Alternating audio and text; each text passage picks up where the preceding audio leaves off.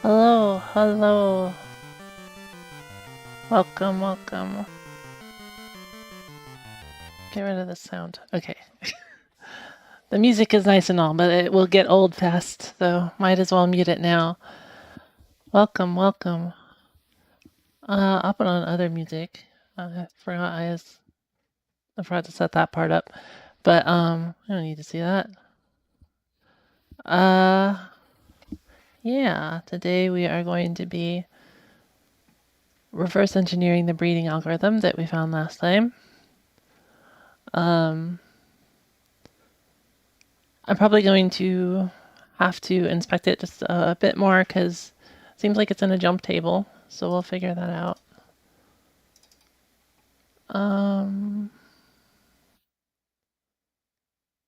Where's my stuff? Oh, not in streaming, music stuff.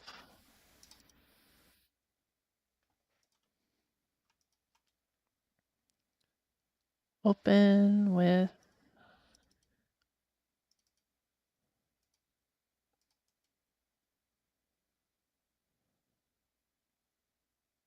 what did I play this with last time? Was it media player?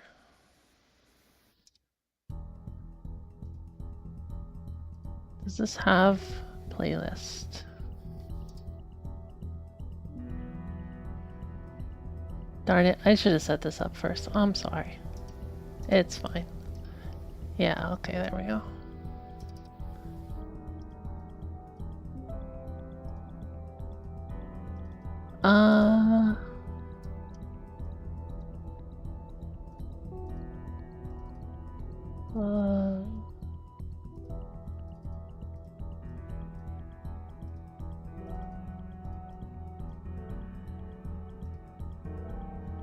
You can look at code while I do this. Yeah, this is the method we will be decompiling today. The part that we found last time.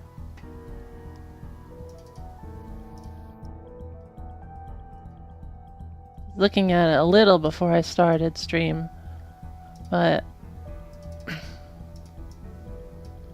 I haven't done anything with it yet. Yeah, code. I know, right? It doesn't even have highlighting.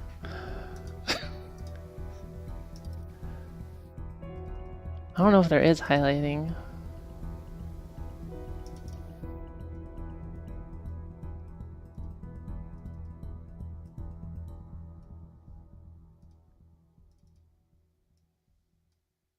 Okay. Good enough. Okay. Hopefully the music's not too loud. It seems like it should be okay. Alright. So this is the method that we found last time, which I called calculate breeding stats. We'll see if that's correct. I haven't totally confirmed that, but somewhere down in here it does calculate breeding stats eventually. But this is probably not the start of the function because this is jumped to from a table, which we will get to. Let's get to the breeding area if we're not already there. New game. Damn it. I forgot to put the save file over here. Only a little scuffed. Let's see. Media, video games. No, not emulators.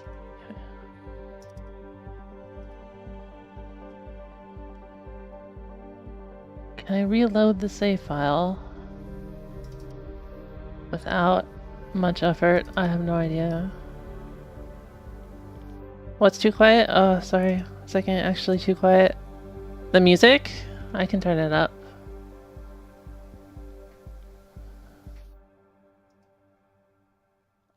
Give me 1 second.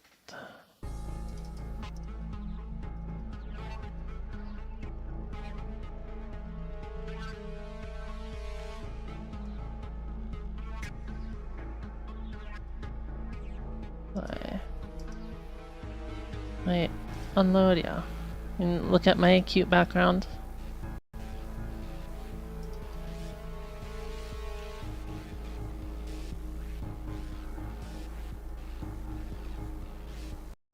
Okay, file.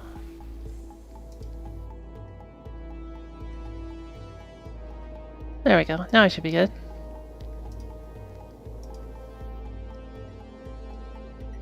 Adorbs. Yes. Yes, it is. I love being real.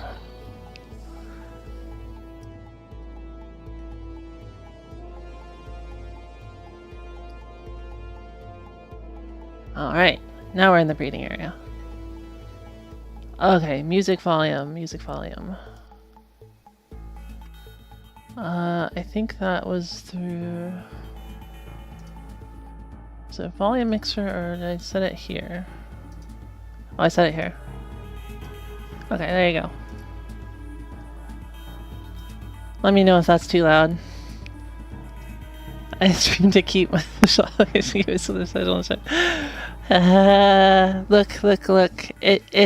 That's the reason. But you know, I'm not perfect. It'll be a long journey. I did get my prescription today though. Technically it's at the store anyways. I'll go pick it up after. Which will help, hopefully. Alright. I'm gonna pause this just for a second. We'll, so we can go to the location in ROM 16. Okay, so you can see here when we go to the start of the function, it shows my symbols that we set up from last time. Selectable monster 1. So if we went into, if we talked to the old man and said, you know, let's breed, and he shows us the list, this would be the first monster in the list. Now this says it's jump to as the first entry in the jump table. So we want to know more about this jump table, how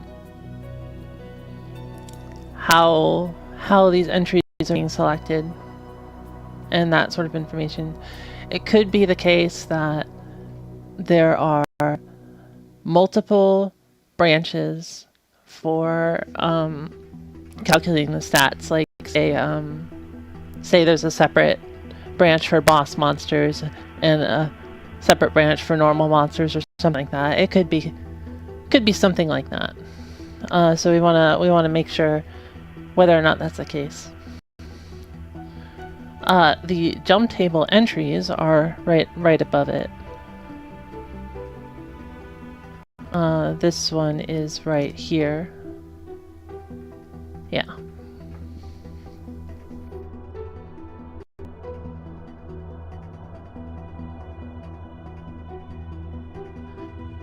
Is 16 the number of entries? 1, 2, probably not.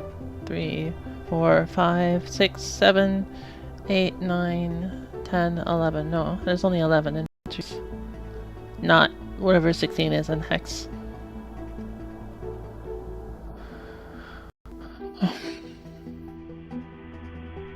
Maybe that's just, I don't know. That's the bank name. I don't know. I don't know anything about Game Boy. Wonder what all that is. Irrelevant, probably. So, what we're going to do is add a watch point on here so we can see what reads it.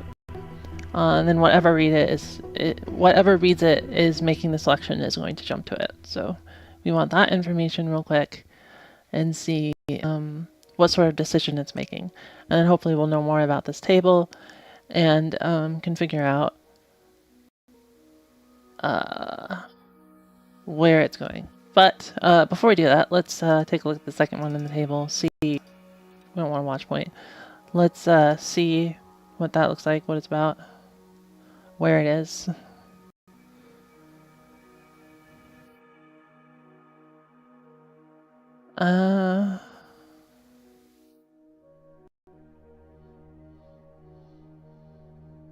Fortunately, it doesn't mean a lot. It looks very close to the end of the function. Actually, is at the function. So it might just be that it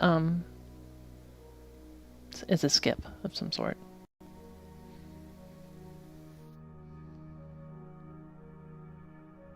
Huh. What's the next one? These ones are... These two are earlier. And this one is... Huh. Okay, okay. Interesting, interesting. So the code we're interested in is right here. That's not too far down from the top there. It could be that these are just selections in the menu too, which would make this a lot easier than there's only one that's relevant. Which is probably the case. Probably. We'll see. Here's where the strength values are. It really accepted me putting spaces in there. Oh, that's funny.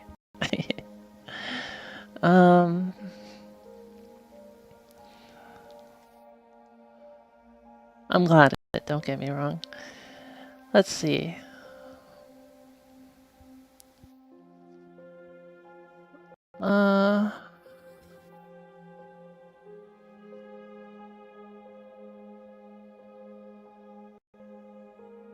It's only at 581 FA.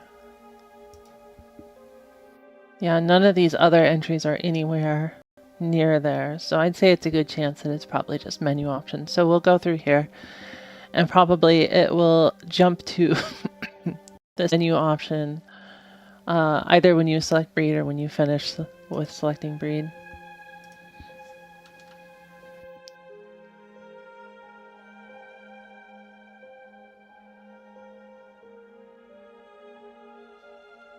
Whoops. Keep doing that.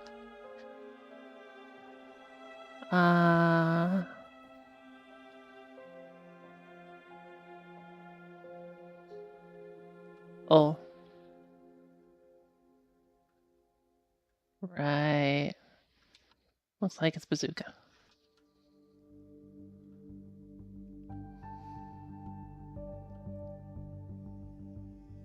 Rather not record it, but I think it's save state.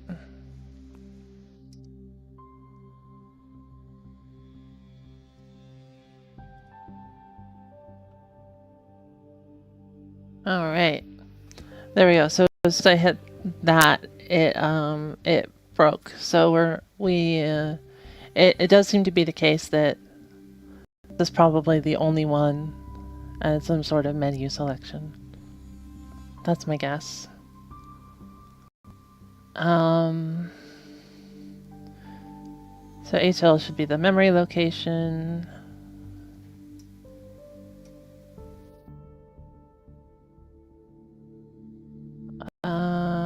Right, okay. It loads the lower part of the address into A, loads the higher part of the address into H, and then loads what it put A, the lower part of the address, into L, and then jumps there. Okay. Load, add.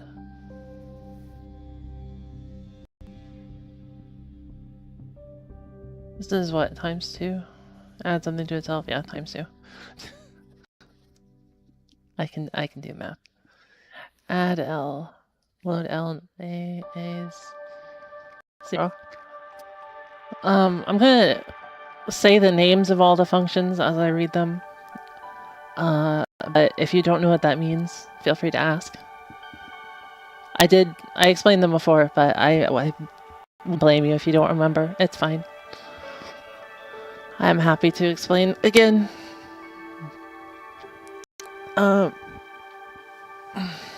Add with carry H. Load H. Load A into H.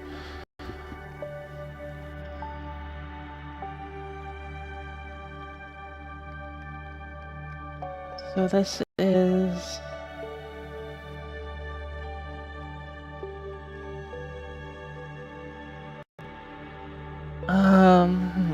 Okay, A should have like an index. Yeah, okay, so this is just indexing into the table.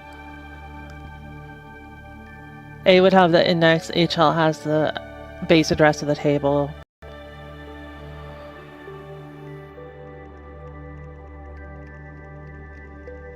It,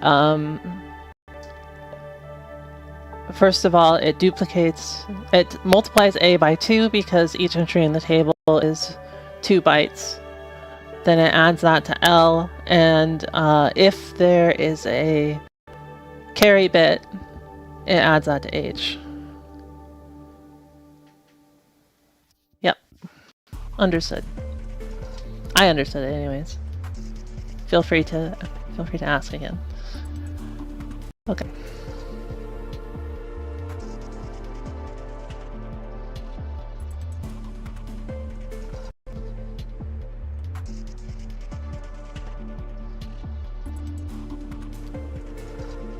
Brain explosion noises already? There's so much more to go.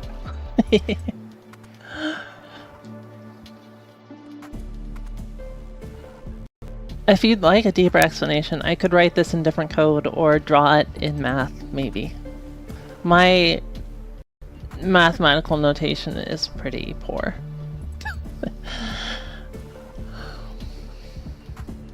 I can try it, if that would help.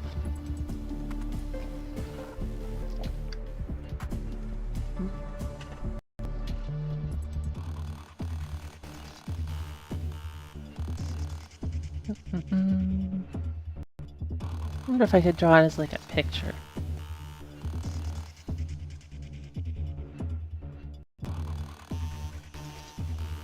Trying to think of how to do it as a picture, but I'm not too sure.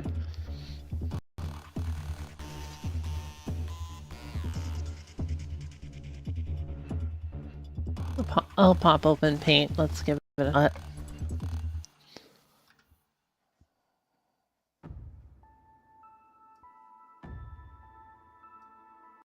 Be interesting, but I also don't want to take up too much of your time. I have plenty of time today because I took work off today.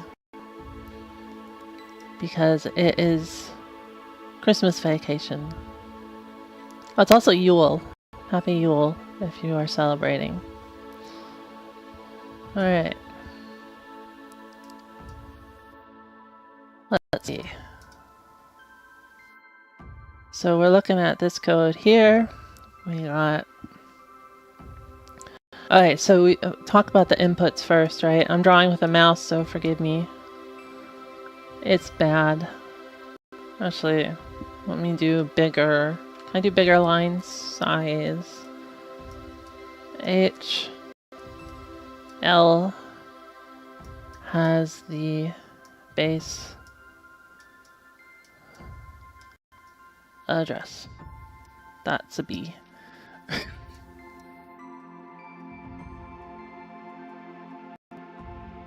Okay. HL has the base address. I'll plug in a tablet. Screw this. This is a pain.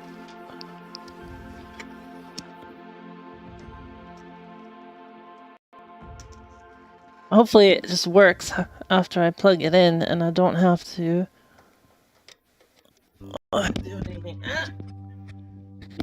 do anything special. My cords got caught. Alright. Hello, it works. Okay, cool. Now, let's see. Address. A has the index. So what we're looking at in terms of these numbers are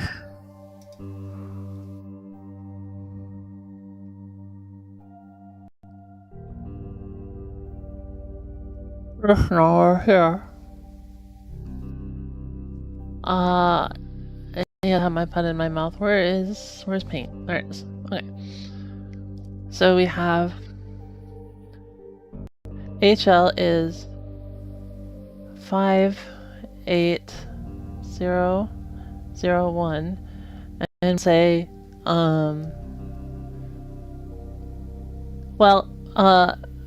A is 0 in our case, but for demonstration purposes let's do 1. We'll see how it goes, right? So if A is 1 then the first thing in the code that we do, how do I jump back to PC? There we go.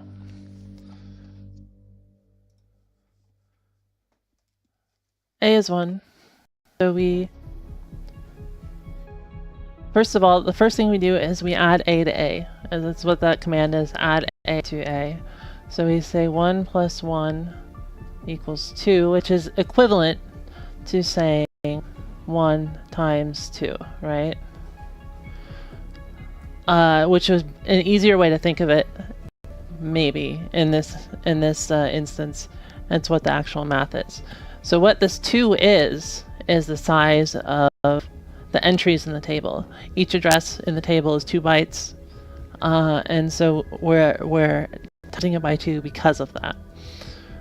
Now the reason is we have over here this table. Is this too small? No, it looks okay. Alright, so we have this table here where it's like this, right? And these are, each one of these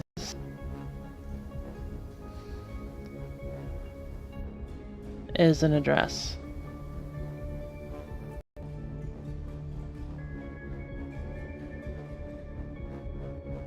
That might be a little small. So this is the low part of the dress. This is the high part.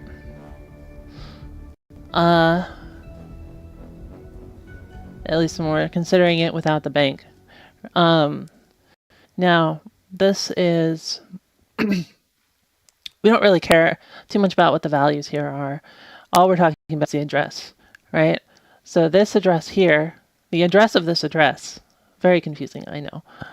But all data is in some location in memory, right?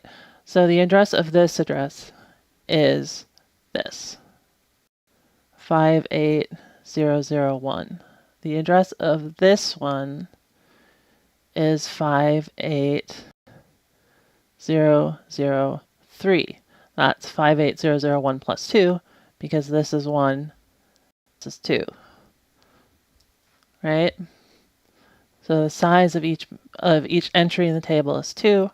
We have to go from the base address, which is this one, to the next address, and we're giving it a 1 to do that.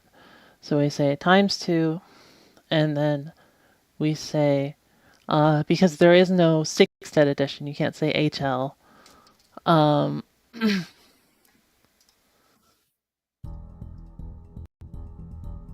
And loop it. We can't say HL plus 2. We have to break that down into 8-bit 8-bit operations. So the first thing we did was we multiply A by 2. Then we add A to L. So we say A plus equals L, which is the low part of this address. So in terms of this address, we're gonna ignore the 5 because that's part of the bank. We're not touching it. If this crossed a bank, it wouldn't work. It's just a limitation of the Game Boy. So we're only looking at these parts. The 80 is the high, and the 01 is the low.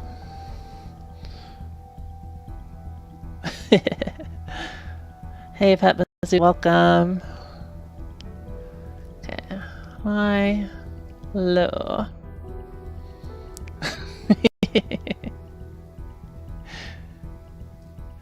Okay, so A plus equals L. A is currently 2. L is currently 1. So what we've done is we've added that so that A now equals 3. And then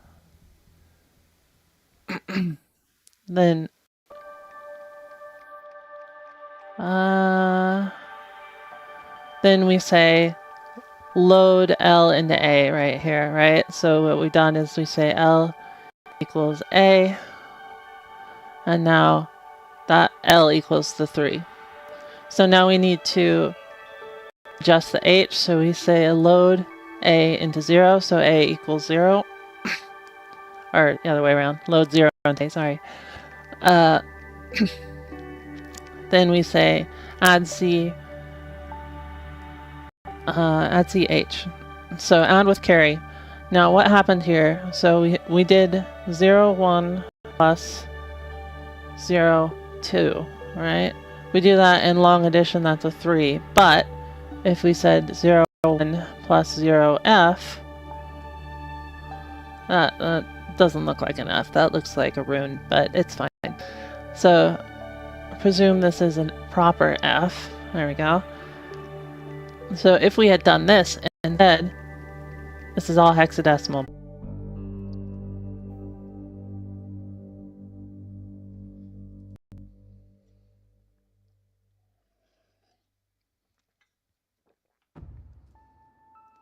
Ah, there we are. Hello. We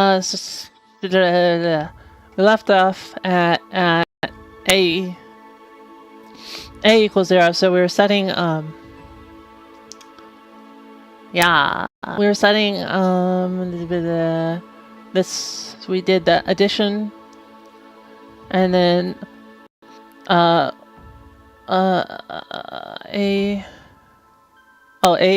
equals 0. Oh, we did the addition. Ah, shoot. Okay, so A equals 0. That did you see the explanation of add with carry? I hope so.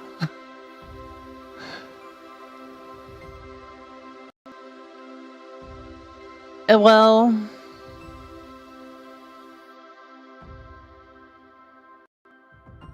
chemistry's harder. I've done balancing equations in chemistry. It is not easy. Cut off at plus 0F. Okay. So. So.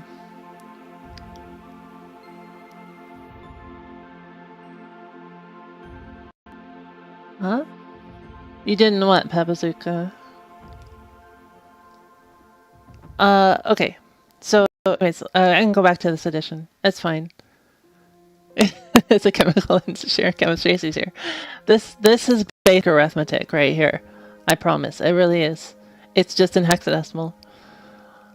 So, I have to backtrack in my head a little bit. 0, 1. Oh, okay. 0, 1 is the address. That's what's in A, right? So if, oh, didn't hear how carry works. Okay. If instead of having 2, or 0, 1 was an L, sorry. Instead of having 2 in A, if we had, say, F in A, which that's, you actually can't, but we're going to assume that we could and that we did. Now, if you did, and you did this add with carry, F is the last digit in hexadecimal, so you do 0, 1 plus 0 F. It would make a 0 here, right? Then you carry the 1 like you in decimal. If you did 1 plus 9 in decimal, you'd put a 0 here and you'd carry the 1, right? And then you add that whole column. This 1 digit here is what we call the carry digit in computers. It's a flag. You don't need to know what a flag is, but it's called the carry flag. And it can either have a 0 or a 1 in it. And when you do add with C, then it does this function down here where you add Add with carry. H means they're adding H plus the carry digit into A. So in our case, we have 80 in H plus 0 in C. And that is 80, obviously, because A was 0 also. Now, we set that into here. We load that back into H, so we have H and A, and we currently have an HL. Whoops. HL equals 8003, which you can see from before. That's this address here, address 1.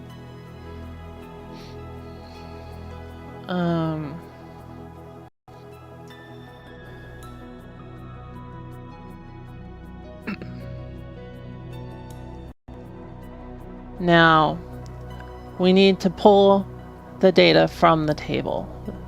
So we're getting this data right here, this stuff inside. In order to get that, and we put it into HL again, because HL is the indexing register.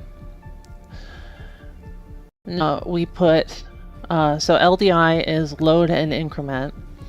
We take A equals 58003. So essentially what it's doing inside, what this means, this is putting brackets around it is a indirection. That means is it's treating HL as an address, and this is the address, and it's getting data from that location in the ROM or RAM, in our case ROM. That data is this byte right here. I don't remember what it was, so we'll just say it's X. Now, when we do a load and increment, what that does is after it loads the value X into A, it then increments HL, so HL is now equivalent to 58004. Okay, so we do the next load of H, or into H from HL. So we say H equals 58004, and that's pulling this value here. So we'll just call that Y. And then now that we have those two values, we need to put what was in A into L, so it sets that L equals A, which is X. And then it jumps to the address that it pulled from the table here. So it jump. How do you write a J? That works. Jump to X, Y. And voila, we have pulled an address from a table, jumped to it. Any questions?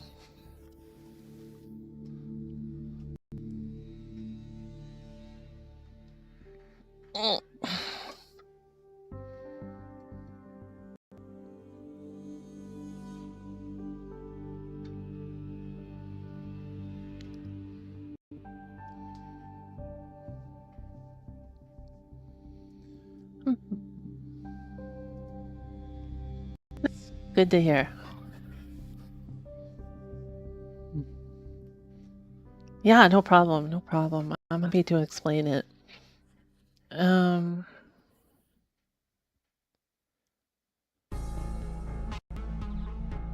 Right. So I did kind of want to see where A was from. So let's look at the call stack real quick. Label.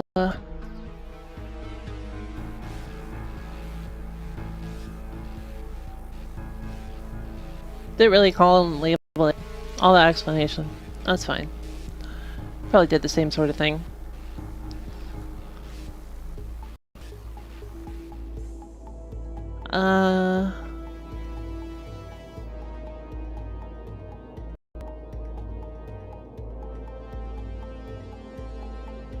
I don't know what data 16.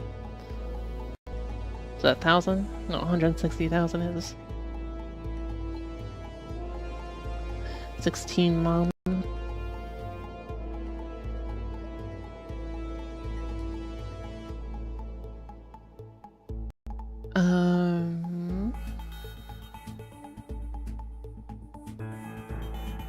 Oh no, that comes from a table too. Oh no.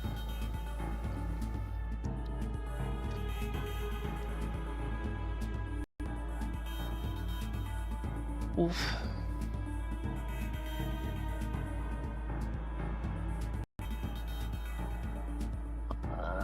Alright, I'm going to pretend I understand what this did. I'm pretty sure it just did it.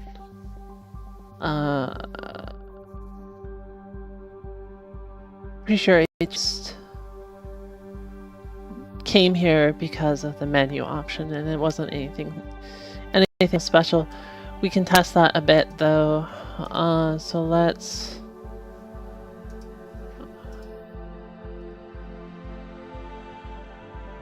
reload. Oh, whoops, not reload, sorry. Reload the state.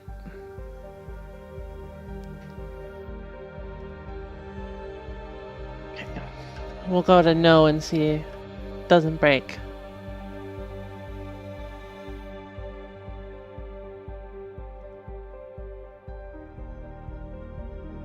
Doesn't break for hatching.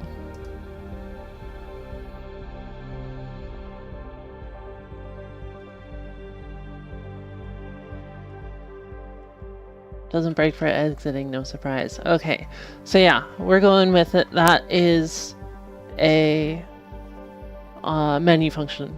And I think that is a solid explanation.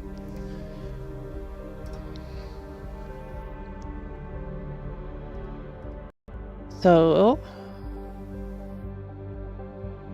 that means that this label right here is the handler for the hatch menu function. Not the hatch menu function, but the final part of hatching. So after you save, which means I call it, what should I call it? Hatch save? I'm not sure.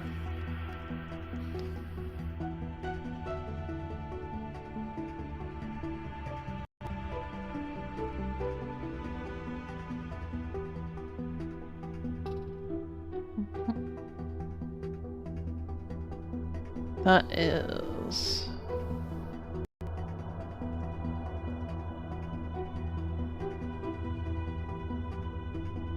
Is that not that? Hold on. Open in memory editor. Oh, it dumps me here. Okay. So it's 16, 40, 15.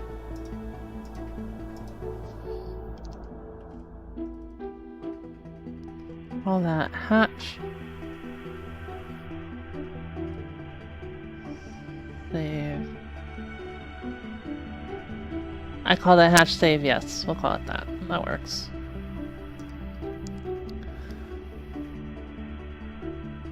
Whoop.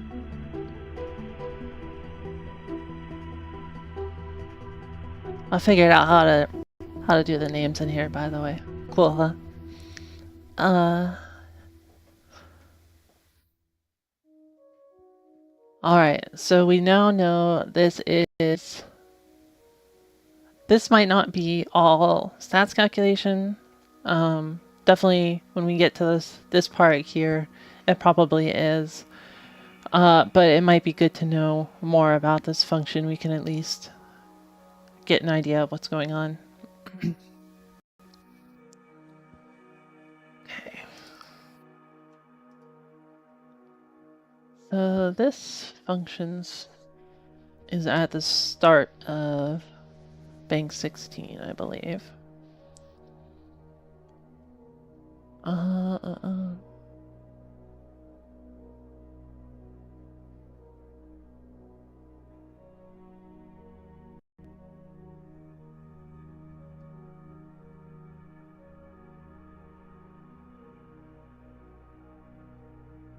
I'm trying to find it in the code because it's not labeled. Oh, okay. There's some code above it that it thinks is code, but I think that is actually these addresses that it's tried to reinterpret as code. So I'll have to undo that.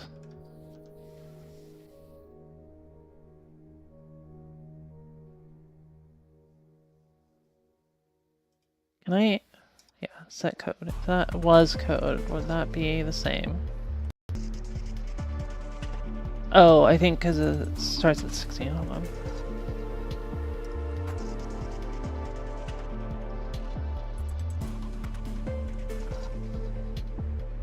Yeah, okay. That's what it was. Set data. It's all script now.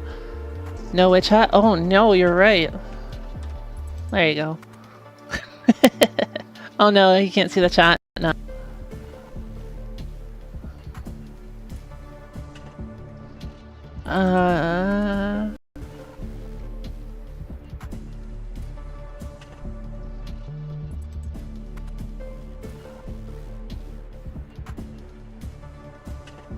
There we go. Now I'm smaller, but it's worth it.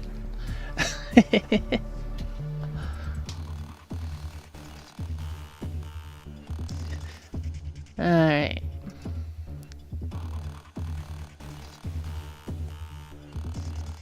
Jump to here in the table.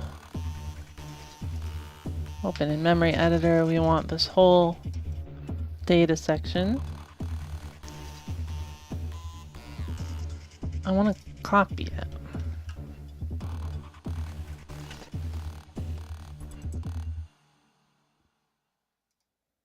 Wonder if I can change those back to labels or something. Is that as a label? No. Oh, that's fine.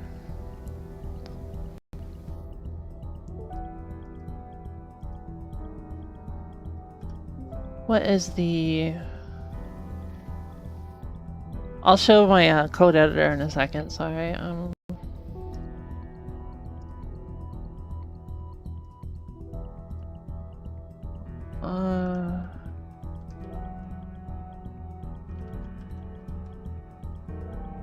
Okay, so it's just DB. Wait.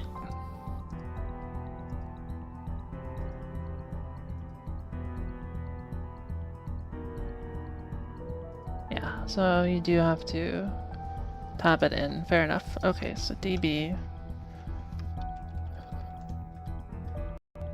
That, and then we know this is this address, 4015. And we don't know the rest of these addresses. But that is okay. It says some of them in there, but I don't want to translate the labels because they're different labels. If you're wondering why I'm inverting these, it's because of something called Indianness. I showed you before on the picture how the low address was on the left side and the high address was on the right side. This is the low address, this is the high address. Just decisions in computing. I don't really know the reason.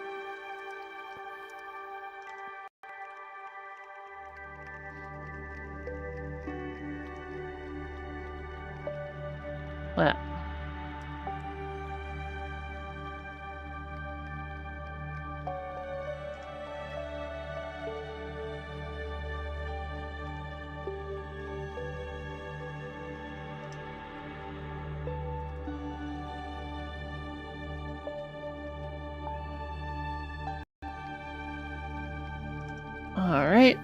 Oh, I don't need a comma there. Okay. We have started the disassembly. So this side over here is going to be my Python interpretation of the code.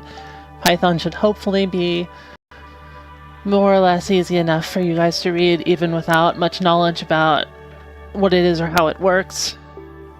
You know what? I'm just gonna zoom in and like cut off my stomach. I think that works better.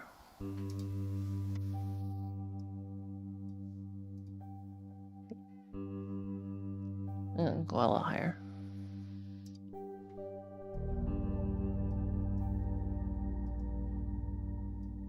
Yeah. Okay. Yeah, good? Okay, I think that's good.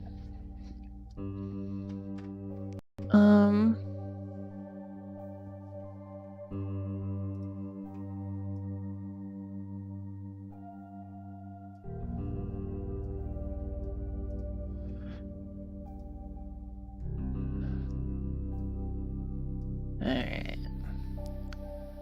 Take a look at stuff here. So CA-C1 is a selectable monster. 1 plus 1. So did we did figure out the structure. Where did I write it down? In notes? Yeah. Okay, so this is looking at the name of the selectable monster. Selectable monster 1 is the base address of the selectable monster, plus 1 is what this note is here for, the offset, and that is the name.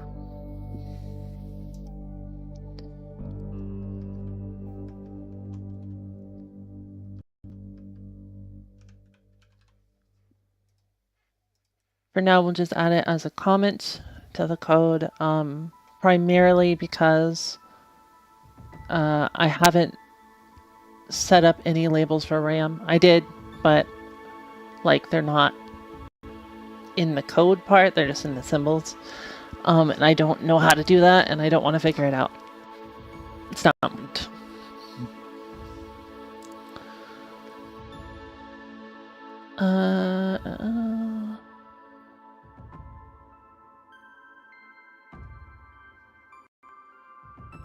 B14C0 ADA.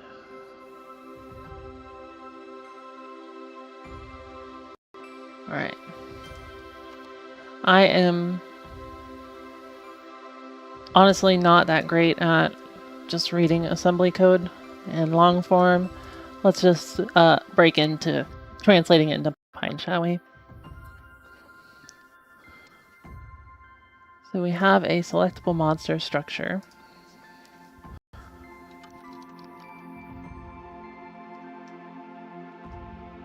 We'll go to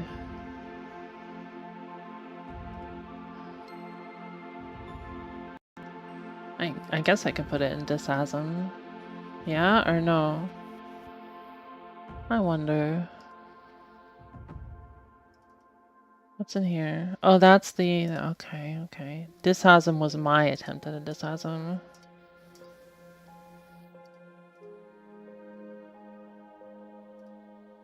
Should be putting it in here then.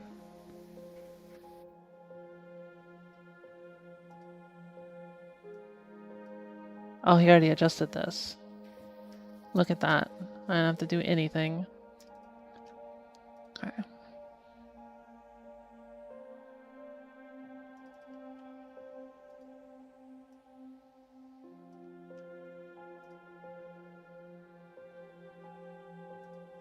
I should just go ahead and delete what I had in that disasm folder. Whoops. I don't need it. And it's just confusing, apparently.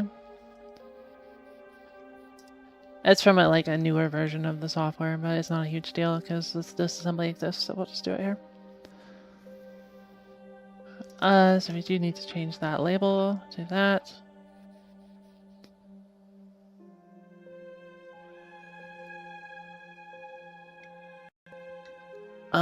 Okay.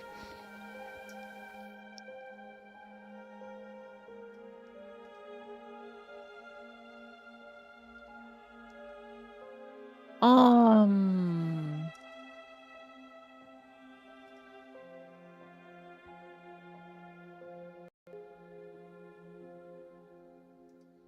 don't think he'll want this information, but I'm just going to put it here. Okay.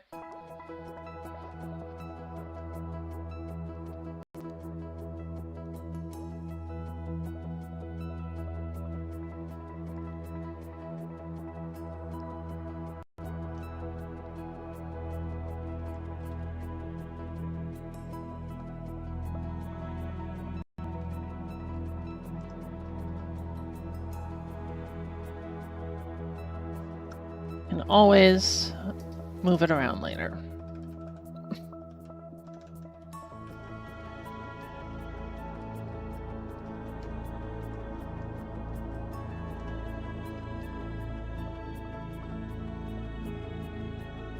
Okay, so if we go to notes, we can, don't need that. We can take this information. Time being, do it like that. We'll just. If you guys need any Python explanation, feel free to ask as well. I will not be giving any otherwise.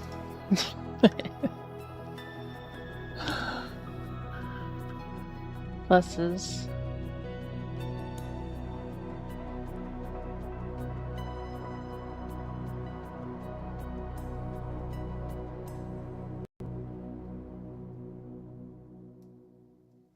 I wonder if you could do size int somehow.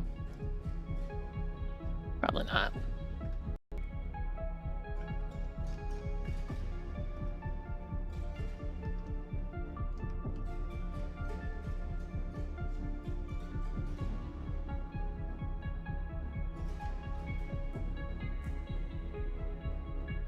That would be terrible. I do want it to be accessible information.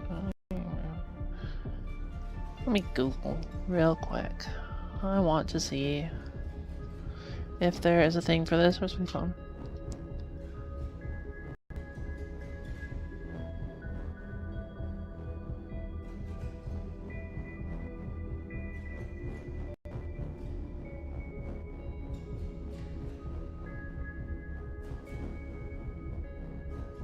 Oh, there is a library.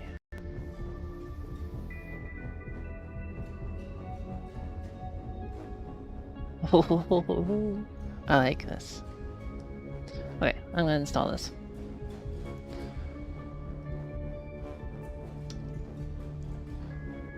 Hi. Hi. I can type.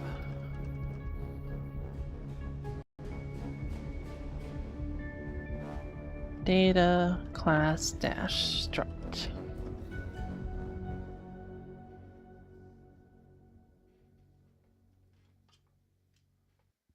Wait, no.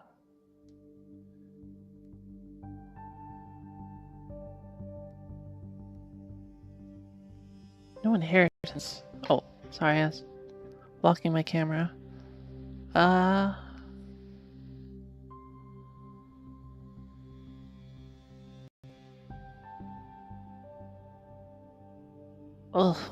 Oh. I don't like the API, but whatever.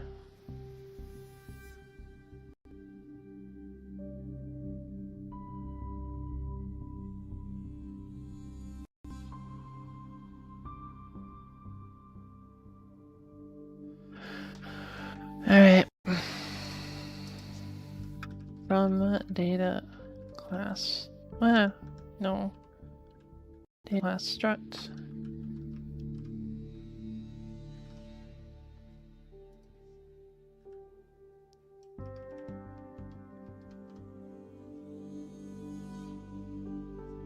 I also import field from here. I cannot. It's from here. That's why the API is weird, because it's using the official one. Hello, Bean, welcome.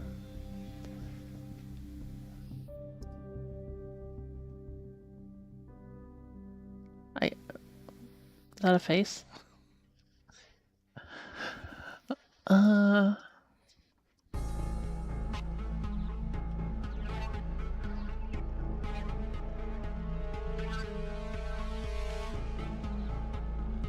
don't need to set a default, right?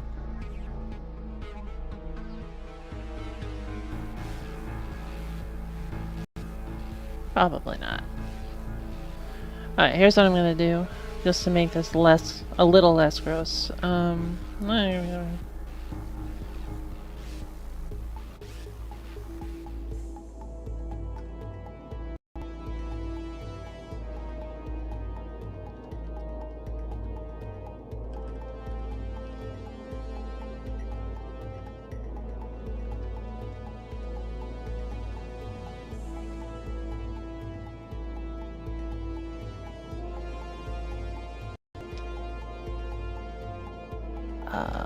Metadata.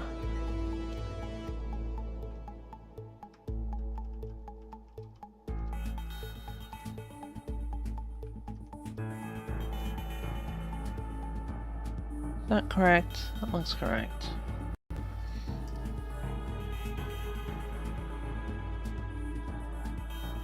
Alright.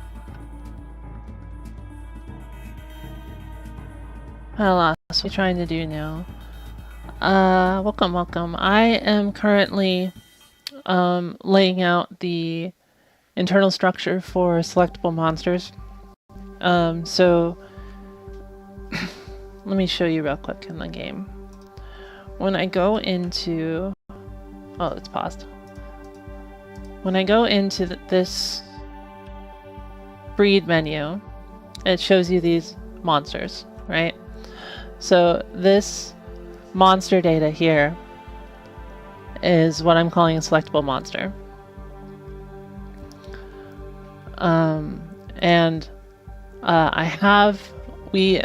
In the last stream of this, we were able to figure out the structure for a lot of that.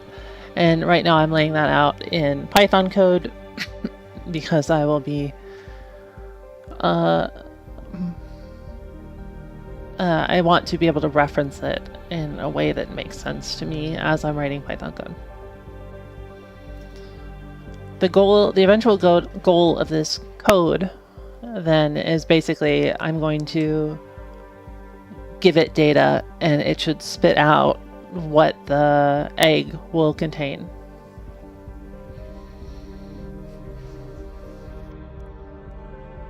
Particularly in terms of stats.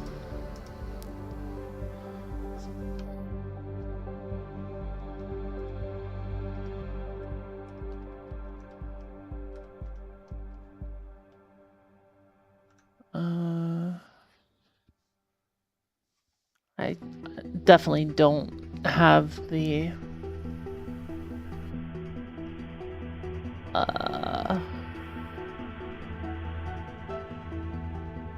why does it do this? Browser here. Okay. I definitely don't have the Python struct module microsyntax memorized. I never will, so I'm going to have to look it up real quick.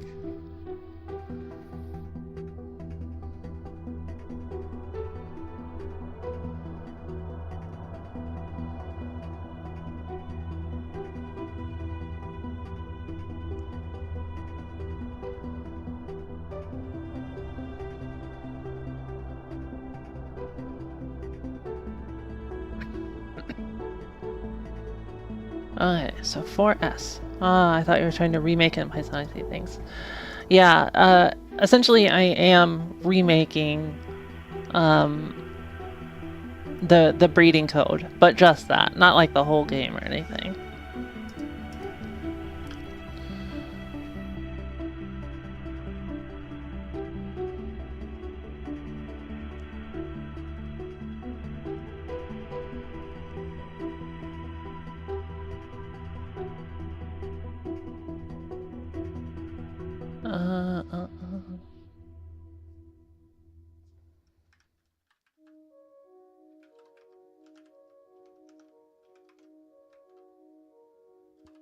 Is there a byte string one?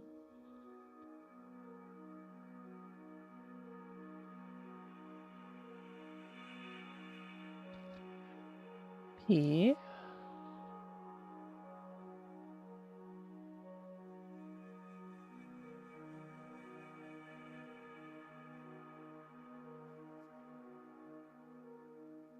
Oh, Pascal string.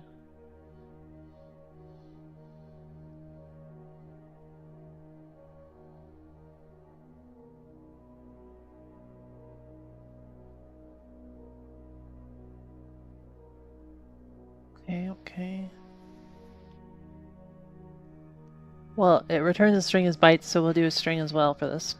I suppose that's fine. This will complain, I guess.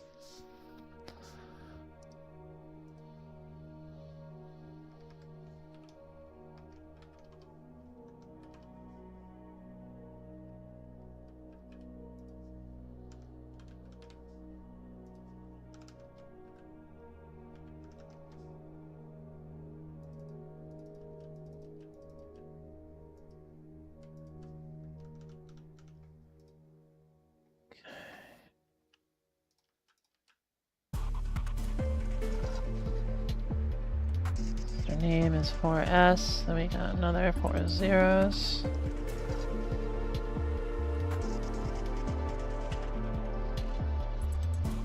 I didn't skip any.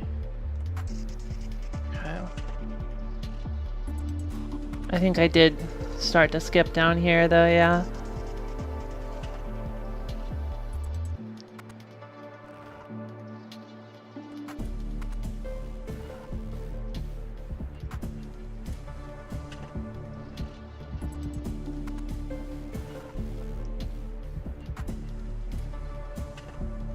This pedigree master name.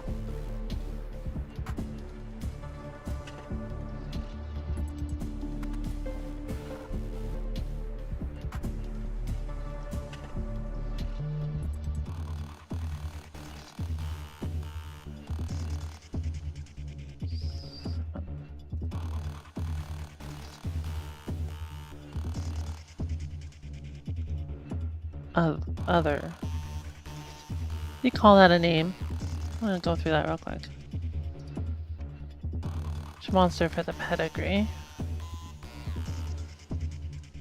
Monster to breed with. We'll just call it other then.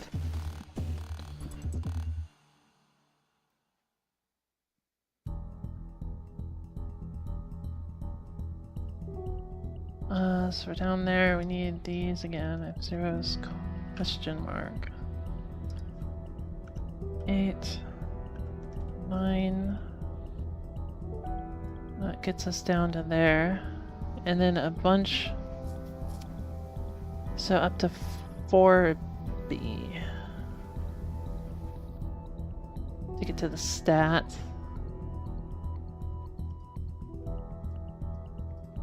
Little math real quick. Oops.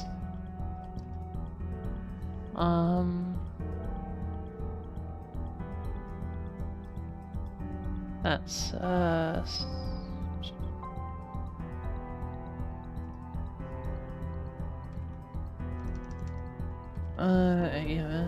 4B minus OX 1D 4. So I don't want to think at all. 42.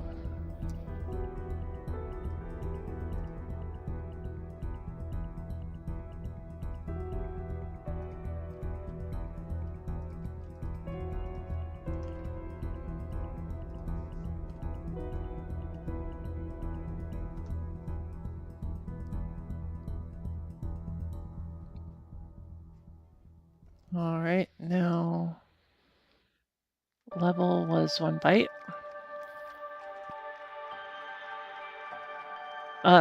There's also a max level, so I'll call this current level.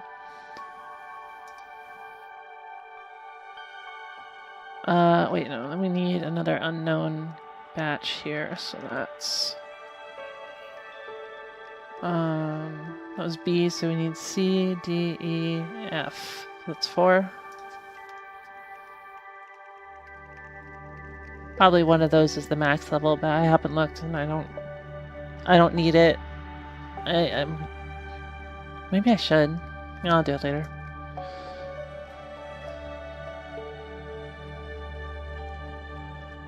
I'm pretty sure this is right. I didn't look into it, but if it's not, we'll find out, I suppose.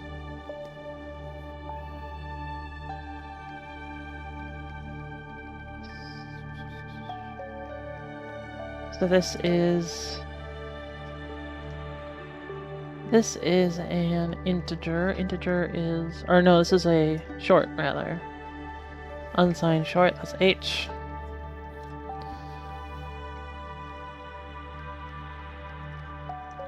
Max HP.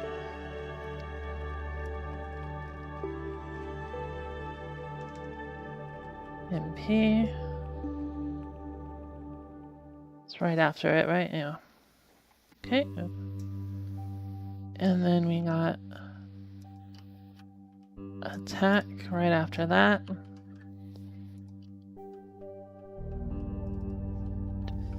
Defense, agility, intelligence, wild. Those are all sequential, looks like. Okay, and we got another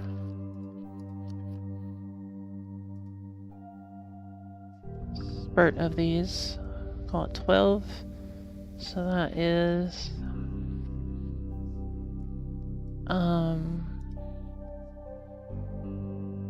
x84 minus x62 34.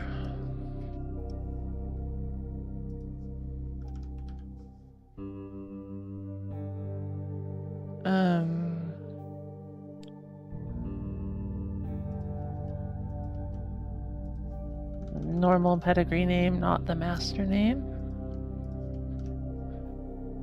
And we still have F-zeros and unknown integer. Wait, that's not an unknown integer, that's a known integer.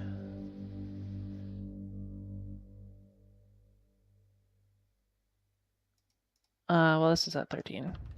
This is, I think the F-zeros, because F-zero, for those of you who weren't here last time, F-zero is the Terminator character for strings in this game, for whatever reason. I believe it's, well, anything that has the most significant bit set is a control character, and this is 0 is obviously the first control character. I think it's just the top significant bit. Well, if that's the case, it's not the first one. Oh well. It might just be F, I don't really remember.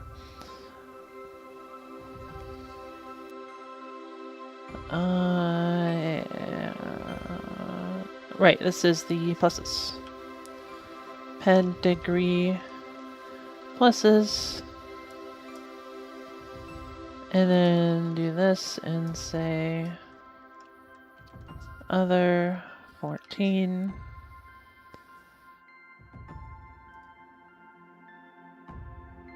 And looks good. That is the structure as, oh, I spelled that wrong. That is the structure as we know it for the selectable monster. Good start. Now, let's go back to where we were here.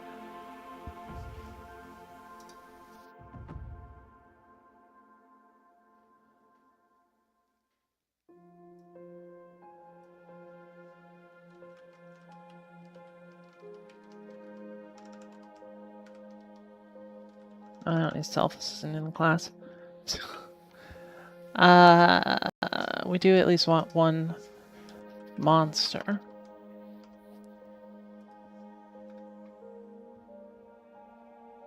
I say DE equals mon.name as the first part, and say B equals. I'm just going to write this as is to start, and then we can start figuring out what it means and reducing the code into something that makes sense. The actual math.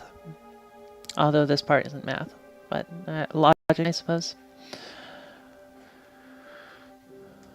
Alright, so what references 1Z? Just this. Fair enough. So this is a loop. Yes. How I know this is a loop is because JRNZ means jump relative if not 0. Not 0 means that the last command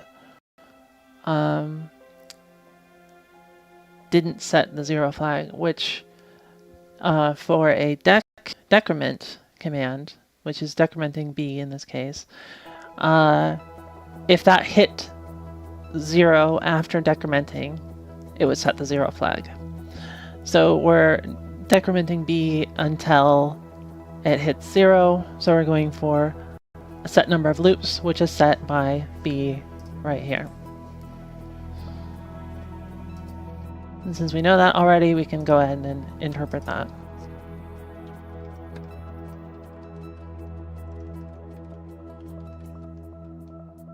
We use B. Not seemingly.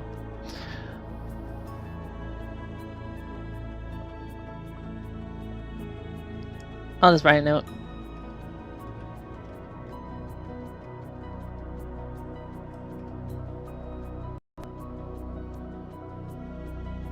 B might.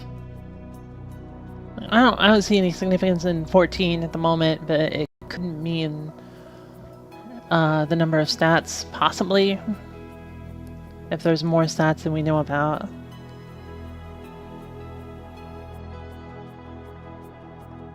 Either way, go ahead and start.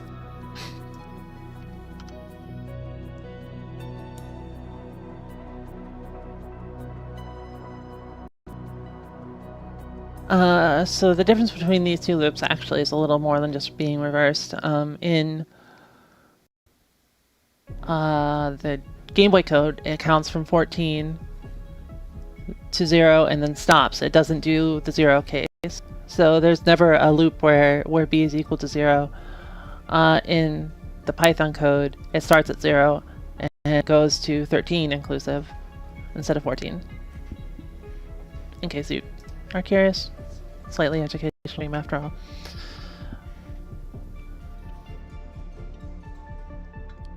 But it is something to keep in mind. If B is used, we'll have to change it. But this is the Pythonic way of doing a loop for a certain number of times. Alright. So A equals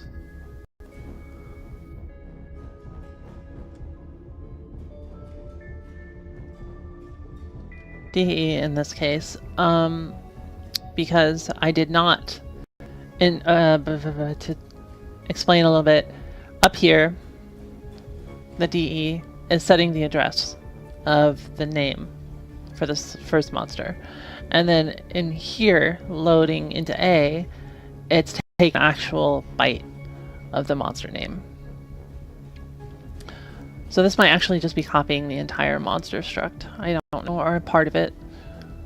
We'll find out. Or doing something with it anyways.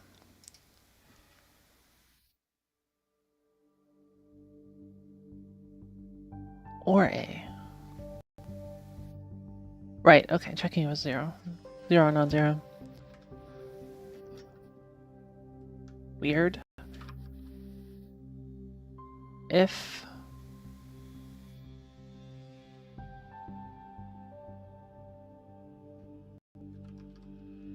so,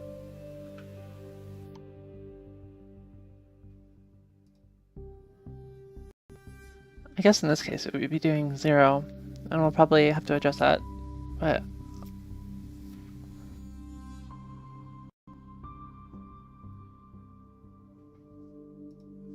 not A.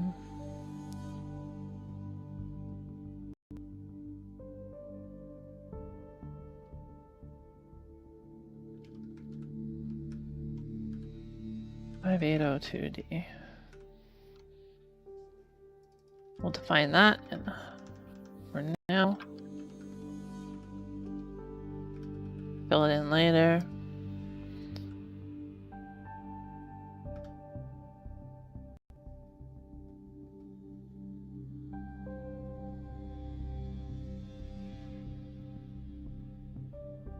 And then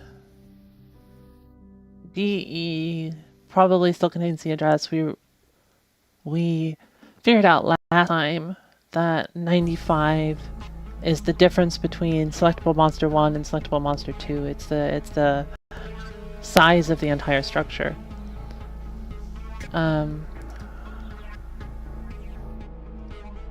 Right. We put that in hex. 95.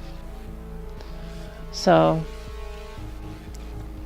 what it's doing here is moving the pointer into selectable monster 2, which is the other monster. So the first one is the pedigree, the second one is the other. We'll call this pedigree. Oh, I'm very sure that's right.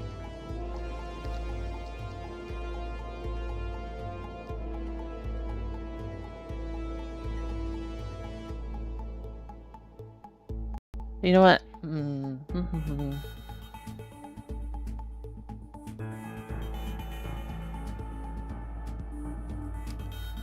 To be more appropriate to this, I'm gonna say that we're gonna pretend that get item on the structure indexes the bytes, and we'll just set this to 1, and that'll make a bit more sense.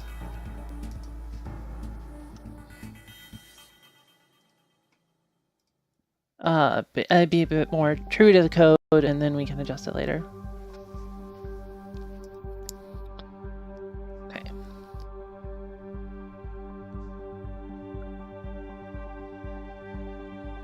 Oh wait, I misunderstood this, didn't I? I did.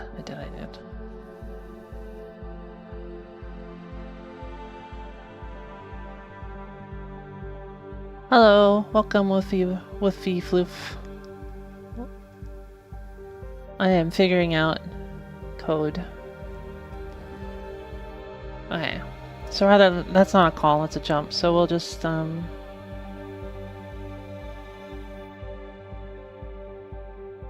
back. Just answer that question. Python doesn't have jumps, so we can't do a jump.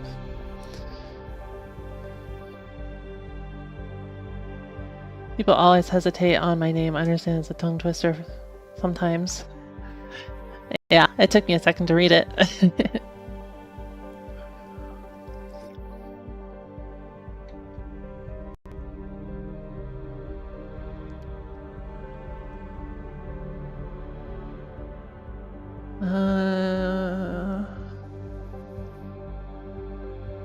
Boy, this is long. Stream's working? I would hope so. It did drop out earlier, but yeah, seems to still be on. What do I have up? Oh, I don't need that. Okay, I think that probably returns from there. So, we'll go ahead and just say that returns. This terminal or like inspect? Working fine. Good. Okay, this one I'm typing in right now is Visual Studio Code. And the screen behind it is the Emulicious debugger.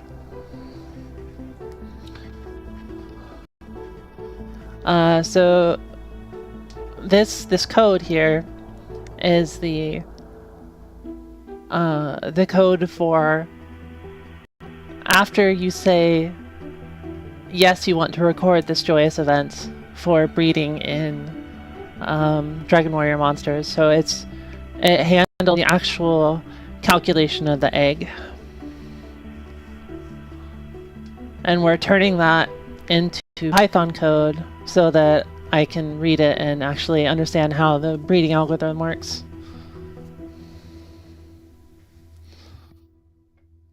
Yeah.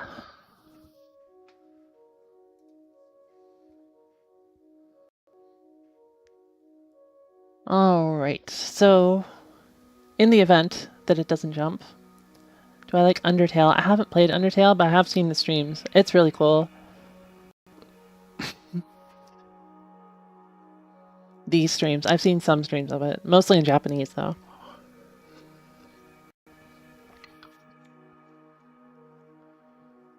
I watched all of Marine's stream of it. It was good. I liked it. The first one. I don't think I watched the entire genocide run of it.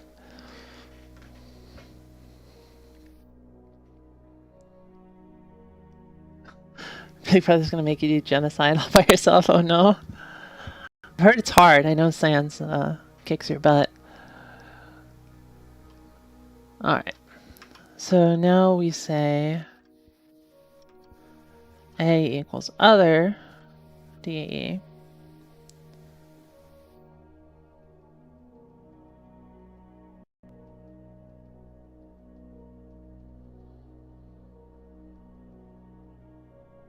Oh. It's going through all your monsters. Ah. Okay. So then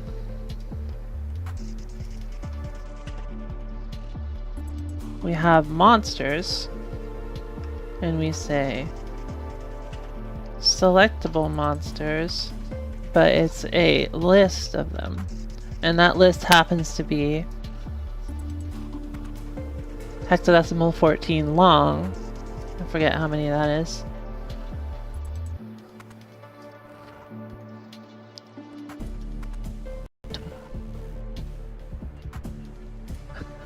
Sans is mid.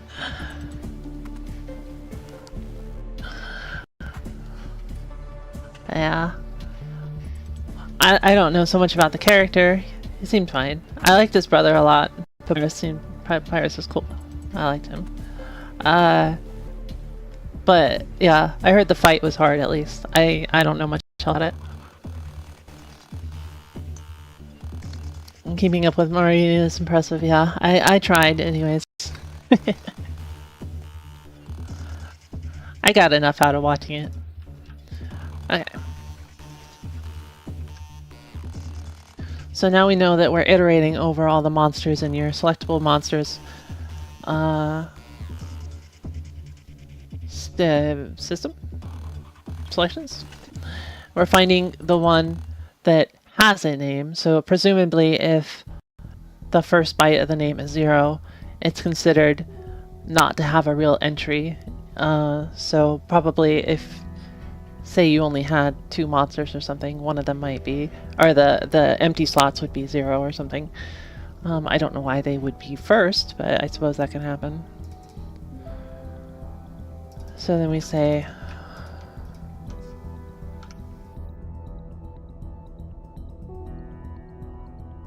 or it has to be 0, apparently. Let me think. Or AA. That would be 0 if it's 0. Yeah.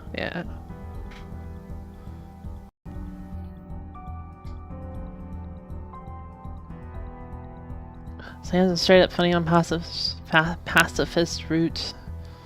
Working down to the bone, but he's good with the bone puns. Yeah, he definitely had good puns.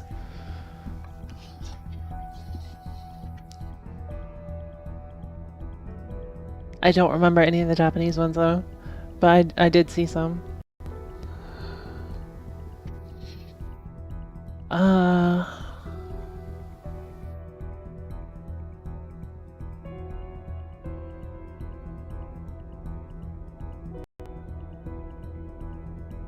What was in C? Ink C. Okay. C plus equals 1.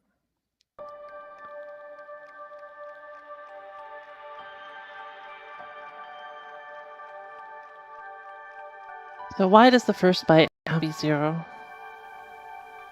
It wouldn't trash the name.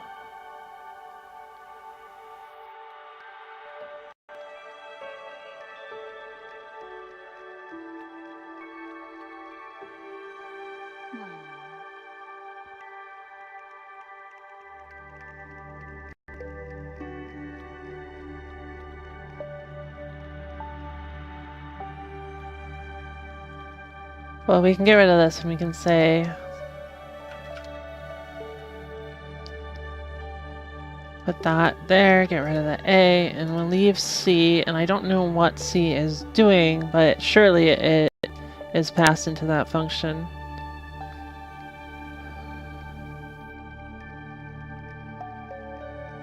So we'll just pass it. We might need to pass other stuff though, too.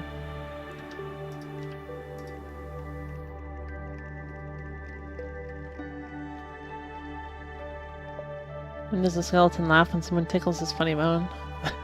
Skeletons fight each other. Oh, the guts. What do skeletons hate the most? When nothing goes right through them. Lord.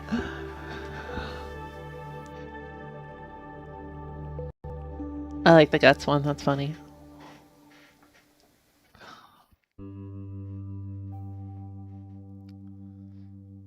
Alright, the big boy.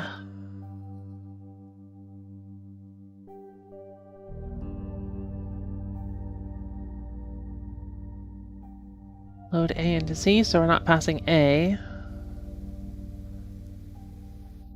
The first thing I'm going to do, looking at this function by the way, is figuring out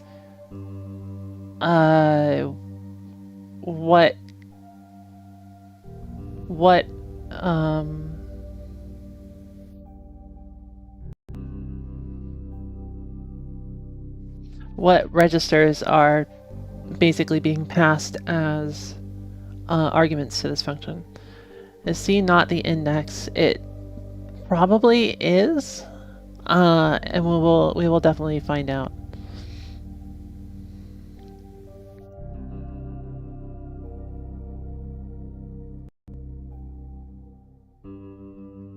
I said this was the pluses when I looked at this, but that might not be right. I guess we'll find out. Let me take a selfie.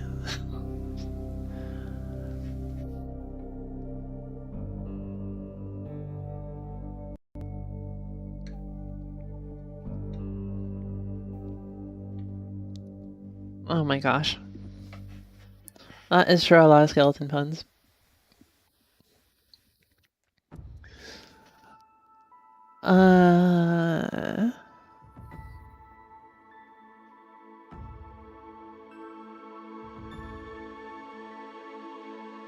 Let's see DE being used.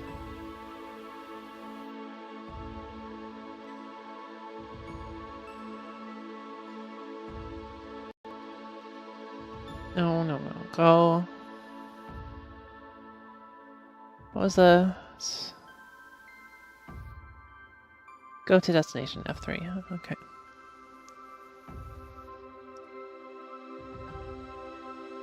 So it seems to be...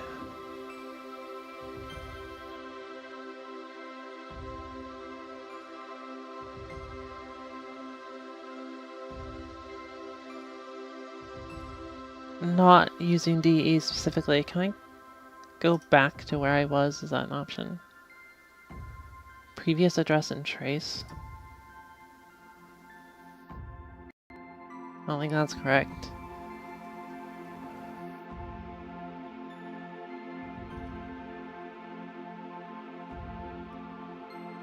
And... I don't care about ROM 0, we're at ROM 16.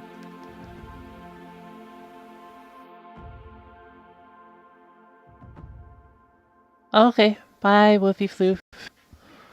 Have a nice sleep.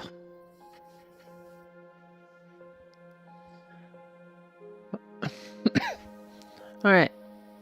Calculate resets, where was I? I was not there. I was up top. Look at that, look at that.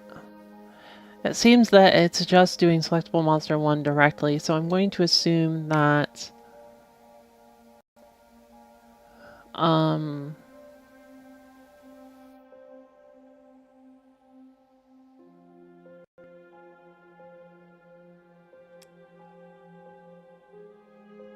It doesn't use DE. I just use a selectable monster. Though I definitely find this algorithm strange.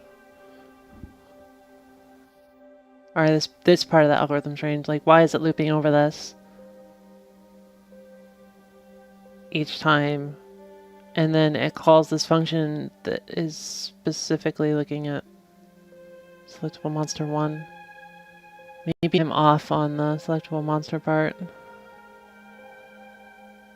This is like selectable monsters, and the first byte is just a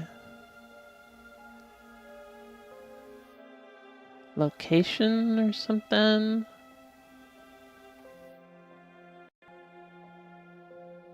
RAM CA40. We don't know that one.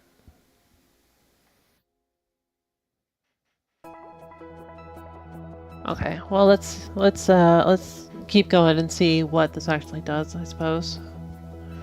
I don't really know what else to do with it. Okay.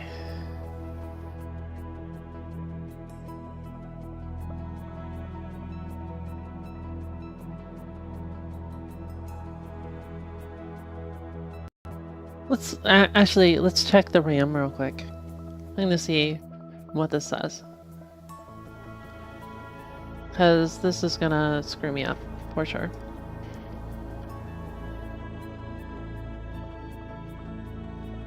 So we want to open the memory editor, go to RAM C... what was it? C... oh. CAC0. This one. Alright.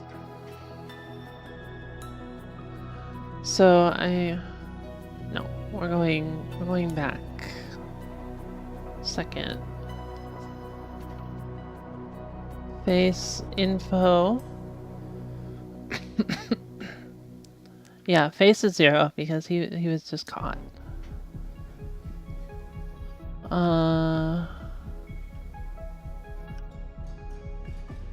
Jerry is +2. Oh, and that value changed to 1. So this does seem to be actually what we're looking at. Oh, okay. Wait. There is a number before the name, after all. It's a 1. Okay, so if I say okay, let's see what happens. I thought it put Jerry there, but I suppose it did not. Okay. So I got the selectable monster address off. I will adjust. It starts +1 from that, so CAC1, not CAC0. Jerry is here.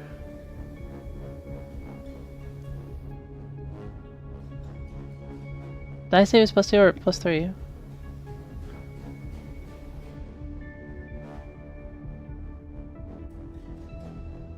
What is this value?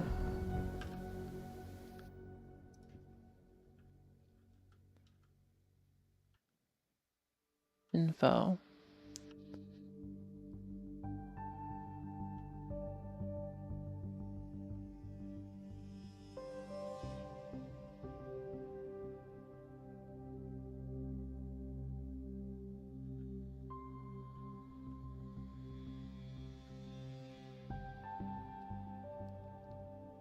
Okay, let's look at thirds. Third has pluses.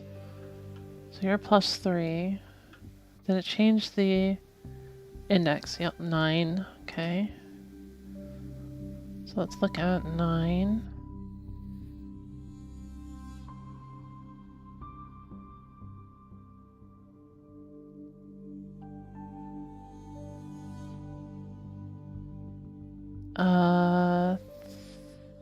third.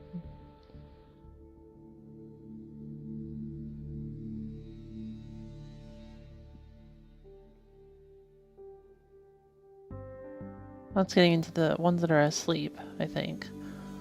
Calm.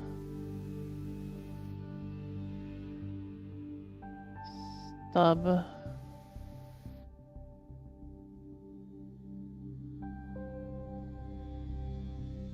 What's the name for this one?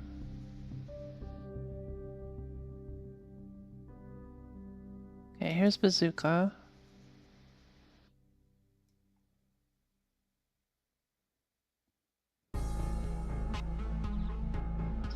Fang.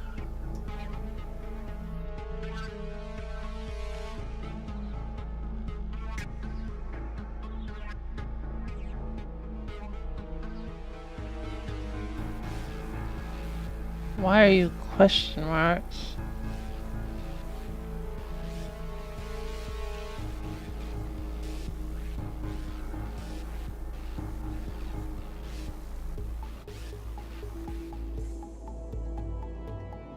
Huh? How strange.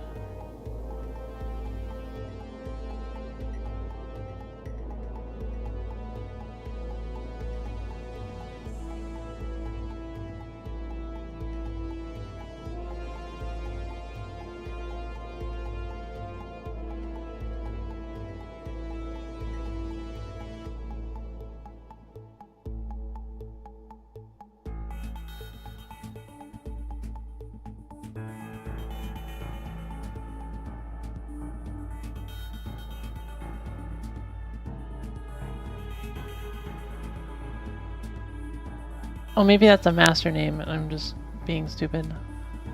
Could be.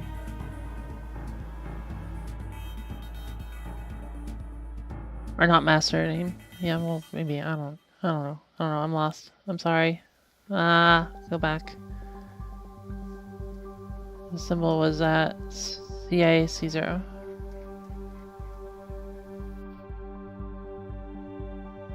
Okay, 9. So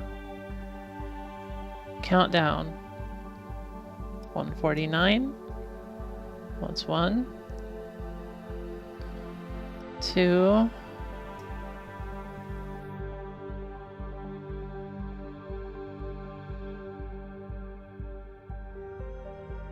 3. 4.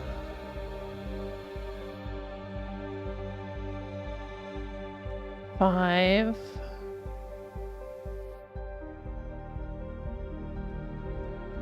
6.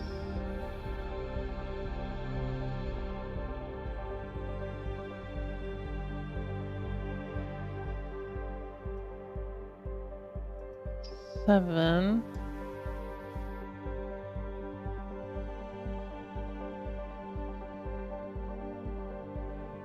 8. 9.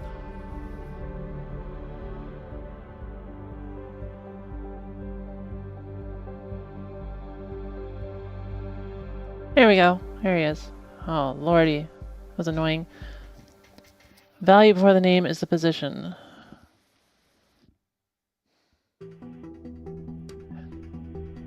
The first value in this entire table is like the currently selected one, apparently. The value before the name, though, I'm not sure. It shouldn't be the position, because this says 2.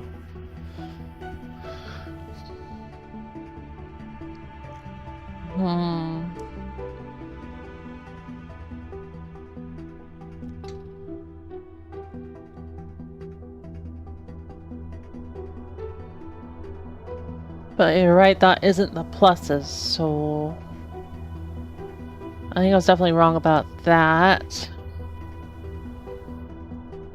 This could be the pluses.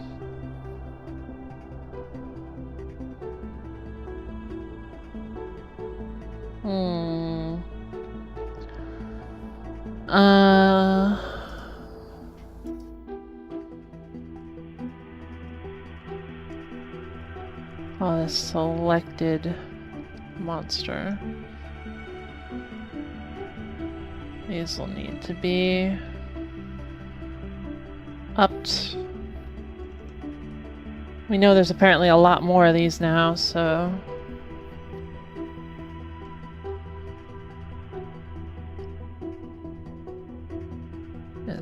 that might not actually be true. So there's 20, right? 14. Inclusive.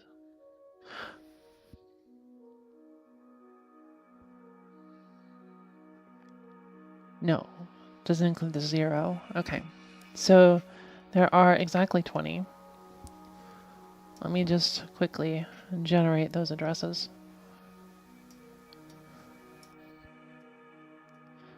So we're going to say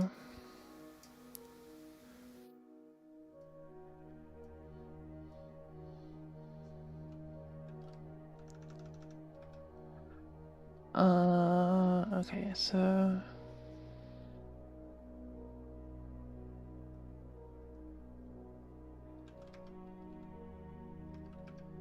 X in range.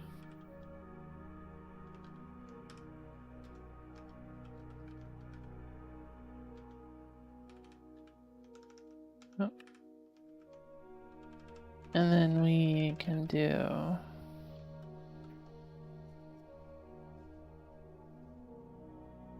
formatting of this to be, so first of all, let's say 0, 4, X. So that is the format of what we want. Now we need to calculate the value, so it would be OXCAC1 plus X times 149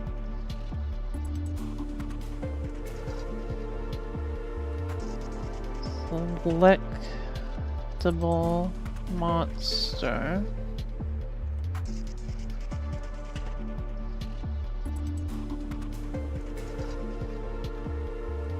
Yeah.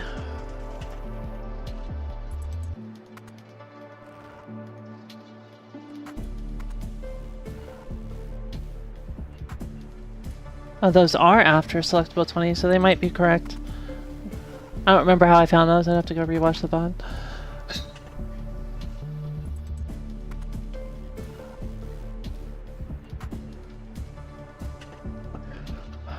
Oh, well, out of curiosity, what is this plus another one?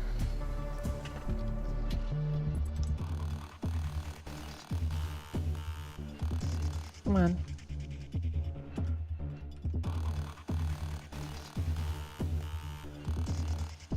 D665. Yep, that is the next one. Interesting.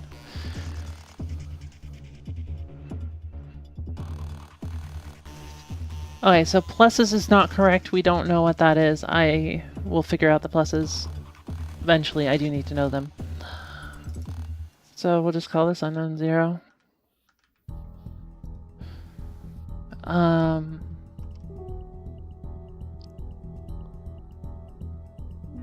And we know now that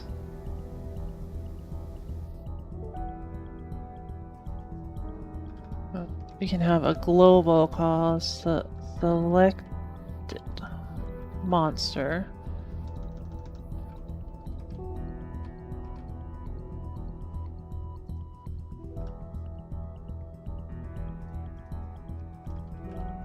I think you're so smart, you little snot. Okay. Write the address here too.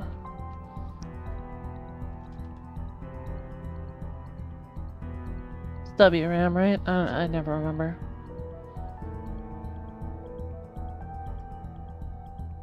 I mean to click that. Yeah, okay. It's WRAM.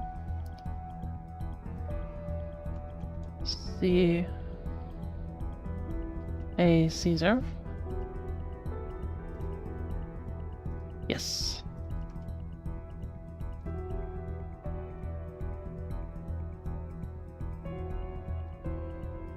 Okay. So now we have some idea of what's going on in that function at the very least. We can go to back here.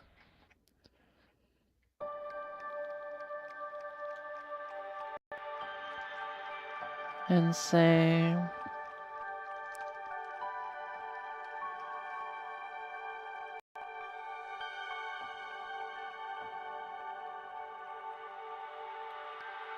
and also RAM CA40 is also, let's see. I guess.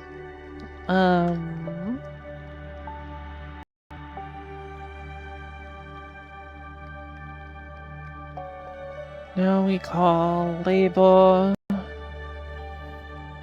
581B1 probably the selectable monster 1. Not that that was provided, but oh, that it is. Yeah, oh, okay, so this isn't checking the name anymore. I just realized that. That's checking unknown 0. So if that's 0, then it's invalid. It's not a monster. That makes a lot more sense than checking the name, that's for sure. Alright.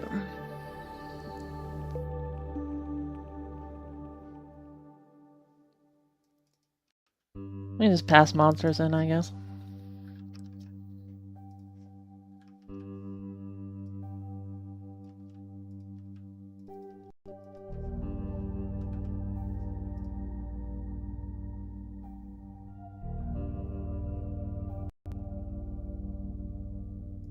Okay.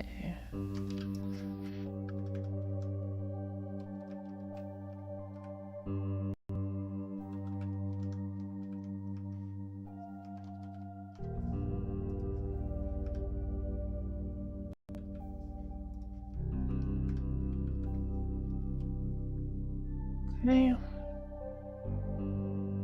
Go figure this out, shall we? I should really just remember the command.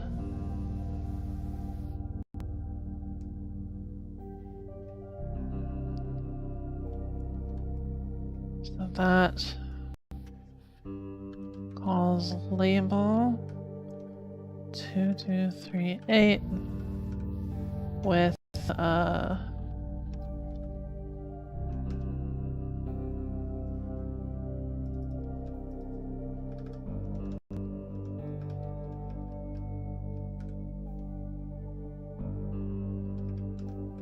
change it.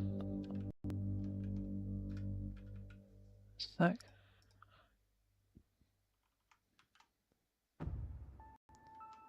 I wish I knew the back. I presume no one here has experience with Emulicious, but if you do, please tell me if there is a back key for go to destination. A return from destination, if you will.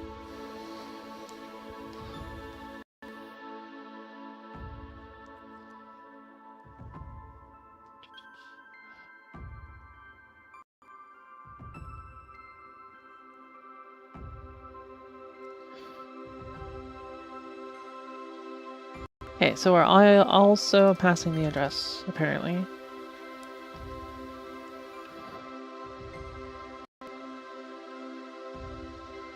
I'm apprehensive to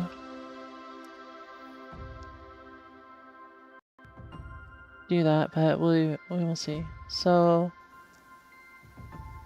load C95 and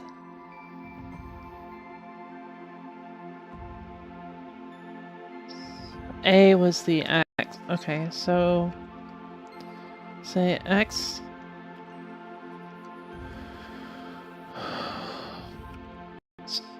7F. C was what?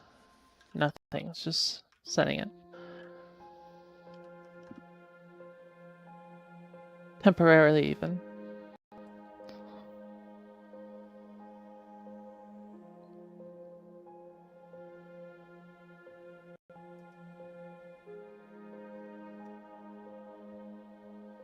So this also, because it pops BC, unless label 1D BE pushes it for return, which, I mean, it can happen, but only if you wrote the ASM by hand, then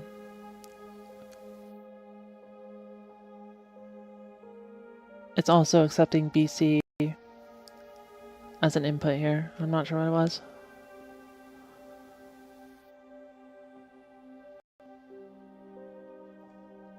Didn't really seem like it was anything.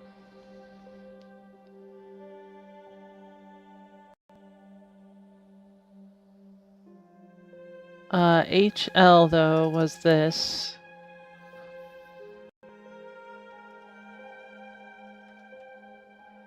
I guess it would be a return because that doesn't make any sense otherwise.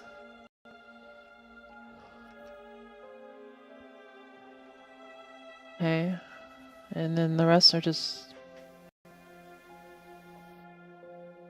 Oh, never mind. It popped HL into BC.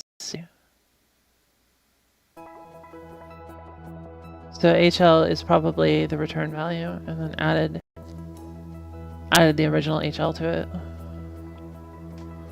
Okay. Was H a monster?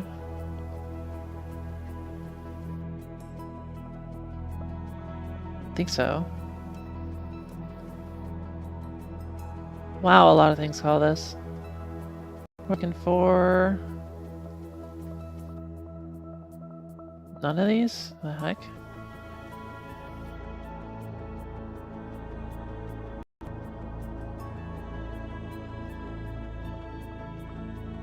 Oh, 5-8. Oh, sorry, I thought it was 5-1. 5-8-1. Go on here. Okay, so what's HL set to? Really? Oh. 5802D C.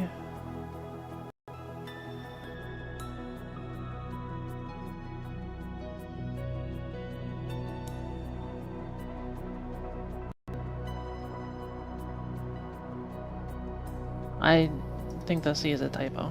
Okay.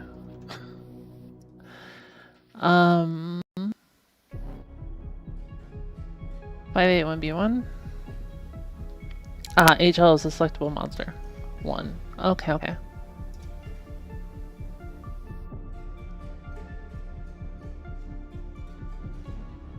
Probably should have just named that, huh?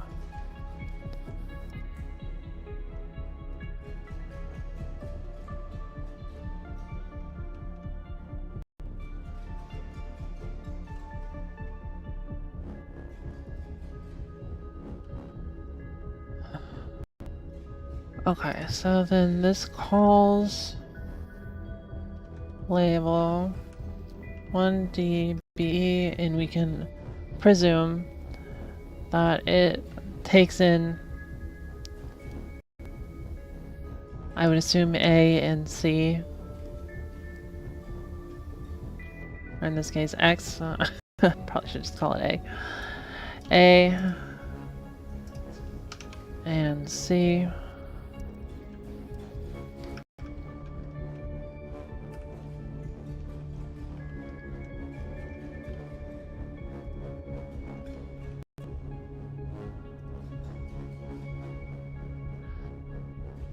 Label 1DB.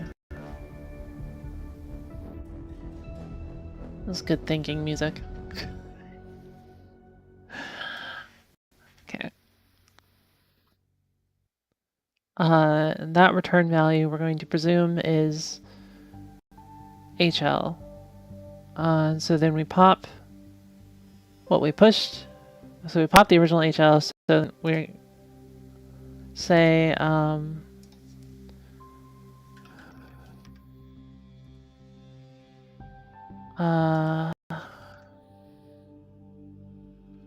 return H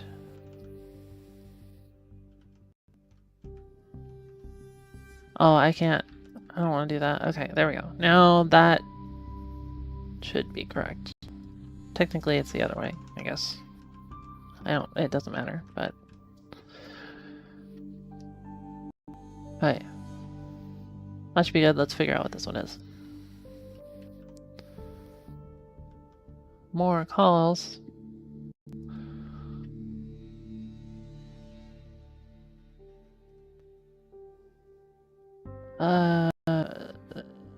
Okay. Zeros HL and calls.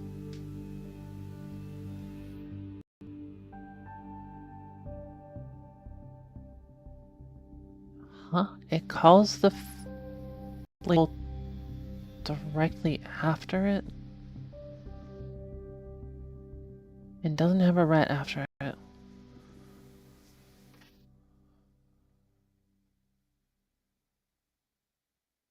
This is some key code to run the same code twice. What does RRCA? Sorry. What does RRCA do?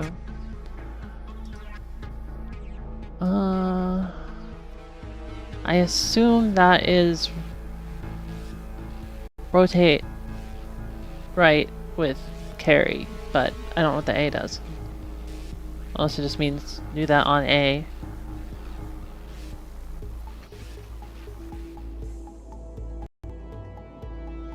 Yes, that is indeed what it means. Rotate A right. Old bit 0 to carry flag.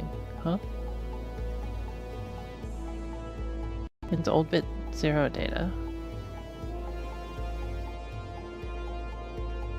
Okay, it doesn't use a carry flag. I don't understand why they do this.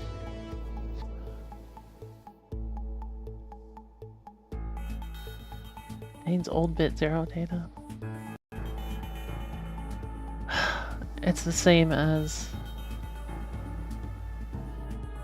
Pokemon Mini, it's just stupid. Fair enough. Rotate right without carry A. Rotate A right without carry. Okay, so we set HL to 0. There isn't a rotate right in Python normally, but it's also not that hard to do, it just looks hard. So we say shift 1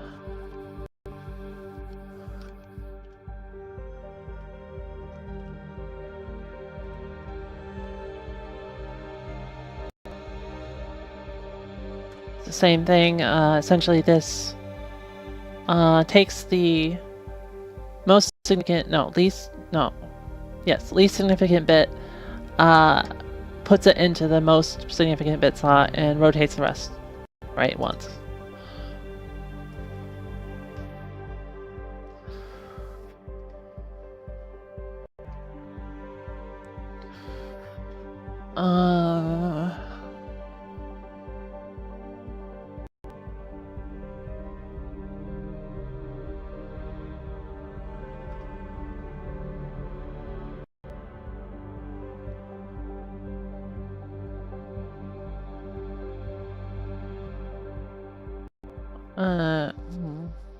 It says old bit 0 data. It does C, but I don't understand what it does. Oh no, my Game Boy limitations. Google it.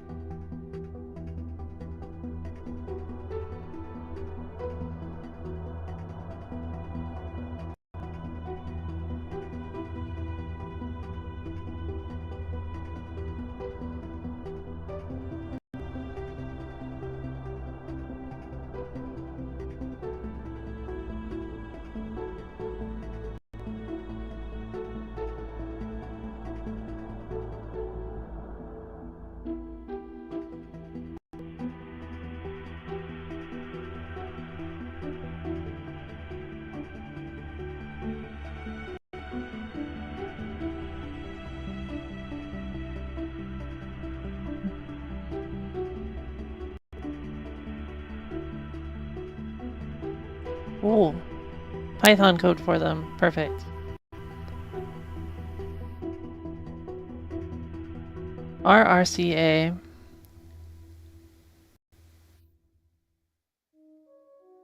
Does that code...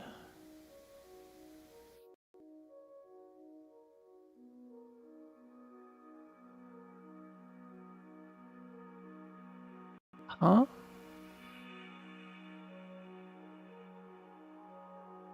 A little weird way to do it.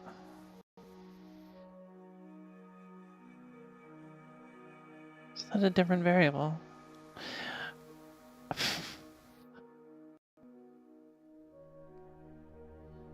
Okay, so if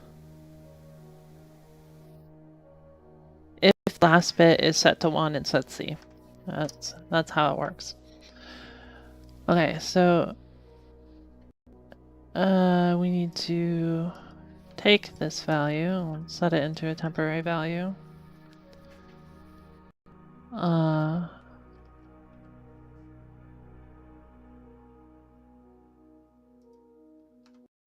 Then say if not C,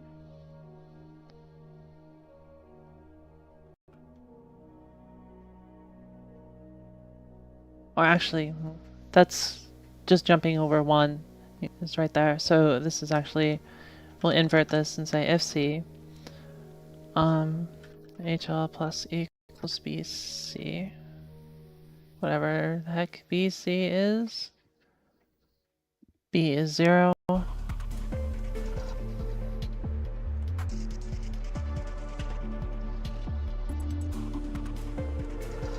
Oh, this is the flag C, so I'm going to call that FC.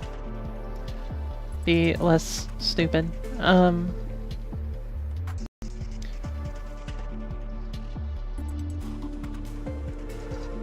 C is... We passed in C, so we want to set BC as BC.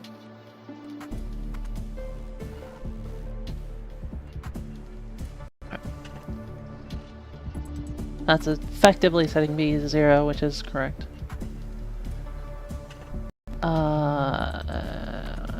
Okay. Then SLAC. SLA is shift left A, apparently with the carry. I have the code here. I'll just look Python code.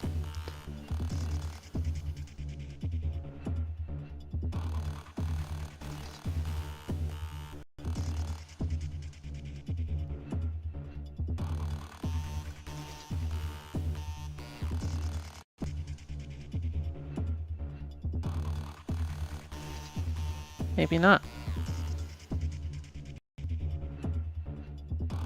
Sets the carry flag, but it doesn't seem to use it.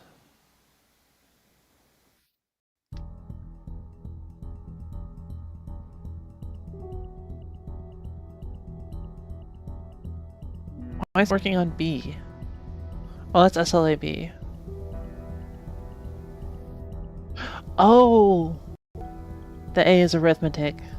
Arithmetic shift left. And technical term.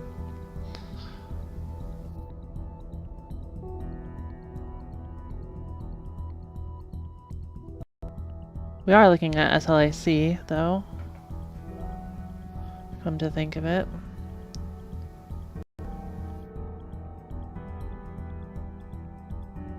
Okay. So...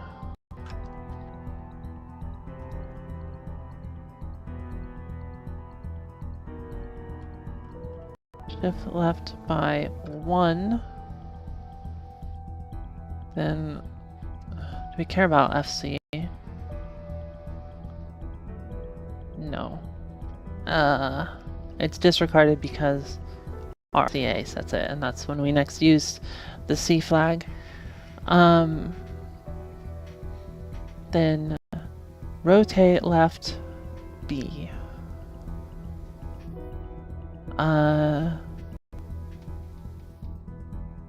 But B is 0.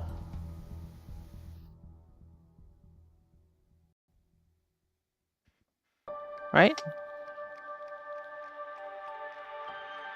Yeah, SLC doesn't affect the B flag, assuming this code is correct. We'll also check the box, I suppose.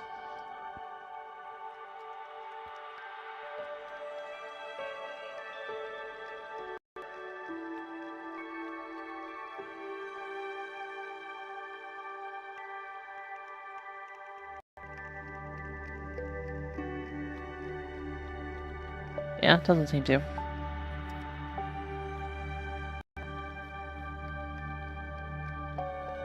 Oh wait, RL might be using it though. RL is definitely using it. That's what's going on.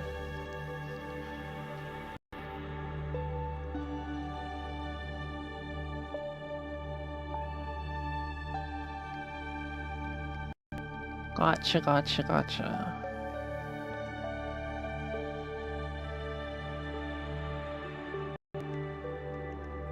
Okay. Sorry, my Game Boy Z80 assembly knowledge is so poor.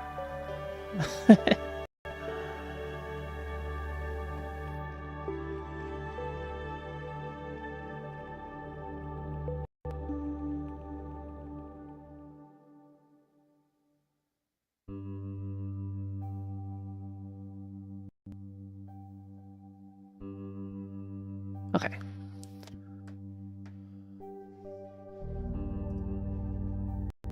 Fair enough. Now, let's see, we did the C, so then we want to say B equals,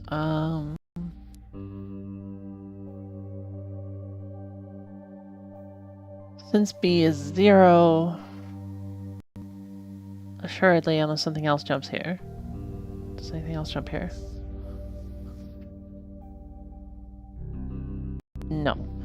Then, all we have to do is take that from the top of C. So we say and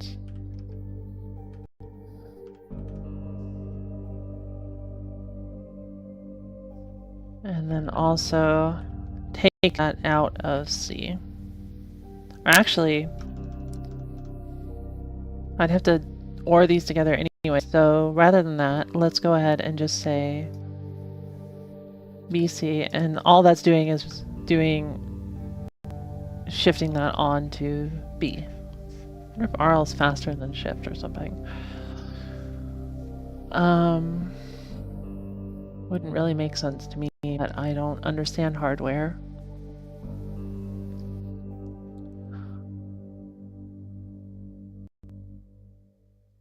And lost my spot. Here we go. Okay, RRCA again, which is this.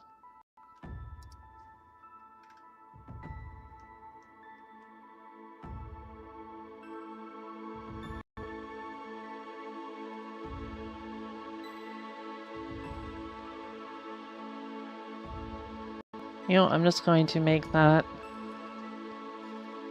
easy copy paste. So I think we're probably going to be using it multiple times here.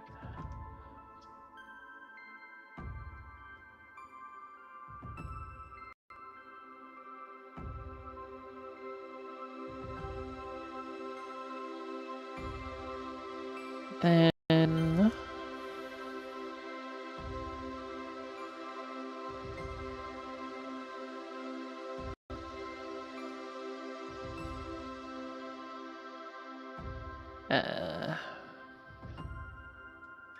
sorry, if FC, we add again.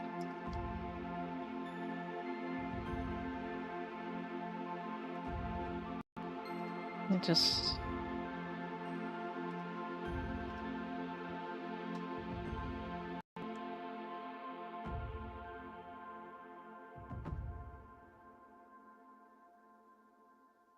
it's the same code a couple more times, so some sort of unrolled loop.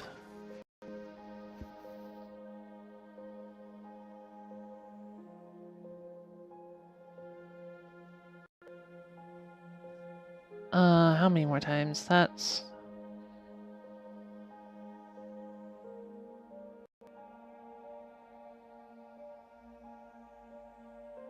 That was this one. So then do this one and then this one.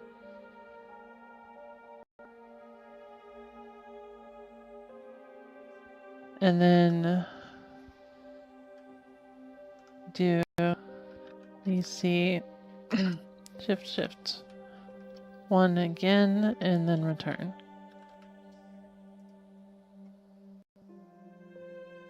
I have no idea what this is doing, but we wrote it. And I need more water. I'll be right back.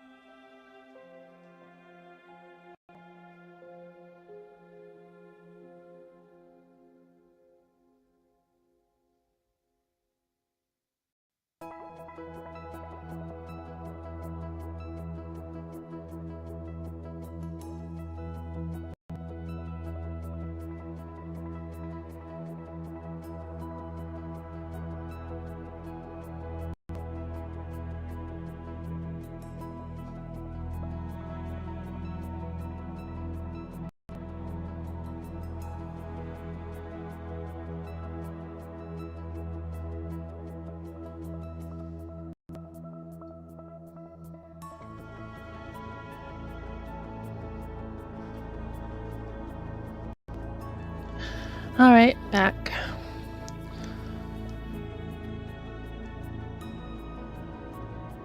So what on earth could this be doing?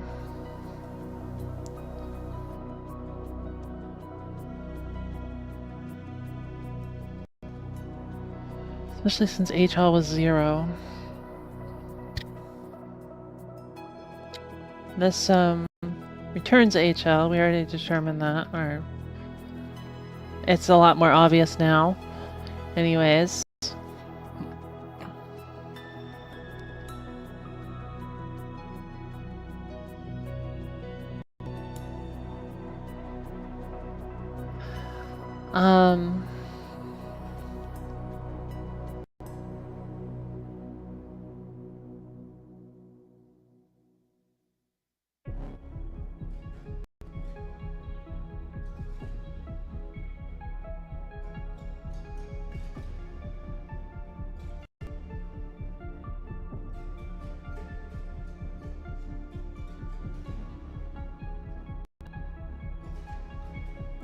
Okay.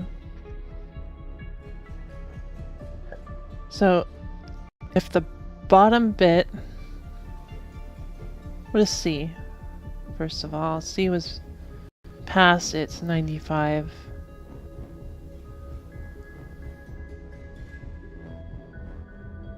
Okay, so if...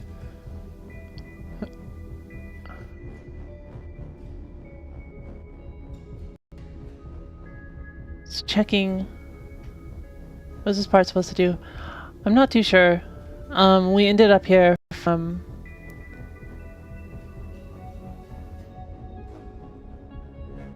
here. It seems to be a very commonly used function, so understanding is probably important. It seems to be that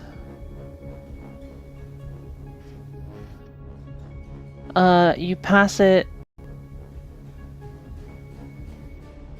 A and C, right? And C is 95, which is the length of a monster data blob.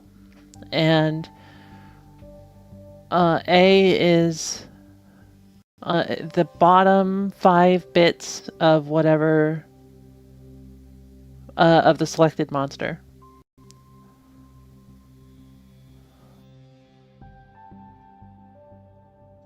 So, for whatever reason, we seem to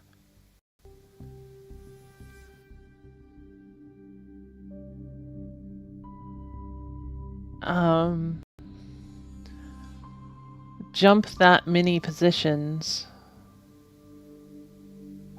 based not on an index, but the number of 1 bits set in this value. Doesn't make a lot of sense, but okay. So if we're going to reduce this down, the idea seems to be that we have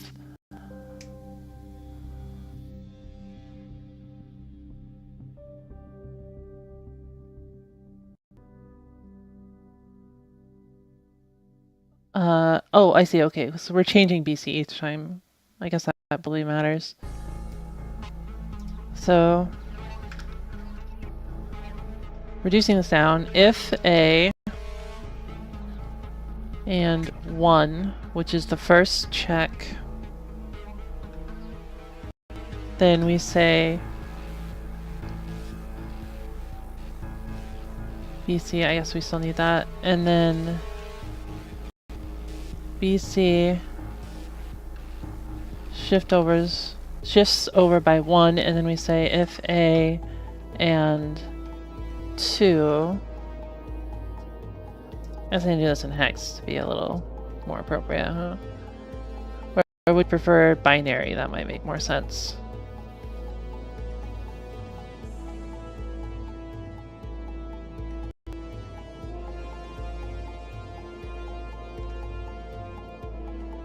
Okay, then we do the same thing here, and then we say 2 more times, so then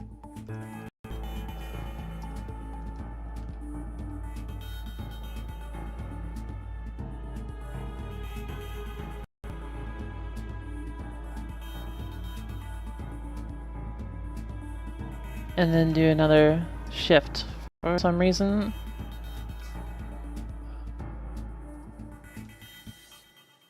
It doesn't use BC, so I don't know why it's doing that last shift in the return.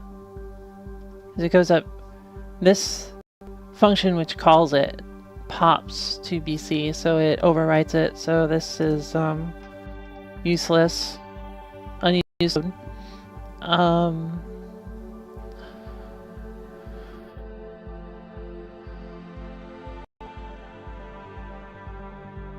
It could be that it's not always unused, and it just is in this case. I don't know. For our purposes, it seems to be unused, though. I'll leave it.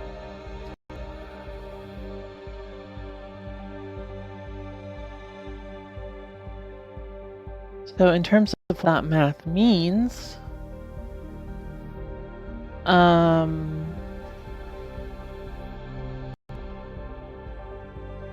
well, shifting by 1 is the power of 2 or multiplying by 2. I think it's multiplying by 2. So if we go into U, we can take a look at this a little bit. Remind myself how this works. Okay. Bye, Pet Bazooka. Thanks for coming. Have a good evening. 8 by 1 is, yeah, times 2. Okay. So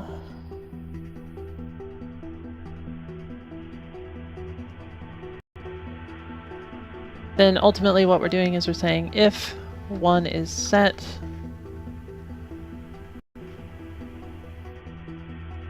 I think this is like a long form addition, isn't it? So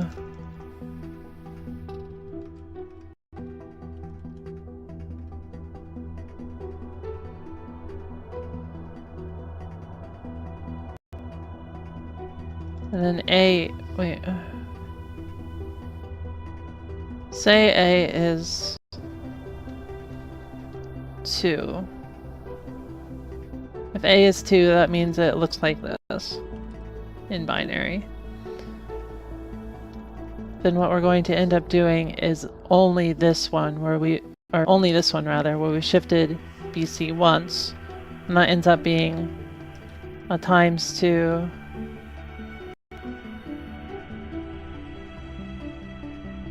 Probably shouldn't have. Okay.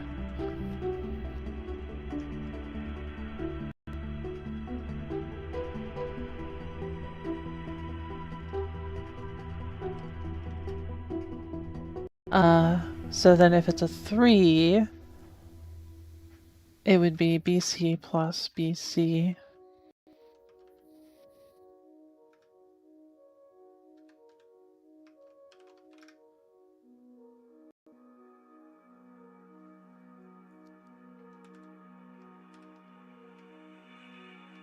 I don't understand the order of operations for these things. Okay.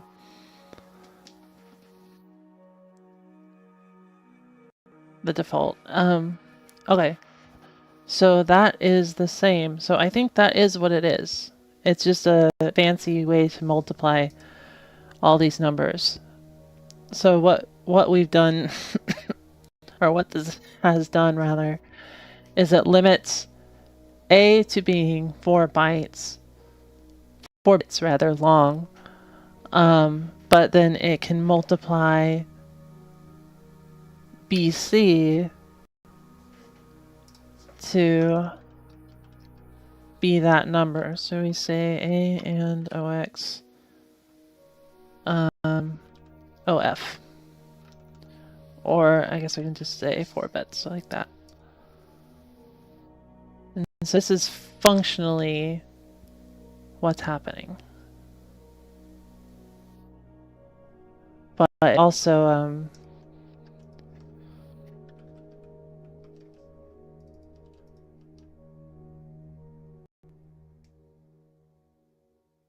also does this one more time, which I don't know if that's important or not. I'll note it. I don't want to do the code for it because it's kind of obnoxious. Okay, see ya, Uncle Tom. Thanks for coming.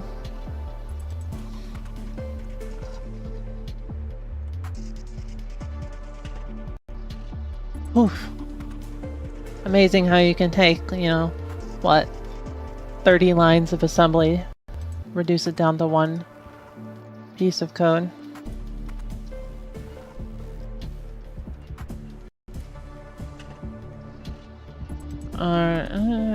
I guess it would be BC equals, what, 3? Shifting 3? Is that how many we did?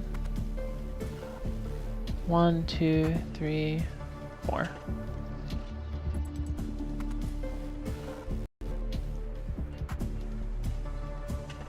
Okay, the code was not hard. We'll just do that.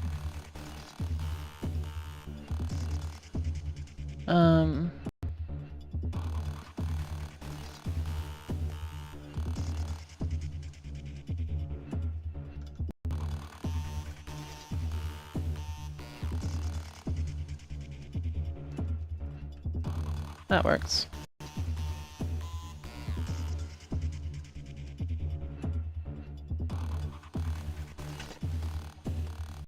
So this is some sort of index and multiplier thingy. So what would you call this? 4-bit multiplier, nibble multiplier maybe? Well, it's not 4-bit, obviously, it's 16-bit number times 4-bit number, I guess. We'll call it mul 16 is 4. 16b x 4b.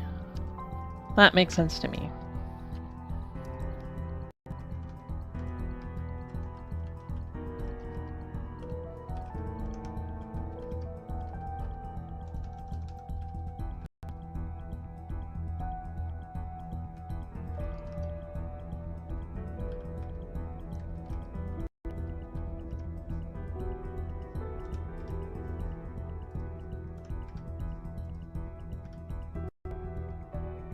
take some notes just to remember this.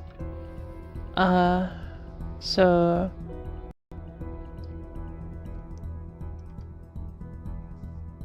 starts as, oh, it's shit.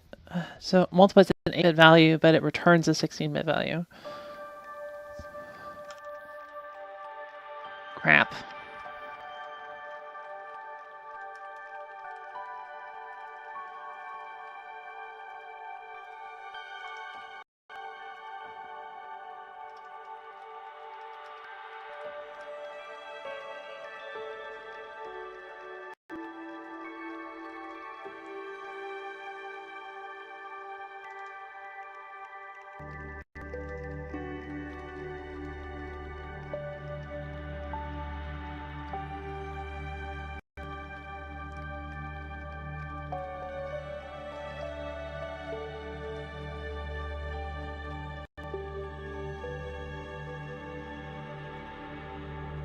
Alright.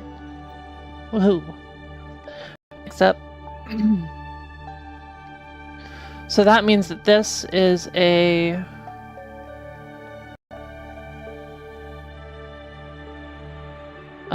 this... specifically... maybe not specifically. Let's go down to 2238 real quick.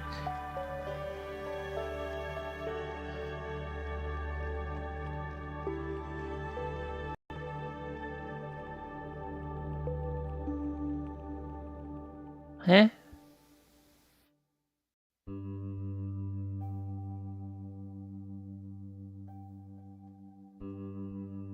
What?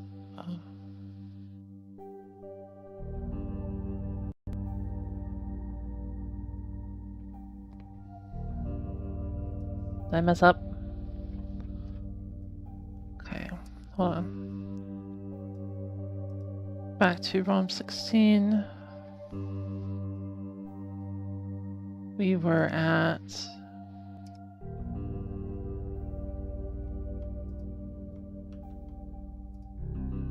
oh, it's 223B. Oh my lord, I can't...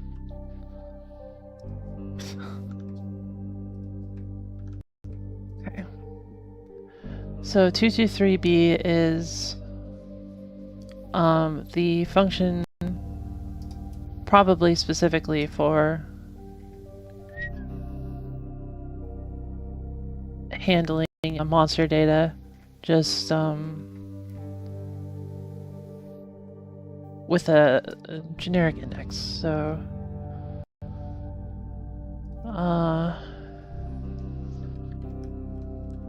monster data by index. Okay.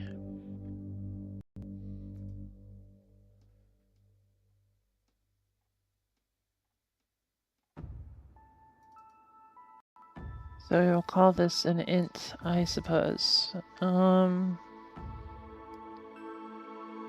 in a gun and call it a day? No. I easily could do that because they have the spell staffs that do damage. So I could change one to be a gun, change the animation, text and stuff, but I'm not going to.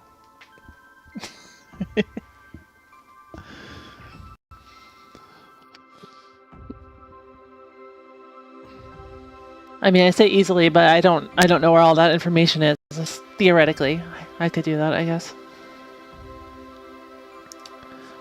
So,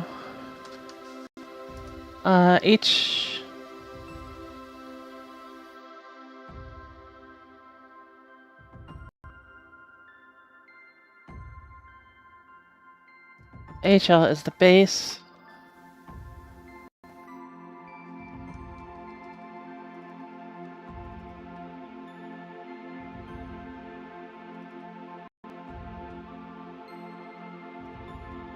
Okay, we don't need to return A probably, so we can just say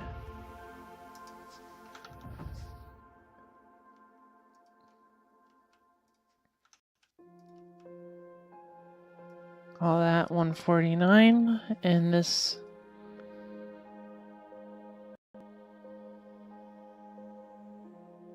This is so strange. I said lower 5 before, it's not, it's lower 7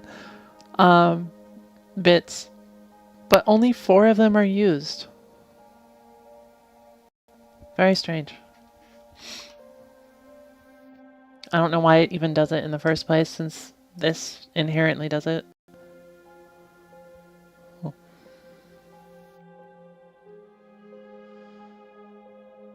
Alright.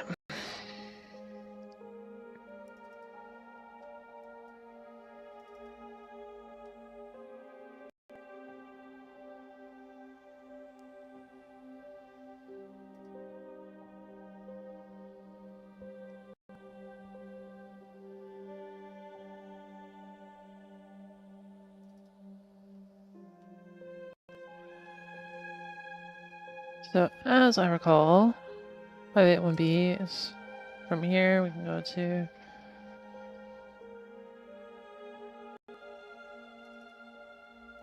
here, and we can say... we can label this as being... first of all, I'm going to put selectable monsters as being the address, just so I can keep that around. CA-C0.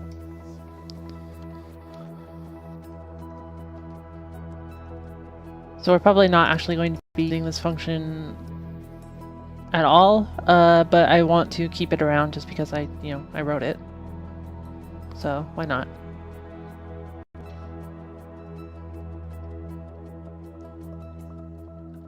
And this does not need that anymore.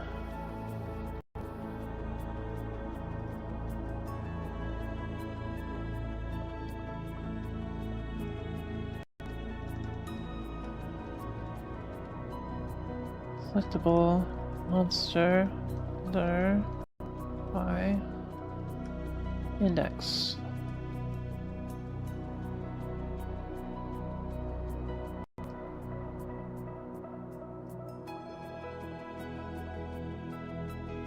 Or get elected monster, or how about that? Because we're not passing the index, so.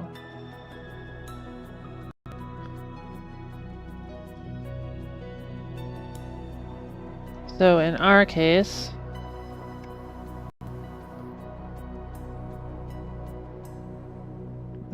drive me to bed after 9 p.m. She has absolutely random sleep schedule, so I don't think that would work.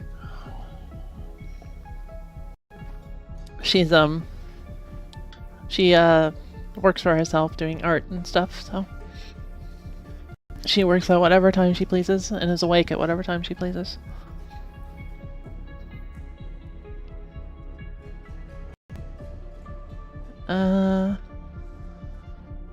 So what all that did amounts to that. Or I guess that.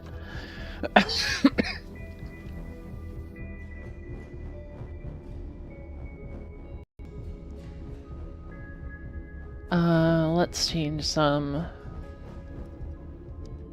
Let's change this one at least. So this is...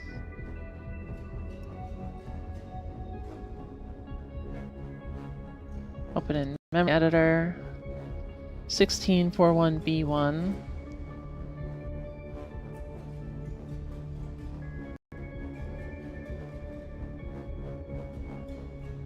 Or 1B1, here we go.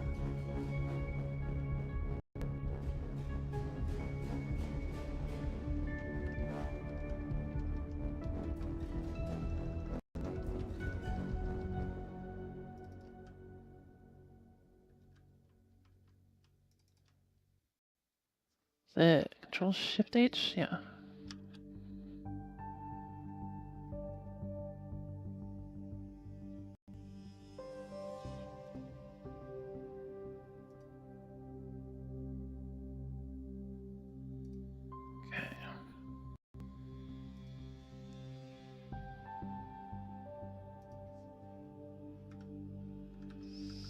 16.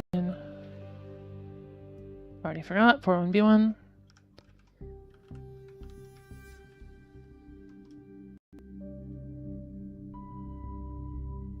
Okay.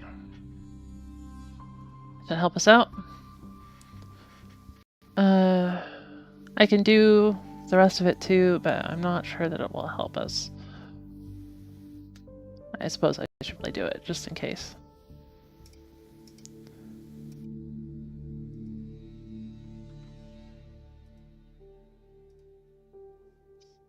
Zero zero 223B.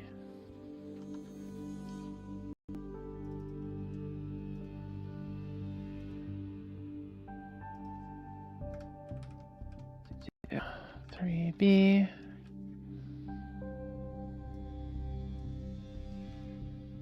Whoops.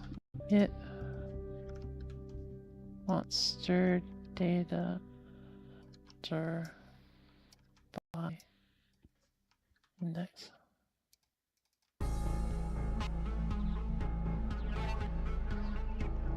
And then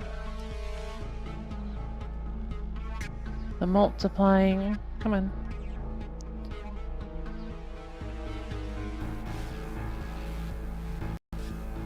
Is address zeros. Huh? Oh, whoops. Shoot.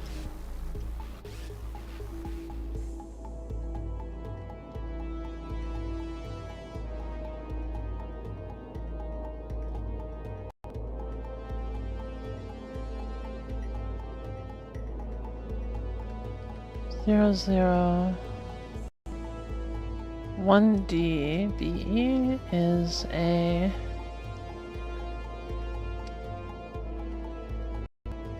small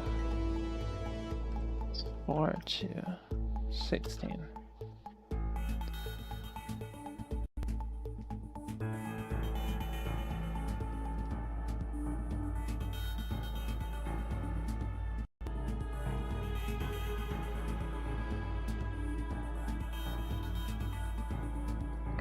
Okay. Right.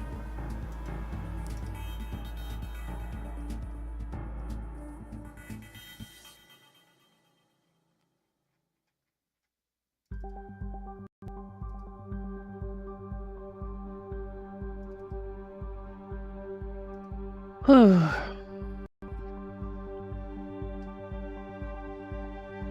Hours of effort. We've made it this far. It is a slow process.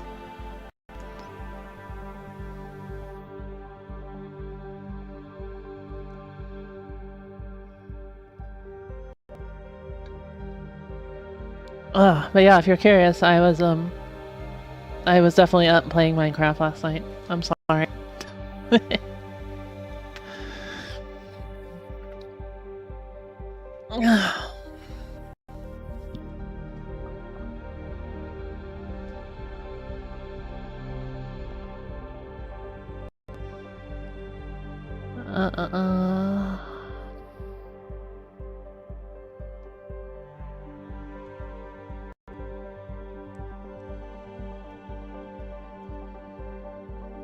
Post your builds. Oh my god, I wasn't even building. I was searching for resources. So I'm playing Terraformacraft, and we need fire clay to progress. And in order to fire clay, you need kaolinite. To get kaolinite, you need to find a biome that is 18 degrees Celsius or over, 300 average temperature, sorry, and then 300 what is it, centimeters average rainfall, and it has to be over 80 high or something like that. And it took me so long to even find something in the right temperature range. Like days. And then when I did, I finally found an island, a very small island that didn't have anything tall enough. And I just found last night, when I ended, I found a continent that seems to have the biome and height that I need. But when I got to the biome, I was attacked by a bear, and I had to run away, and then the server reset. I'm like, I'm done for the night.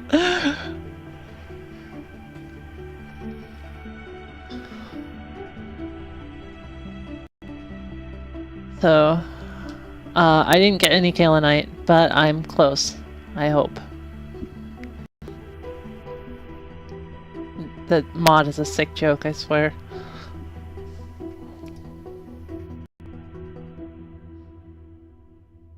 It's a beautiful mod, though. I mean, they did a lot of work. And have tons of like biodiversity and stuff in it, which is really interesting and completely useless to the gameplay, but very interesting.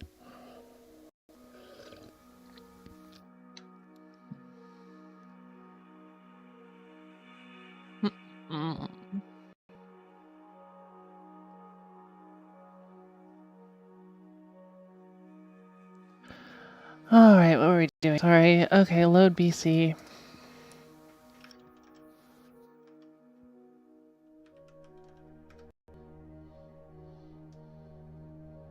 Store A. What is A at this point?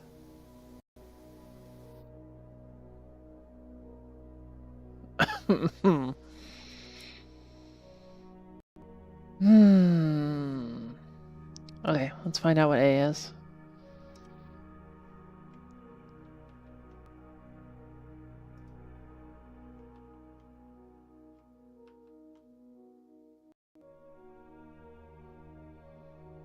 This did not push A.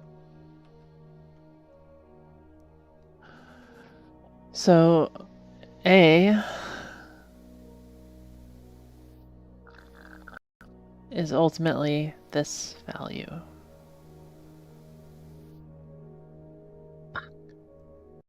What? It's the quick and dirty of this. So A is...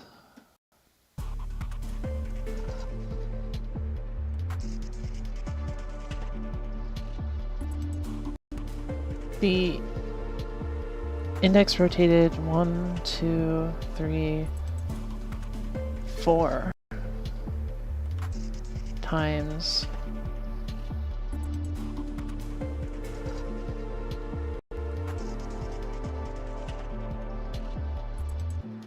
oh wait, what was it doing with this array? Let me check that real quick.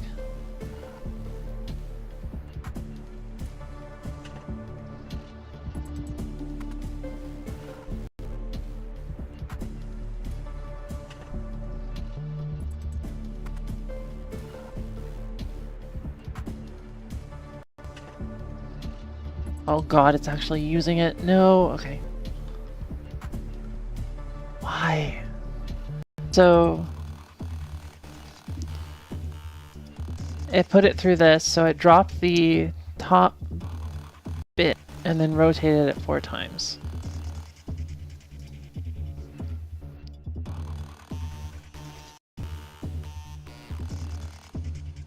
So for whatever reason,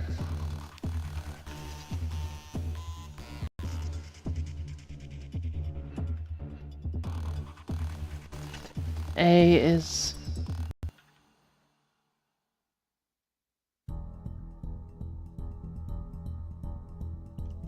A is a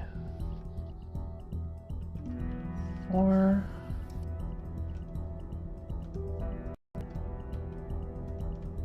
No, this one.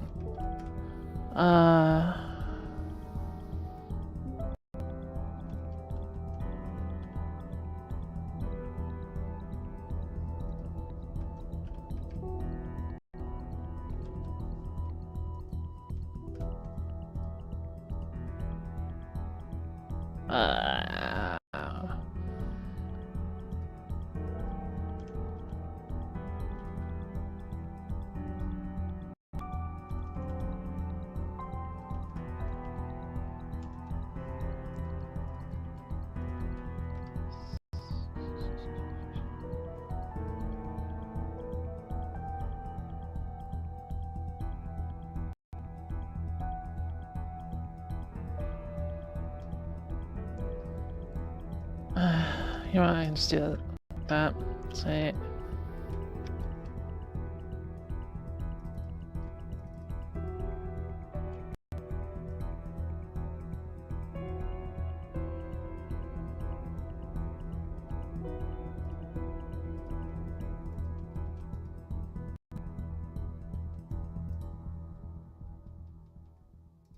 I'm just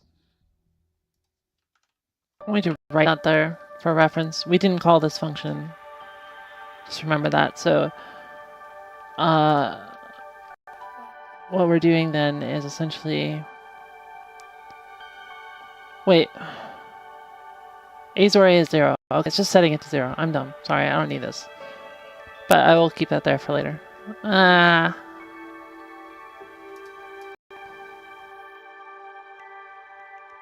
So... A equals 0. Where were we?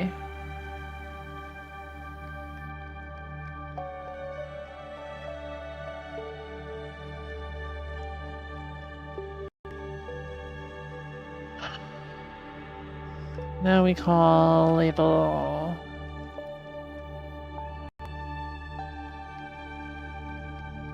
1, 2, C7.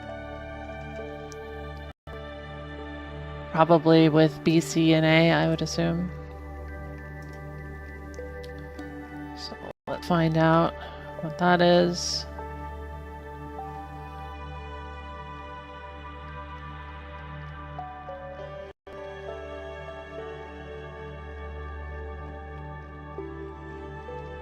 Pass A. And...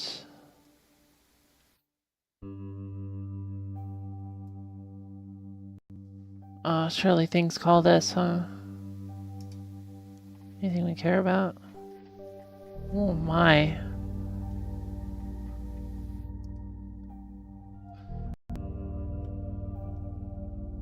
Well, we can ignore that.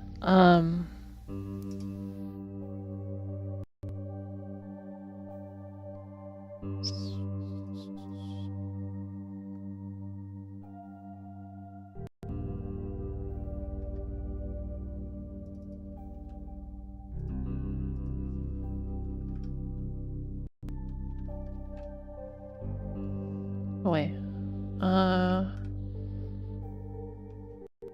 Make that a D. Probably also passing BC, yes, and HL.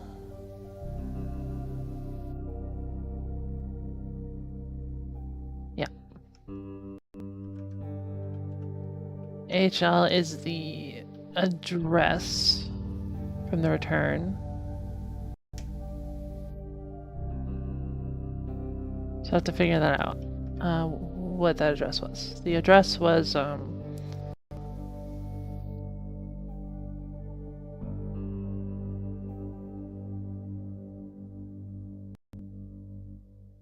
believe just the first name by... No, it was the first... The unknown, right? Yeah, it was the unknown.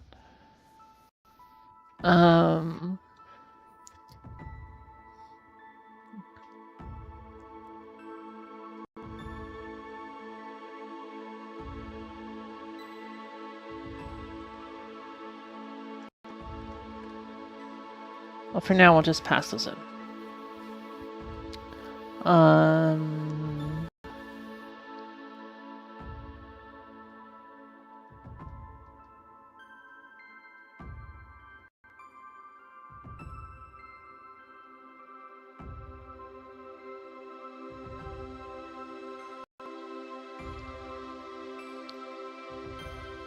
So we set...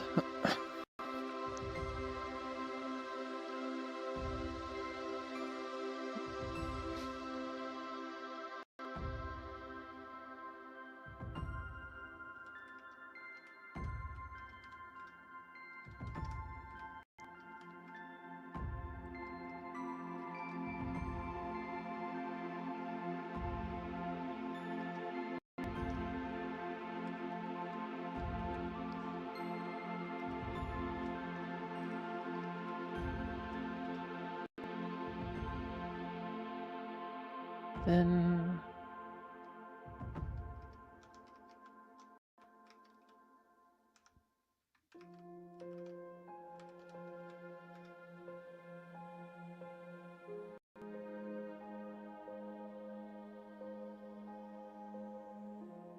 if...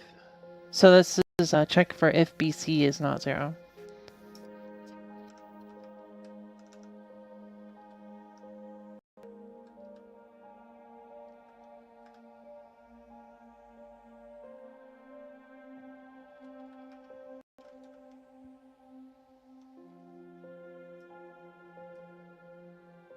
Oh, it loops. Okay, okay.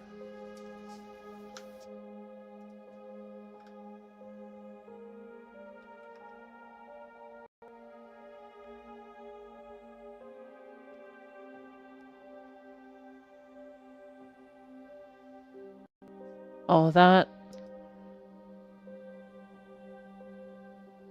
Yeah, okay, we're good. Or...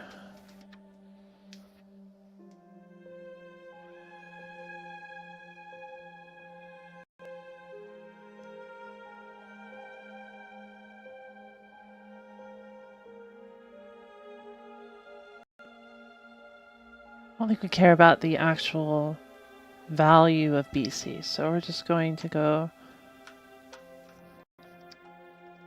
similar to before.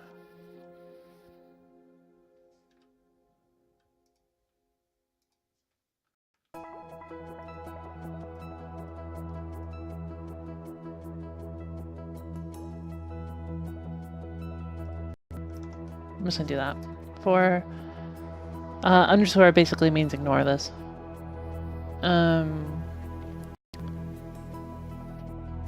Then I imagine we return HL since that's what we were messing with. Okay, what does this do?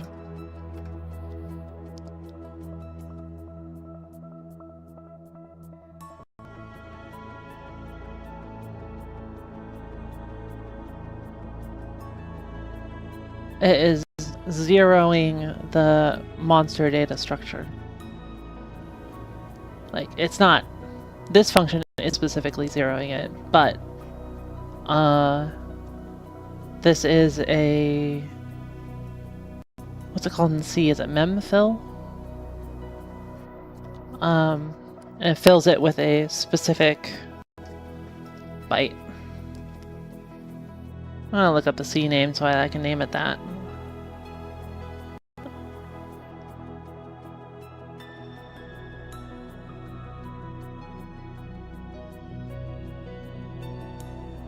Google actually corrected it from memfill to memset. That's impressive.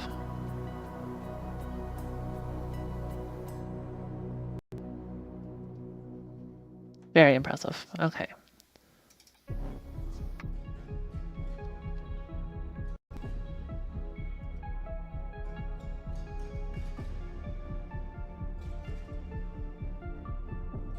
There's a lot of references to 1278. Oh, okay, and only one reference to 1278. Okay, good. 12C7, we want the in memory. So that is 0012C7.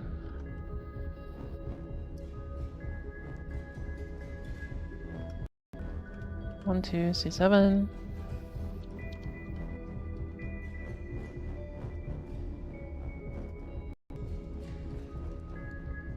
So if we look at the what's the C order of this, and we can be a little...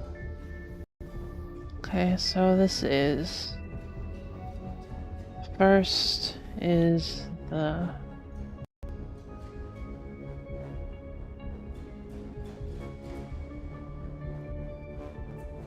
HL is first, which is the address, say...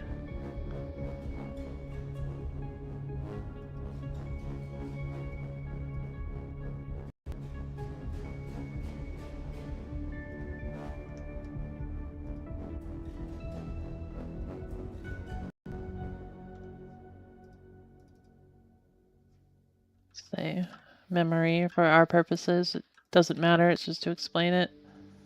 Actually, if it's just to explain it, we should just leave it as the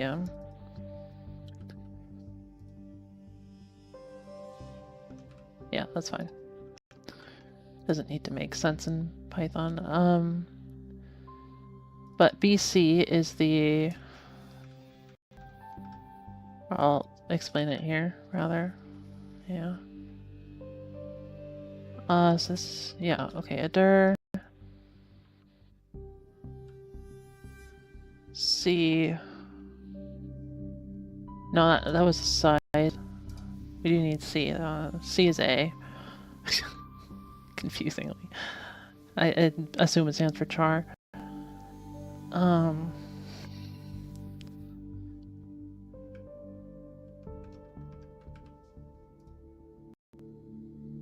What size?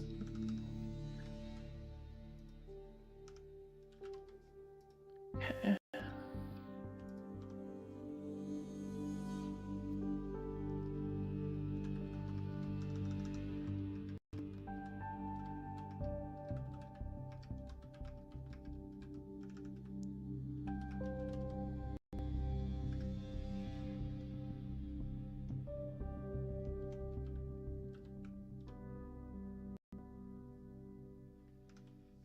Was it using the HL afterwards?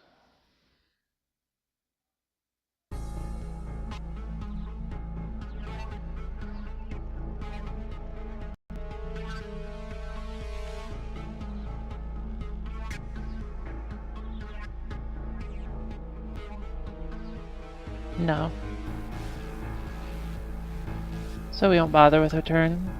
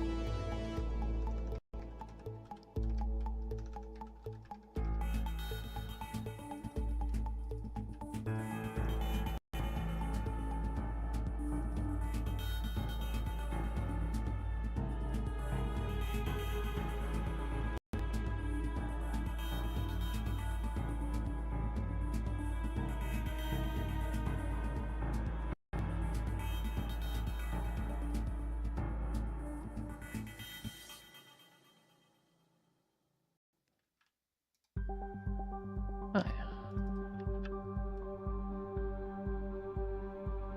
This is pretty obviously not valid in Python. You can't index an int, but it makes intuitive sense. That's all I care about right now. Pseudocode, as it were. We're not going to call memset.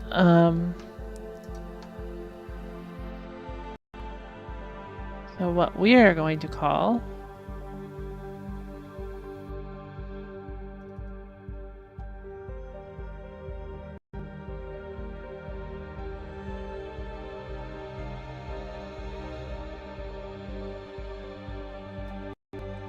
actually, what this could be is bytes.io, and that would make more sense.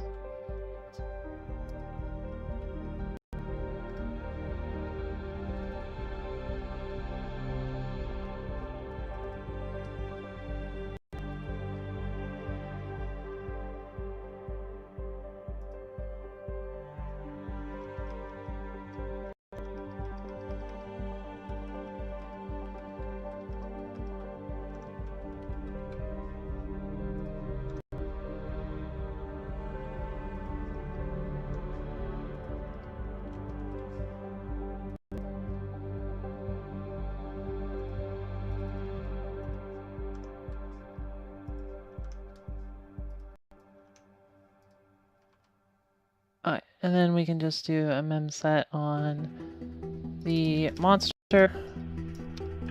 Say the char is 0 and then the size is 149.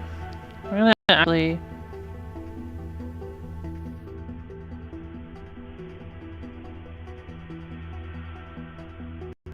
what if I can do like a size of on this?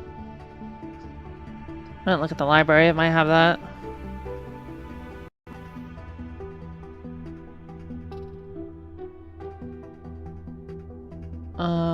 Python.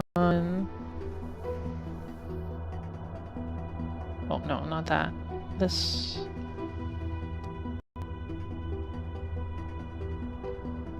Find size. New.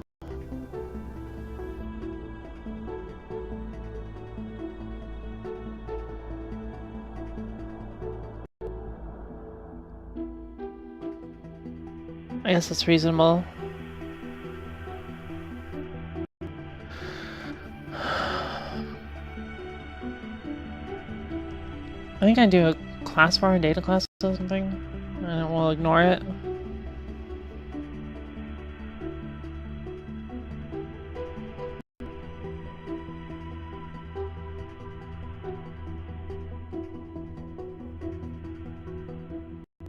Does not return pseudo fields which are class var or init var. Perfect. I don't know what init var is. I should probably look that up someday.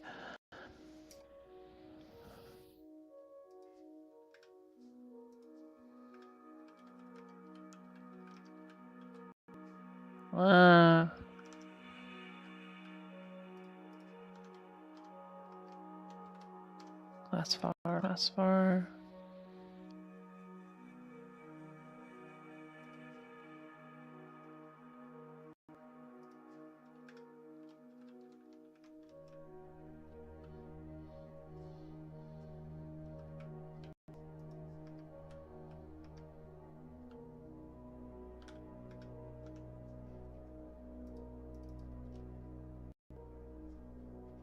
Yes, I can. It's probably a clickable link. Maybe I should just do that. It's not a clickable link. Python init var. What is that? No.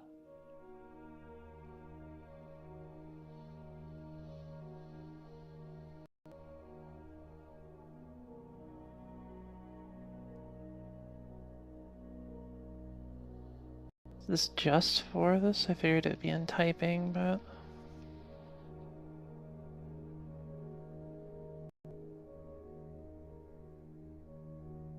Oh, it is just a data classes thing, that's why I don't know about it.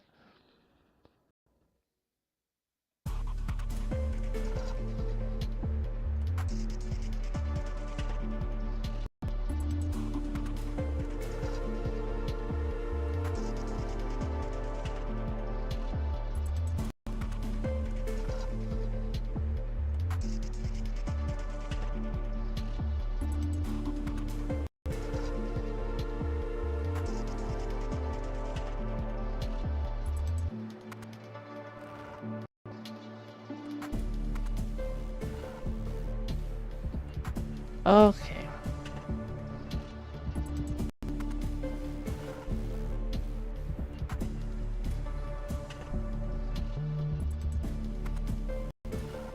We don't need it. Sorry.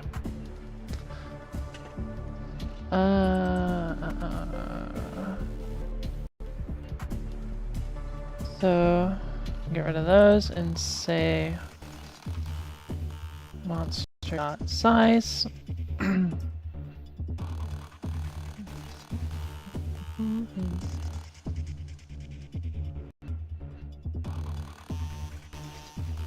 I don't remember if that was elsewhere. It was here. Okay.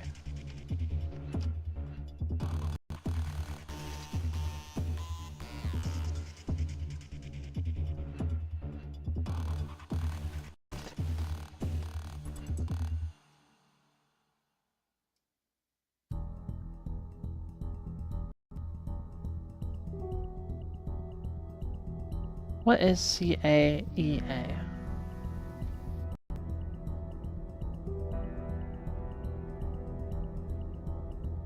If we look at our symbols, CA.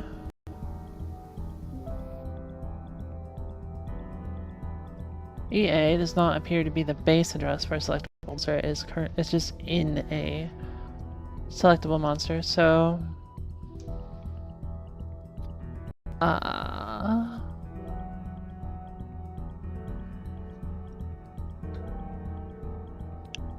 well, if I'm streaming. Oh.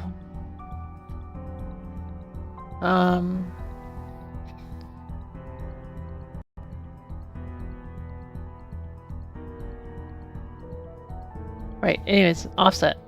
So I want to CA EA minus CA C1. Terminal double.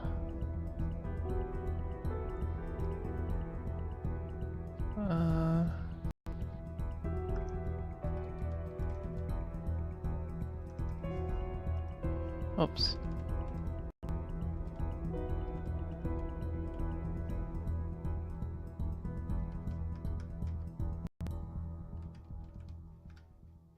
$29 offset 29 is unknown. Well, crap.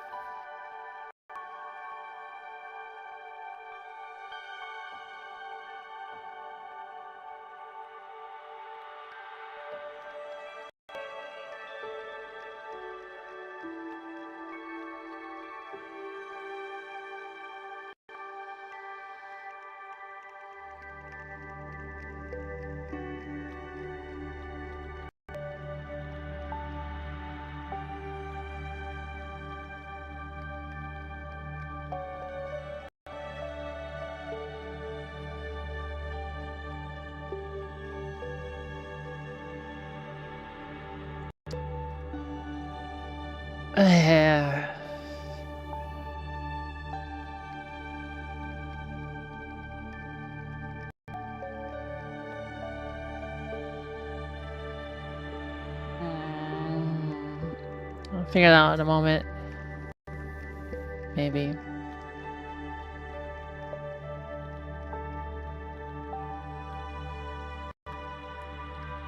If we go in here.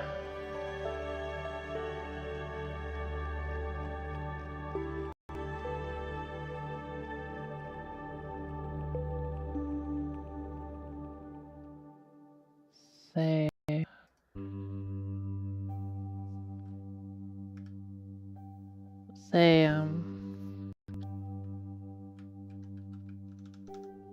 Biomon. It's supposed to be Bytes.io.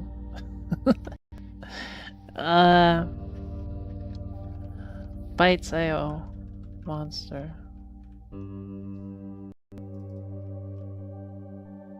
Just gonna pretend that works. Then say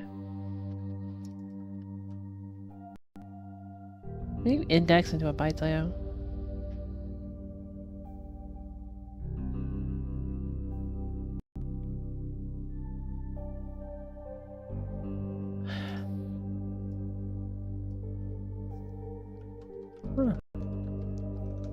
I'm gonna do it this way. I need to. No.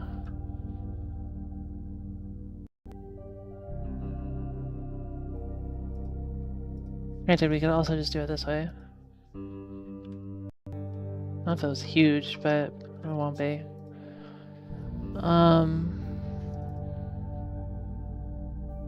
Wait.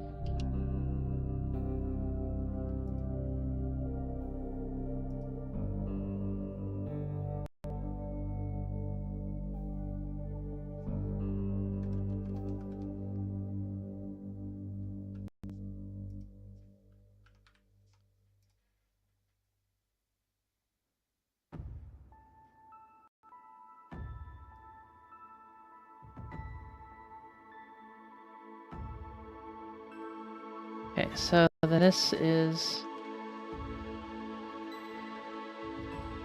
8, but we need to seek this to I'll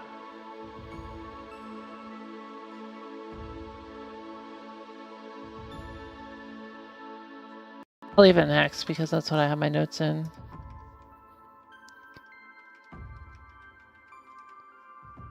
Unknown. This one, right? 10? I believe that's right. Yeah, for the level.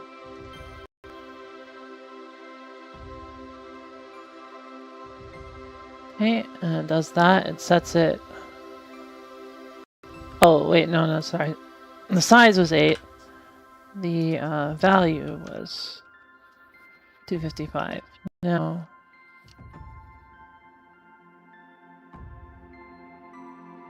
we do another round at CAF2.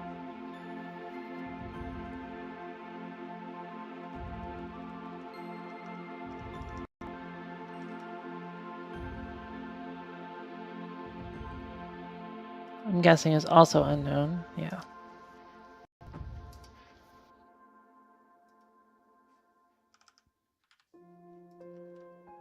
That also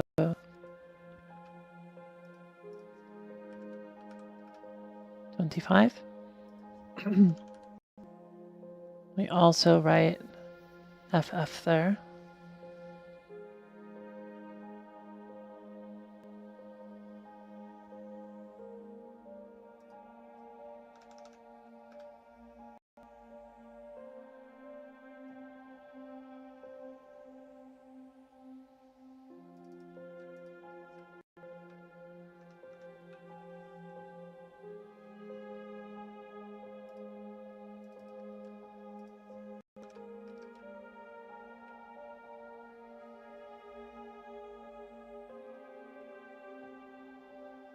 Do I just pass it stuff?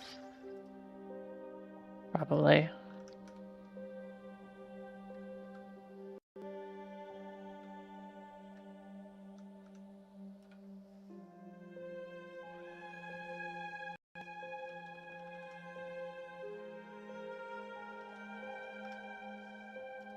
Oh, shoot.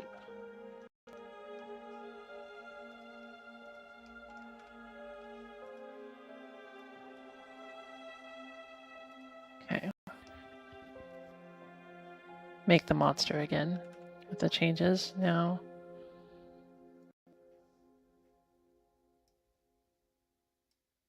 We're at this address. I'm just going to notate it, 16405D.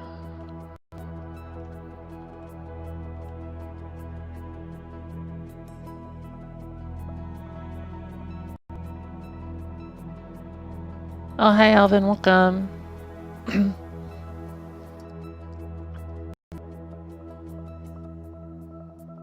Don't worry, despite the time it's taken, we have only gotten from here to here.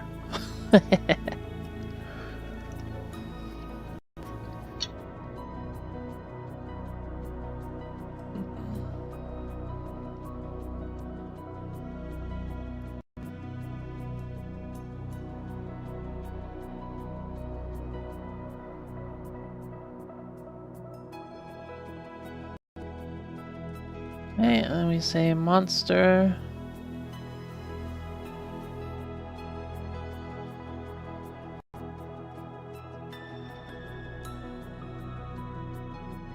Gotta add it back in too.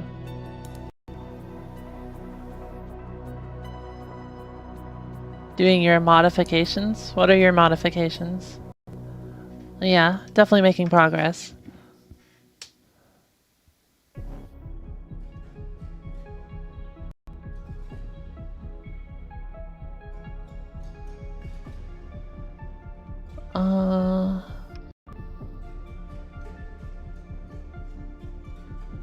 Right, unknown 0. So we're setting that to 1.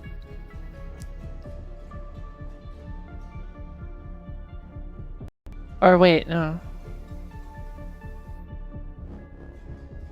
Oh, okay, hold on. So we've zeroed out. Did we zero out the selected monster? Am I wrong there? Hold on.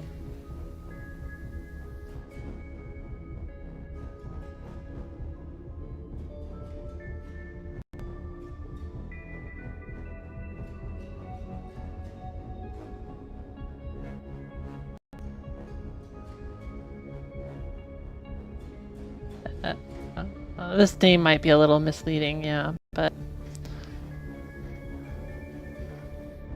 Oh, are we doing mods? No. This is mainly research. My goal is to figure out the breeding algorithm so that when I have 2 creatures I can predict what their stats are, and using that I can figure out how I'm actually supposed to be breeding properly in a very technically kind of way.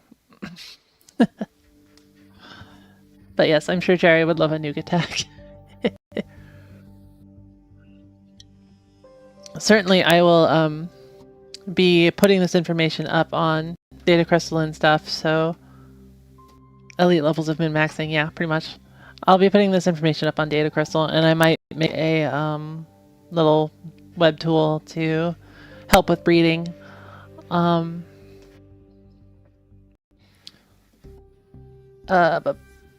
But yeah, that is for later.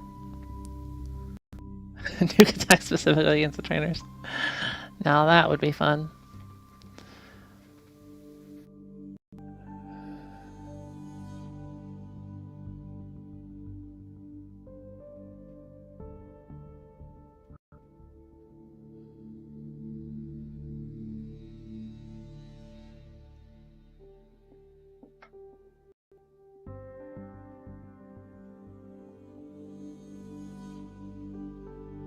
Yeah, okay, it is a selected monster.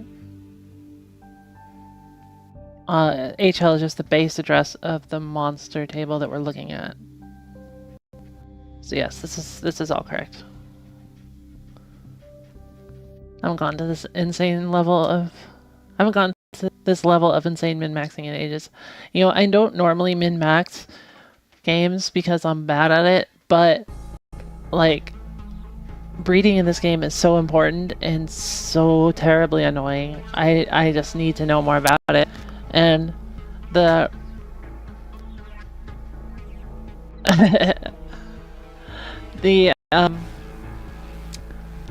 the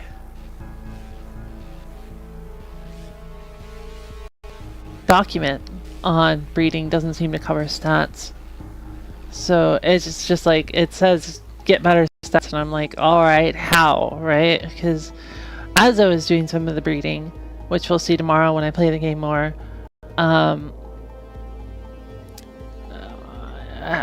there are some weird aspects to it, like, apparently, like, you can't just get... Brain fell asleep for 5 seconds. You can't just get a high-level statted, or a high-statted creature and breed it with a low-statted creature and then come out with a higher-statted creature. Like, there's some sort of average, but there's some sort of weighting as well. So if you have a pedigree that has a really low stat, in this case, in our case, what I was dealing with was agility. Pedigree had really low agility, and the other one had really high agility. I bred them together, and you know, I was going for other stats, so it turned out fine, but the agility was very low in the end, and I was hoping that it wouldn't be that low. So there's definitely some weighting involved, like the pedigree has more influence on the stats than the other one, but to what degree and how much, and like, is there some sort of curve involved, or is information that's not available that I want to get?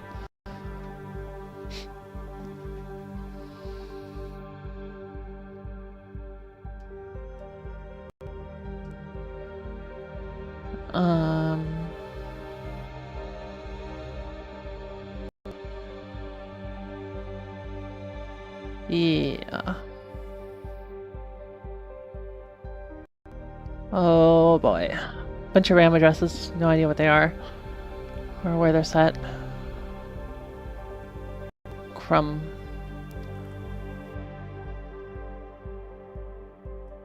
I really gotta go to the bathroom, I'll be back.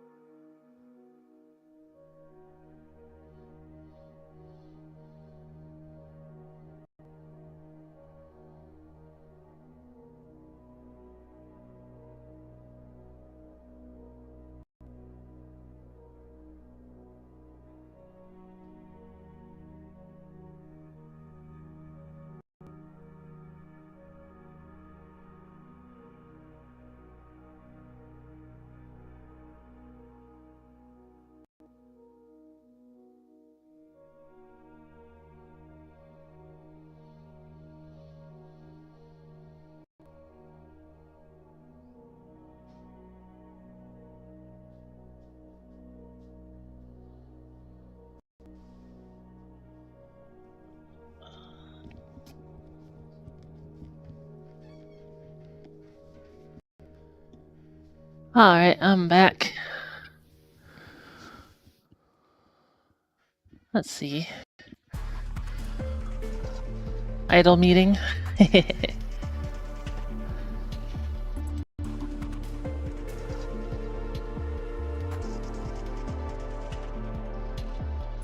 Oh, doing this whole thing just because...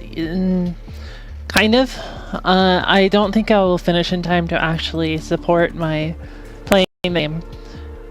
But I got so annoyed with not understanding the breeding works that I just decided that I need to know. So even if it takes longer than I play the game for, I'm gonna figure it out.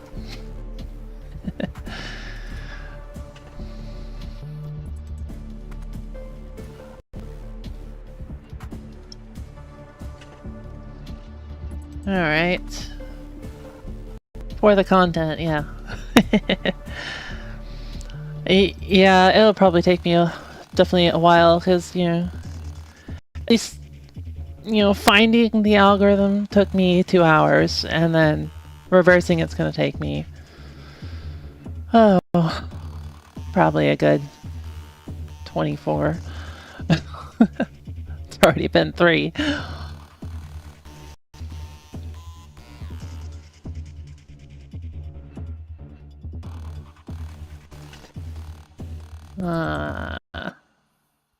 I probably won't do the whole thing on stream, but it depends how well I work on my own, because I don't. Left to my own devices, I will just watch anime.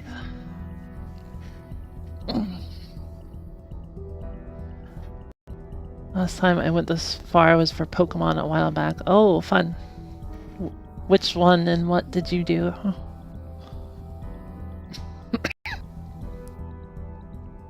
We want to see what RAM is. So RAM DA 6F F D 66E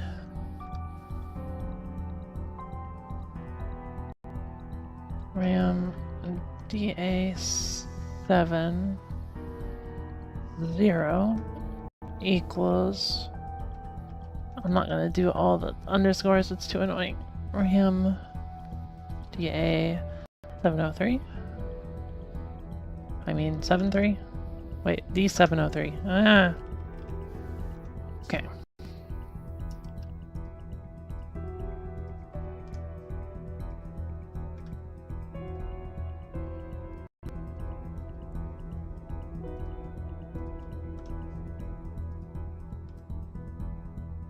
It was for a fan Pokemon game. They had a weird breeding system in their game too. Oh.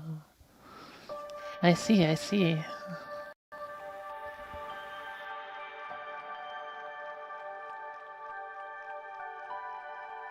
Yeah, Pokemon breeding pretty nuts too. I don't know a lot about it personally, but I know people actually look into it so that I don't have to if I ever was interested. And at least it's easy, right? Like, the whole thing with breeding is, in Pokemon, is you get max IV Ditto somehow, quote unquote, and then you breed that with stuff, and then you can check it at the breeding rater, right? See if it's max IVs. But that's for the official games.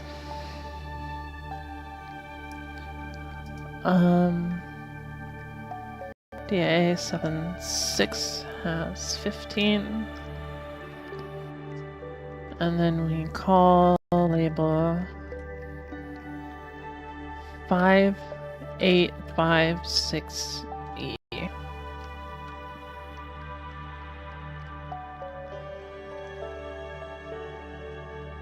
Okay. And then we load Kaka. What is Kaka?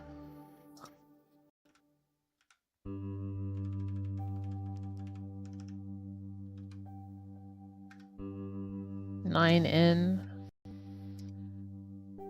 No, we don't know that one either.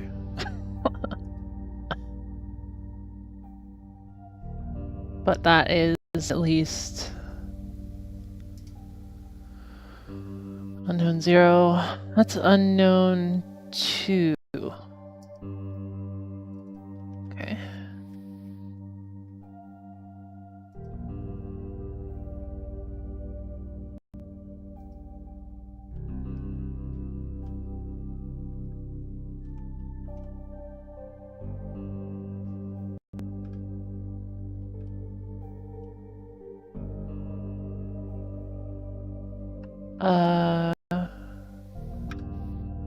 Where was that? Here? Okay.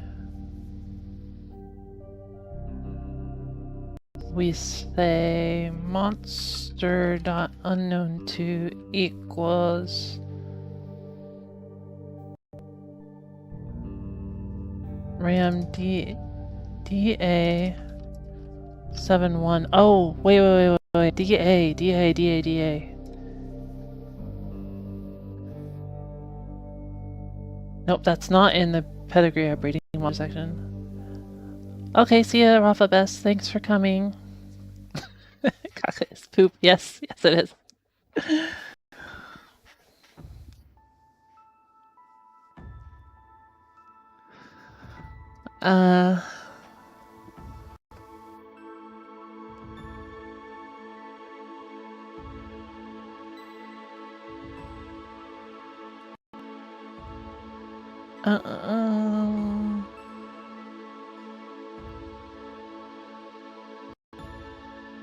Oh, and then we're also putting it in RAM DA31.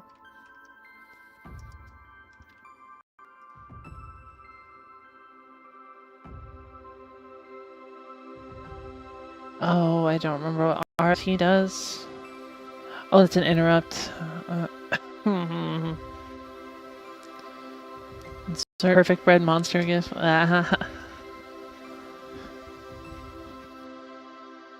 I wonder what the best you can do is. I'd have to look up like stat leveling and stuff too for that, which honestly I probably should eventually. I don't want to, but I probably should.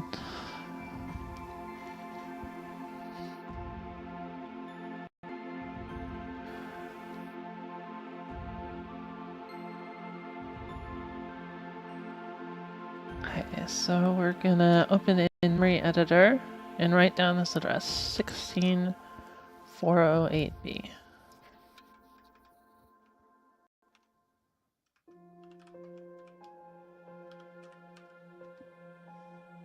Just so I remember. And then we're doing this. Wait, which? This. No? This.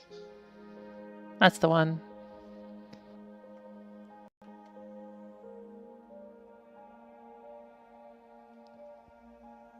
Excuse me.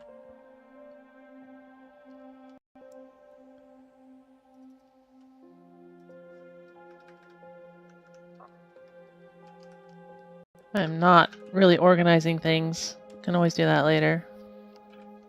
Not a lot of these matter, so... None of these matter, actually. We're not using them. Well, I am using memset.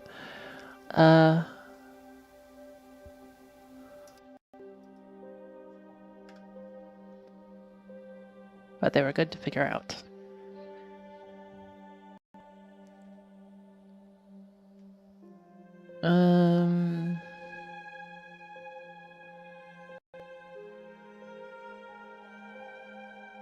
So we set DA 71. Hi Fifth, sorry, yeah, I went to bed at like 2:30 a.m. and I was just like, no, I can't. So we'll do it later. If you don't follow me on Twitter, I do post those sorts of updates there.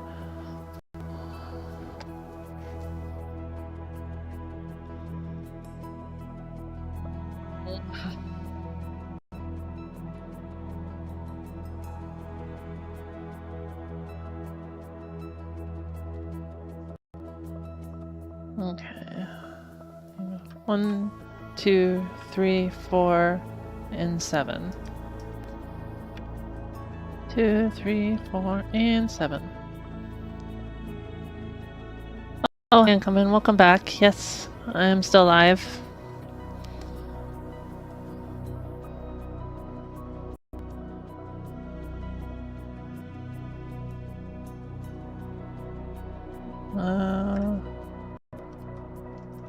I don't know how long I will be. I am just going until I get sick of it, I suppose, which could be a very long time. 585, or until I get too hungry, perhaps.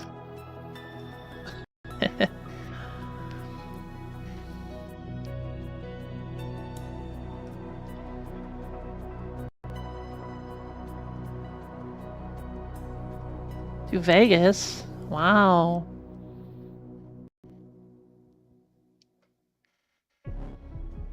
Oh, are you going to a con? I don't know if there is one then, but maybe.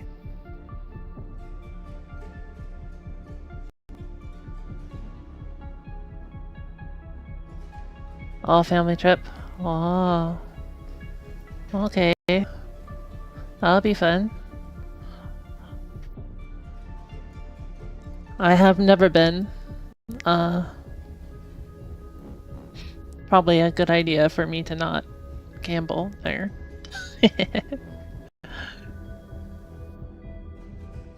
Yeah, that's nice.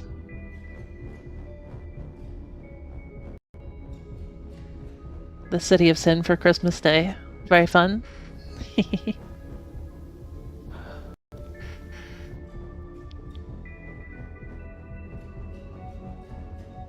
Don't need to gamble, just shop or eat a lot. That's fair.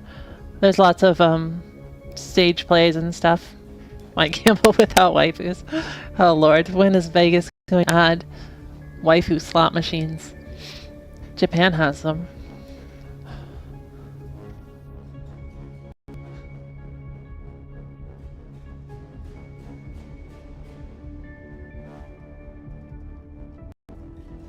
What does CP do? Oh, compare.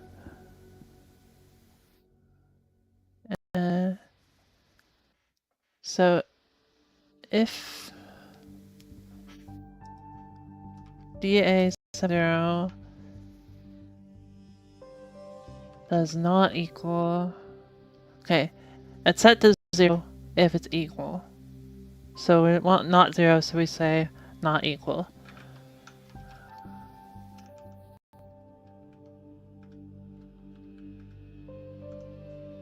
One R, and then call. Oops, I called the wrong label. This is 653.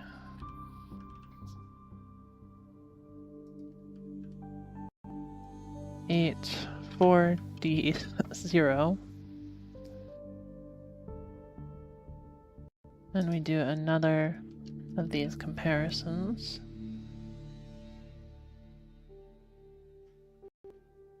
And then finally say that equals DA6F.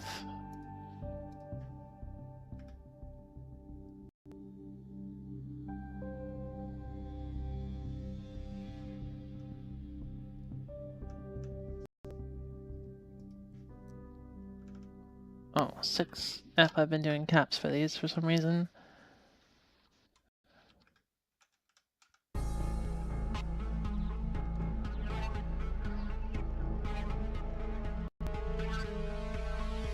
Really, like, Earl, gotcha. How does that work with figurines? Not... I mean... they do have the gacha machines, right? And that's where gacha in games came from, but... the waifu machines I'm thinking of, they are actual slot machines, but they have a video player on the top with anime characters in it. And, like, there's one video that went around of one with... Madoka, I believe it was.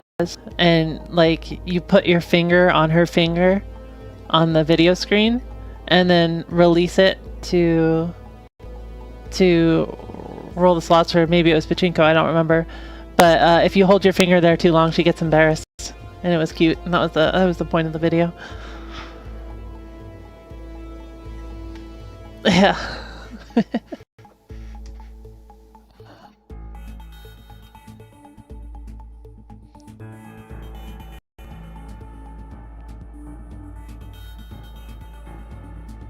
Alright, that's a lot of stuff.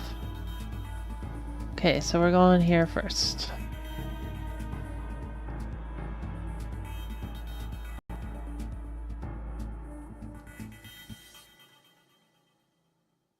Well, I am glad I added the labels for the rest of those.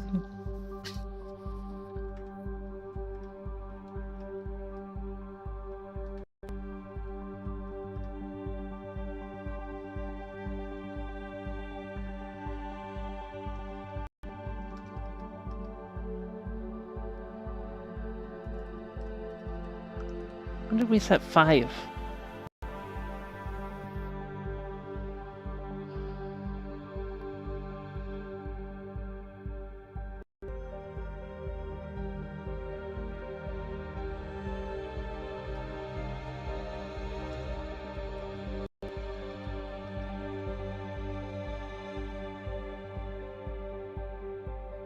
Yeah, I thought so. Just had to double check. OX CB CB23. And that is monster data adder by index for passing the base adder and the index in this. So I was going to capitalize that. I don't want to capitalize actually. CB23.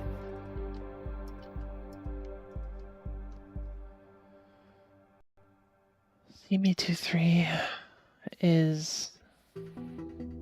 must be inside of it. Where?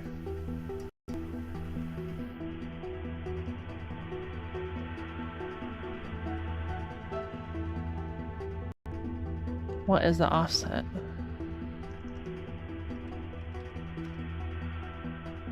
6.2.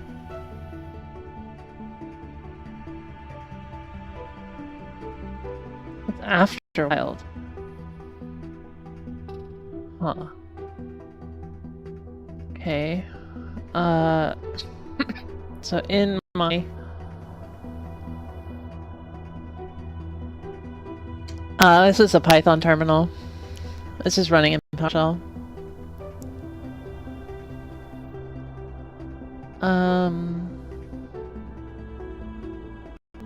I could have it in this window, but then there'd be less space in it. I don't need it that often.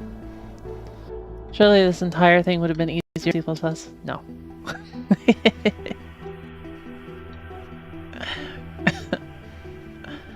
No. Alright, unknown 12.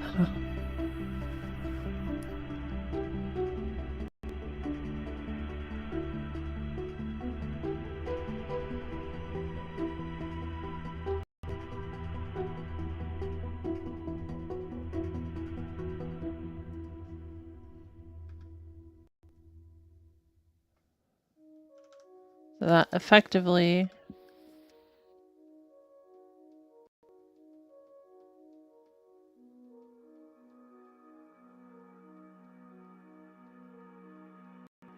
gets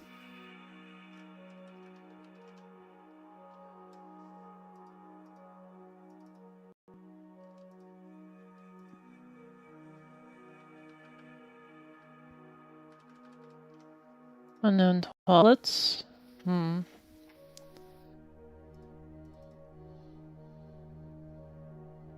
We'll just pass it in. I think that's... Whoops.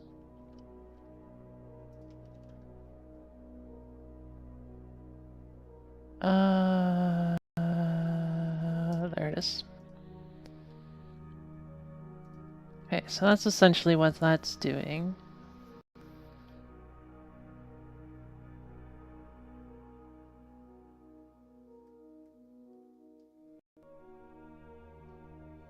And it stores the first byte of that in B.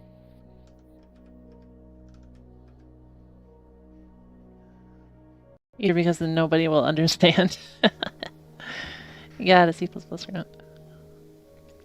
Onto the dark side, Jerry. Python, yes, yes. I love Python so much more. Primarily because I hate C++.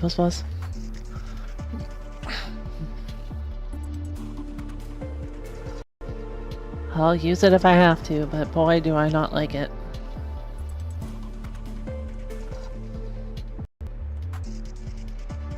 Join the Rust crew. Maybe someday.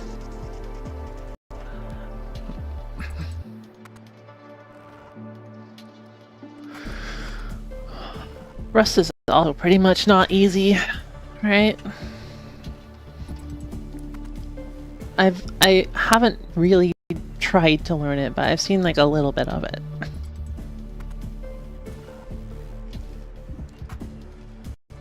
Oh, I am.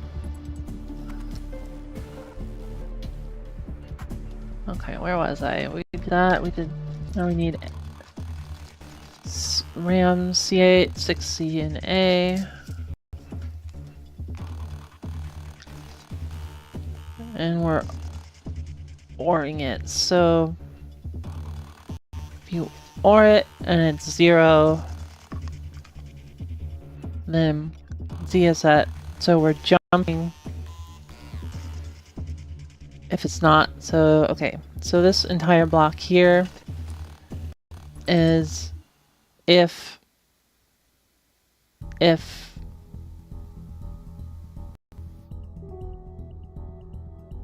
I hate these because it's like doing this like figuring out what hand I'm using in a mirror.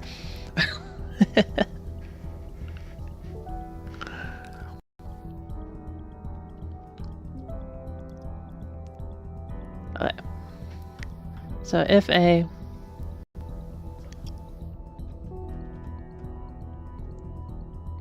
if RAM C 8 6C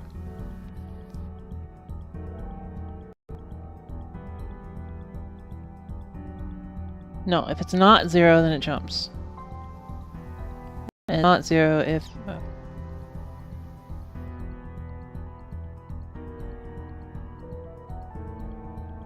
yeah. So if it has a value. Oh my god. Okay, yes. This is correct. If it has a value, then we do this code. Ah.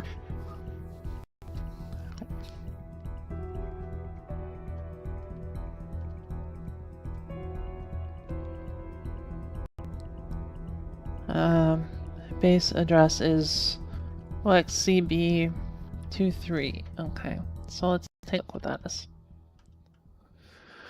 It's not too bad. I've used ChatGPT to teach me it with anime references. I learned wild.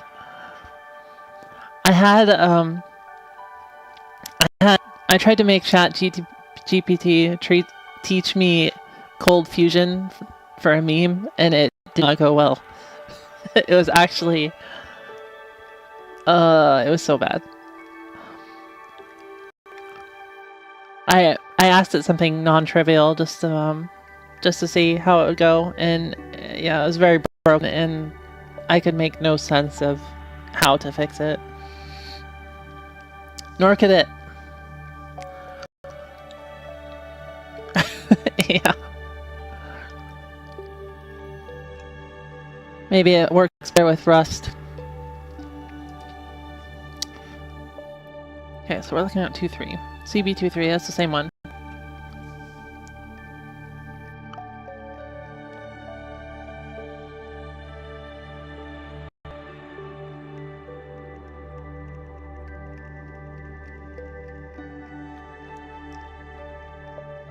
Why did it do this again?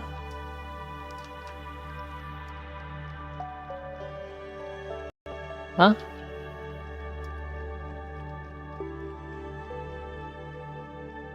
did the same exact code in a slightly different way. I don't understand.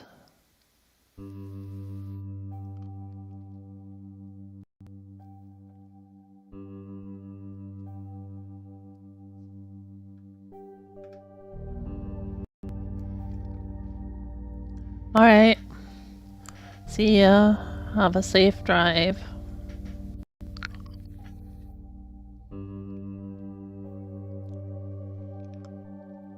Wonder how long that drive is, because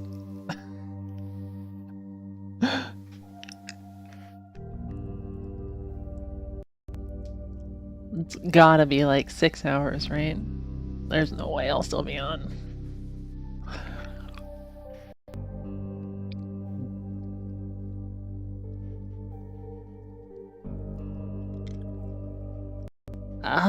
Da da da da da.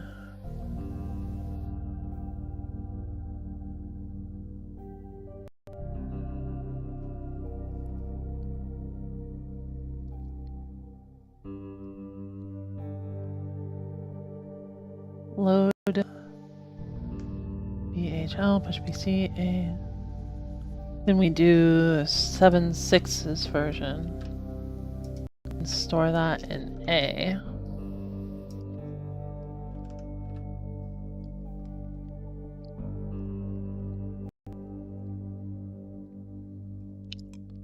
So I'm guessing 7.5 is the pedigree and 7.6 is the other index for them.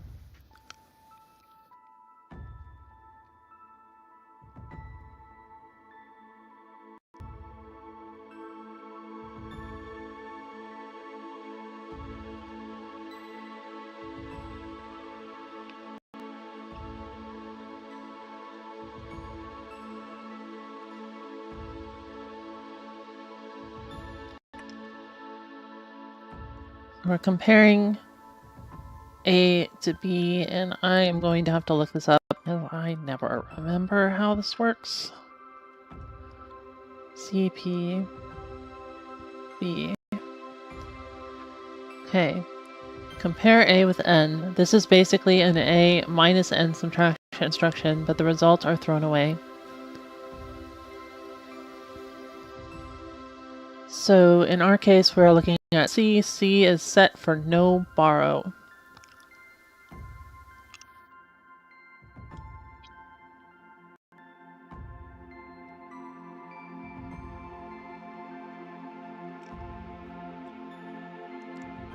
Step A is less than N. That makes more sense. Thank you. Now, so if not A is less than B, which is equivalent to A is greater than equal to B,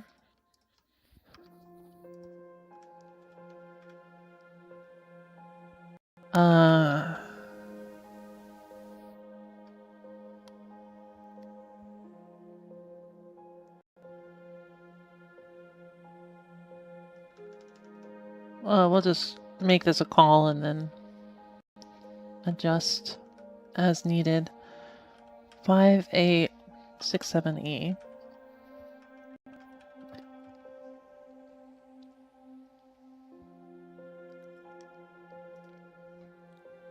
Surely a return. And then we have arrived, I believe, at the... Yes, okay. So the after the if condition here. Oh, okay. It's an else. My bad.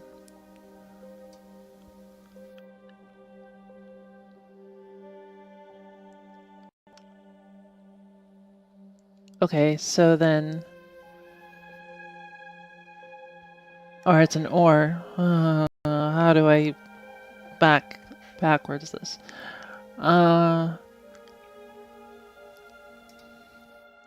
So if this, we do this code, and if A is greater than or equal to B, we don't put B in A. So we'll say A less than B, we'll put A equals B, and then we'll just also do this else case.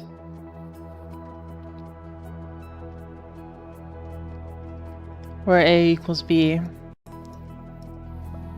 That's equivalent. It's just doing it twice instead of once. That's fine. It's just one line.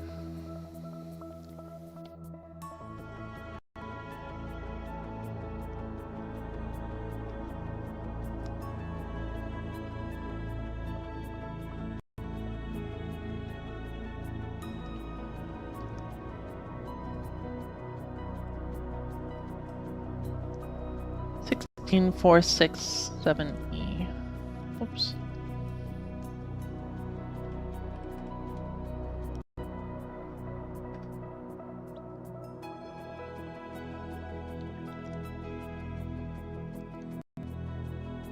Which means that both these cases 7D.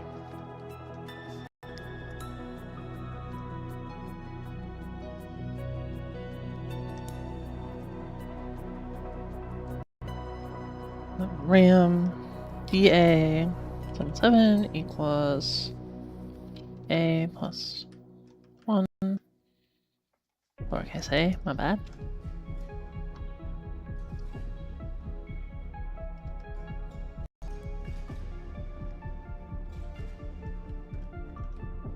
RAM DA 75, which is what I'm suspecting is the pedigree index.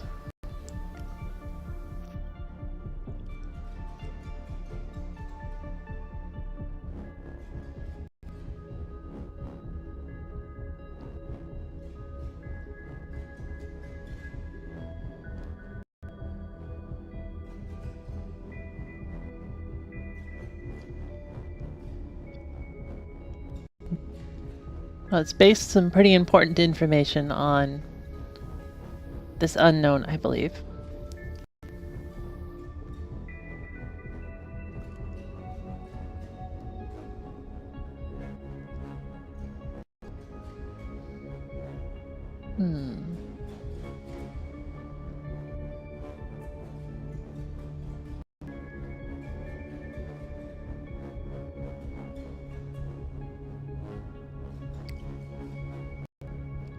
Alright, let's see what CBOC is.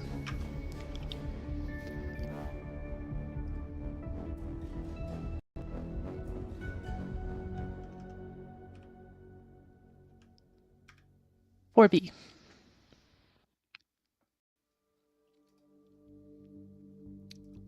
That's the level.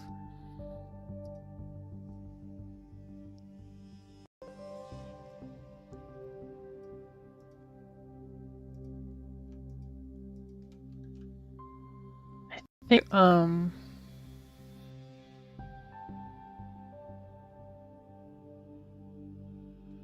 think I might go ahead and just put these here.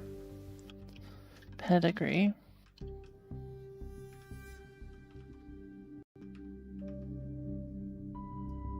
I mean, we'll flip them if we have to, but this will save me a little typing.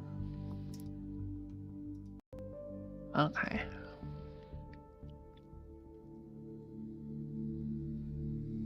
So we don't need that. That's just a call to this. So it's pedigree dot level, current level.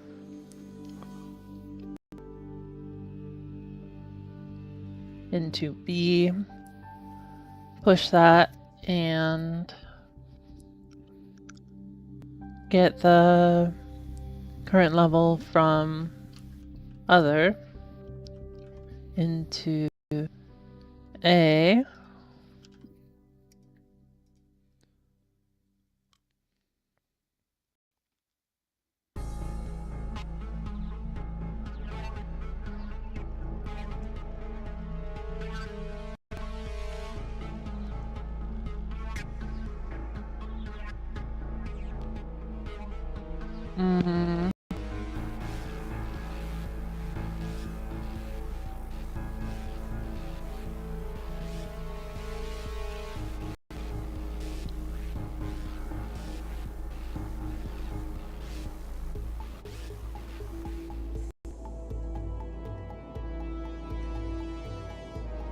Alright,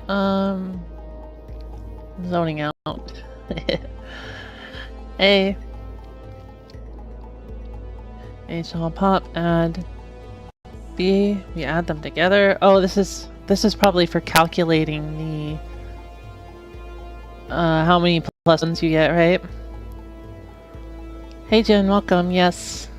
4 hours now, I think. Started at 2, right? So yeah, 4 hours.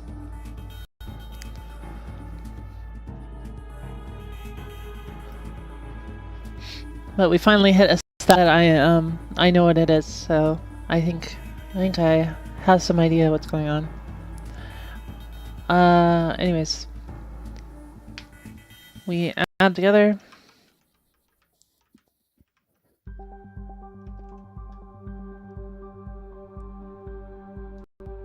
And set C to 4 for some reason, and compare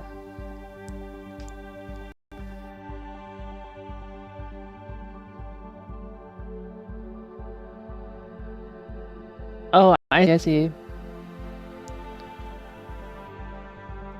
Okay, let me write this out and then we'll reduce it. So if A is greater than or equal to OX64,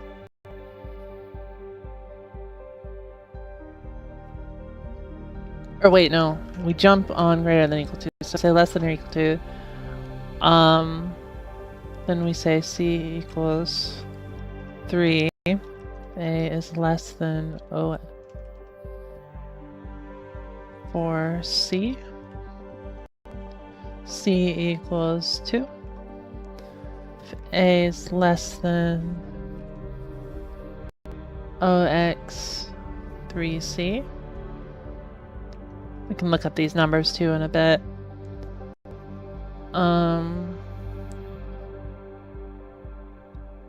C equals 1. And if A is less than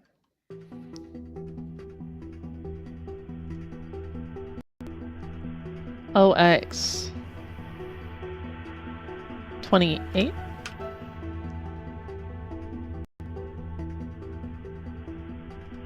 then C equals 0. Okay, so what are these thresholds in human numbers? 64 is 100, OX 4C, I'll just type them on, OX 3C, OX 28. Okay. 100, 76, 60, 40.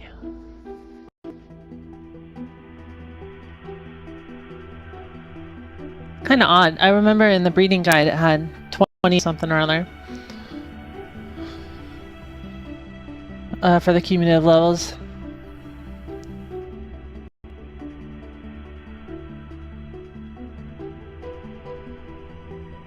Oh wait, was it 20 to 40 then? I guess that would make sense. 20 is the minimum level you can do, because they both have to be 10 in order to breed. So I guess that makes sense. All right. So how do we reduce this a little bit more?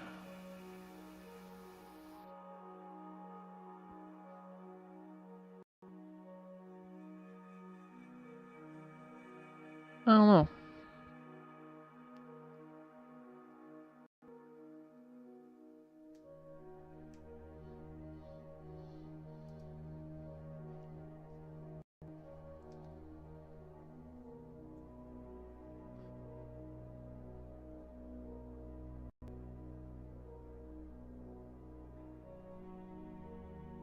Well, it's fine, I guess. It's just long.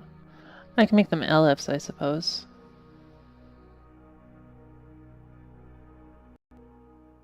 I don't have to reorder them.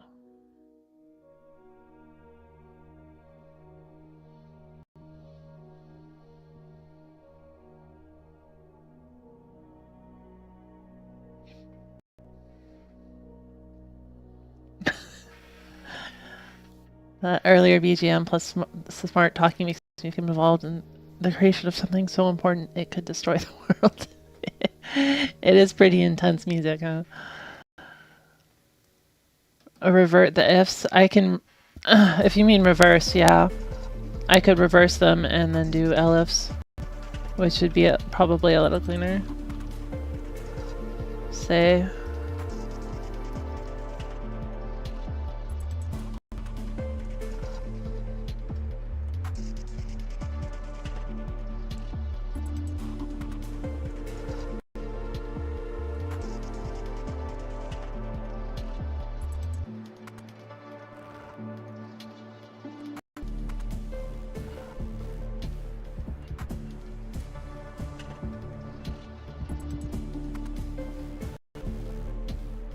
I'll leave this to you.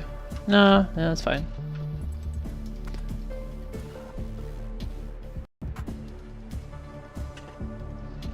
Yeah.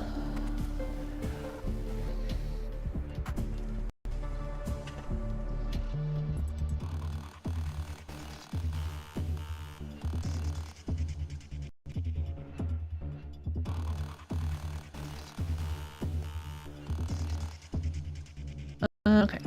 So now we are at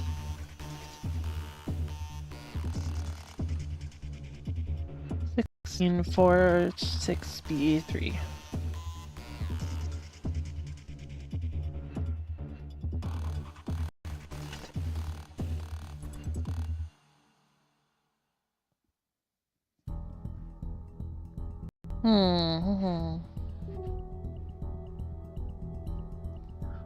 Okay, 77 was this value that we set here.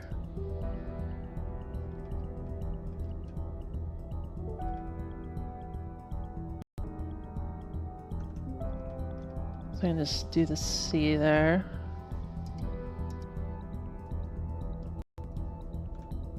Odd.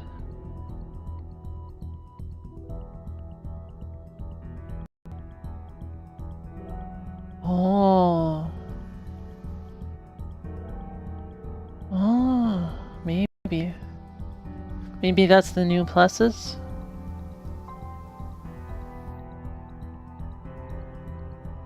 I thought there was a random element involved, but...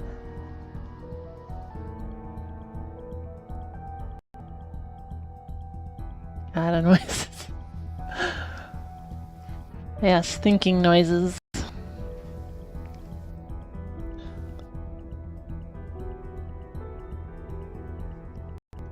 Okay, so we've essentially just done plus equals C there.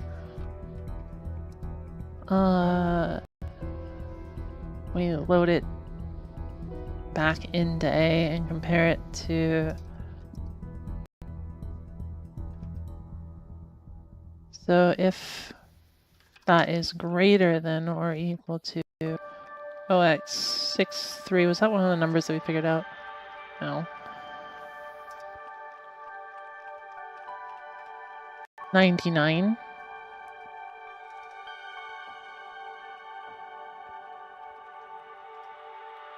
That is absolutely the pluses. Though that's interesting. Do the noises come with the model or with the, the future machines? They are noises that I always have made. So genes, I suppose. Or how I was raised.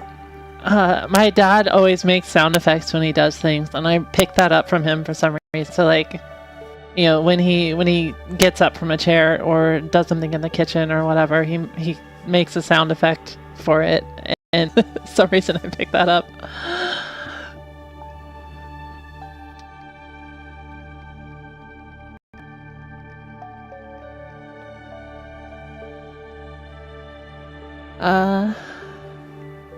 So yeah, I'm definitely gonna say this is the pluses, because pluses being limited at 99 seems super reasonable, or it could just be like the added level, right? And it will use this to determine, but I don't think that's right, because it already did the added level. Well, I didn't store that there. I don't know.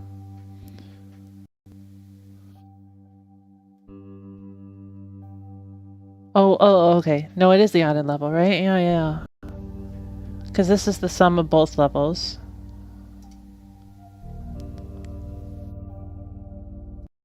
And then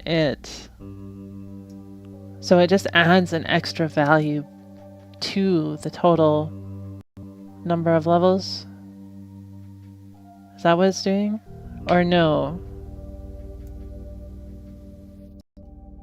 No. We don't know what DA77 is. It was it was unknown 12. Right, okay, fair enough. I don't know unknown 12s, but that's probably the pluses. Maybe we can look.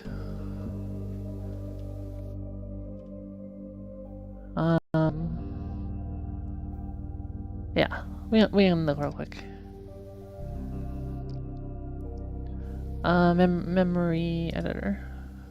I'm going to go to RAM, see.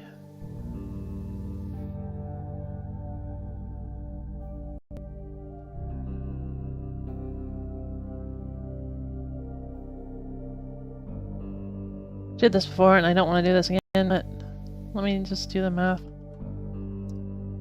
That's OXC.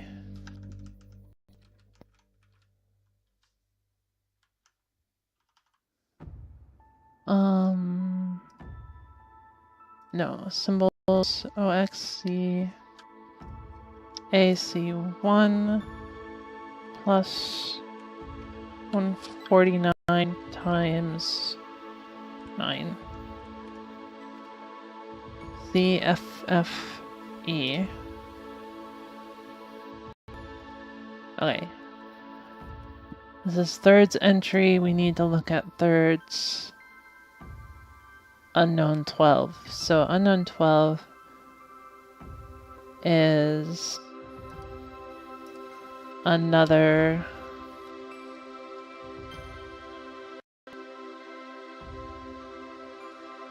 $4B, and was that?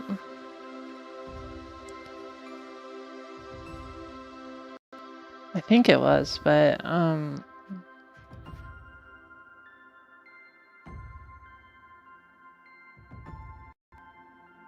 yeah, it was that one. CBOC.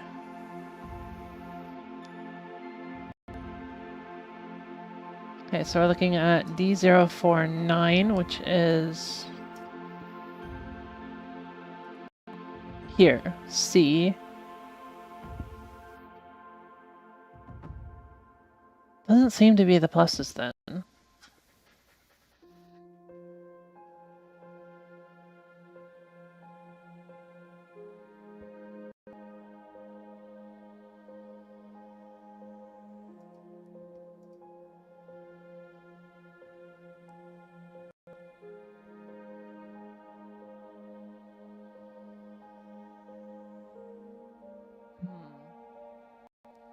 Because he has a 3. I'm pretty sure there is a +1. Yeah, there is a +1. It's not just rolled up 2. So it couldn't... Well, it's... Sorry, I'm looking at the 2 over here. It's 0C. 0C is 12. Oh, that's his level. Oh, I'm looking at the wrong number. I'm sorry.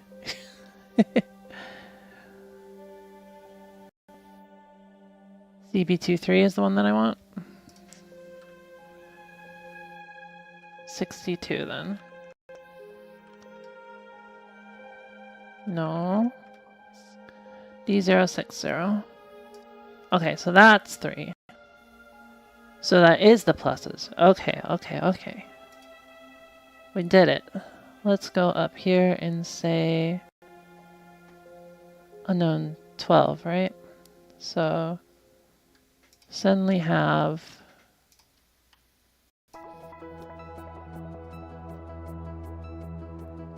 we'll have to put a less than in all these.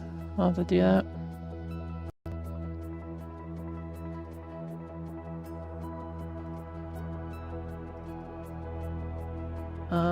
Pluses. And this becomes 33. Okay, one more known. Great.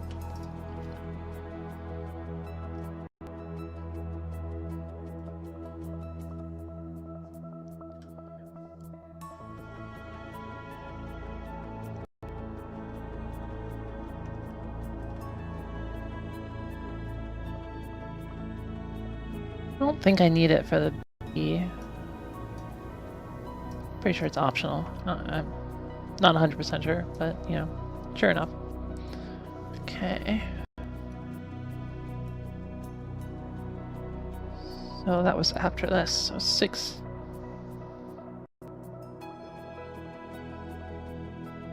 It was, right? Yeah. 62. 1. Plus this.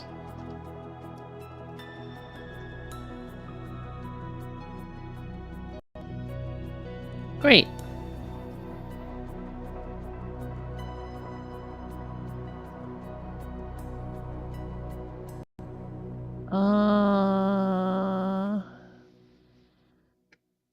Here. And we were in the code here.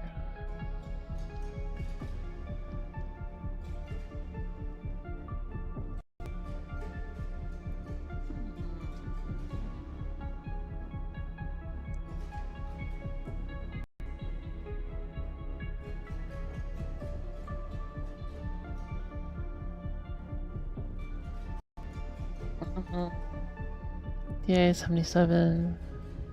It's 99. Okay, that was this part, right?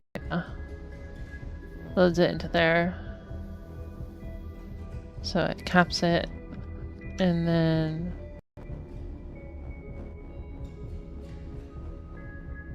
we're here at 16, 4, 6, C6.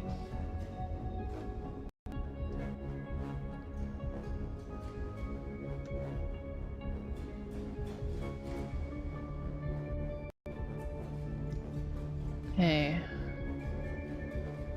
Compare RAM DA 6F with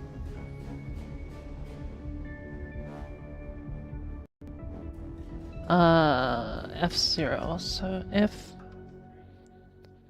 F0 is 240. I forget if it was less than or not, but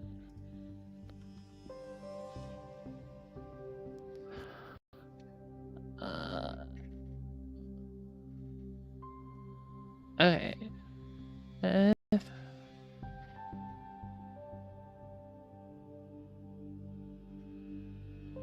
If A is if A is greater than or equal to, we jump. Yeah, this is a less than. Check. Then we want, say, RAM DA31 equals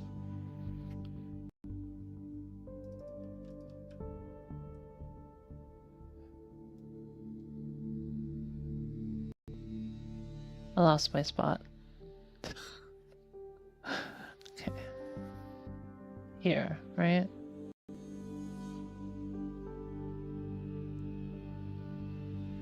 A is DA6 up, yeah.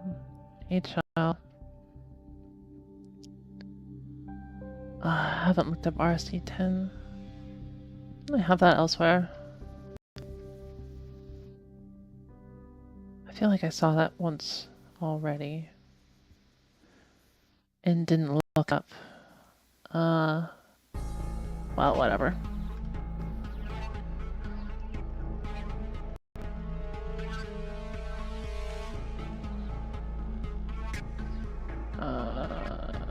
Yes. Oh, 301.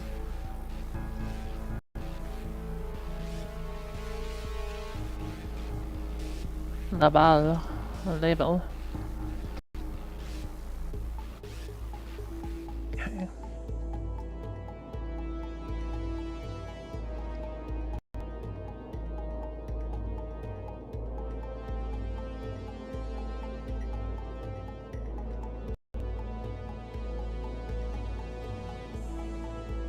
Say DA73 equals DA33 plus 240.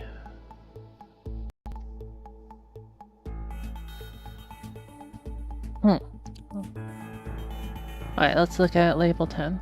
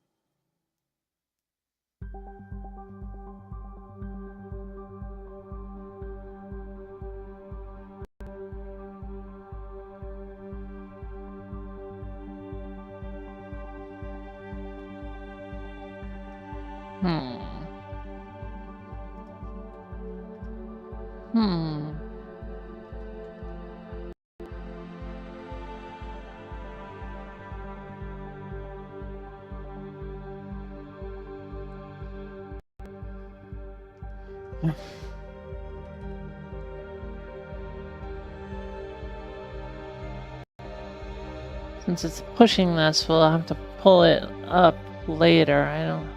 Seems like it's down here. It does that.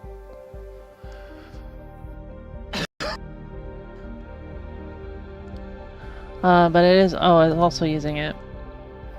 So... Or no, it's not using it. Never mind. Yeah. Okay. HL int.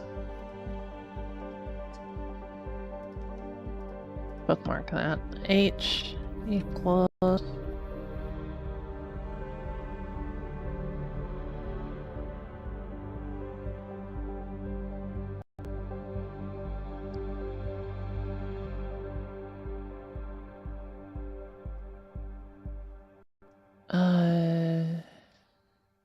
Or no.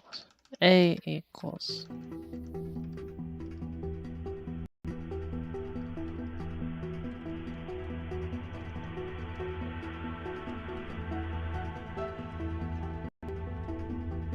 Pull out the top byte, the high byte.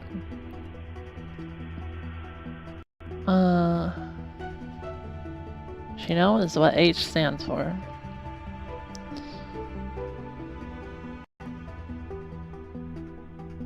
We stick that in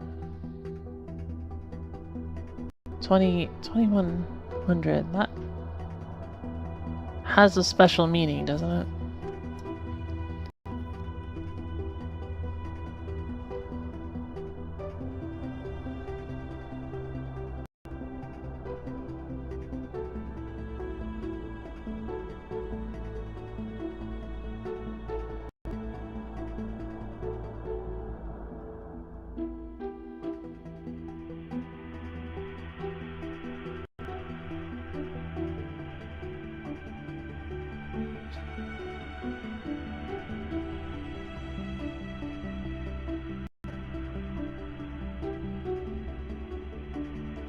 Okay. Yeah, it does have a special meaning. It sets the ROM bank.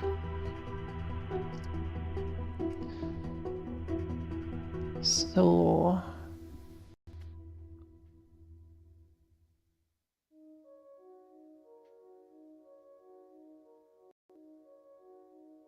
Okay.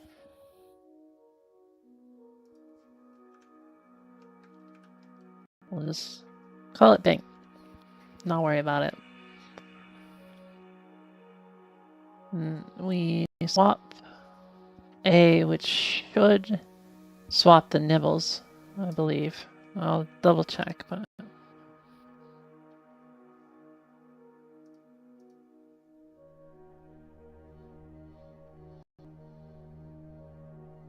Yeah. And then RRA.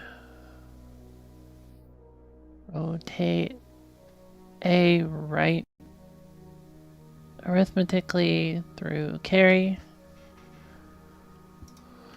With carry. RRA.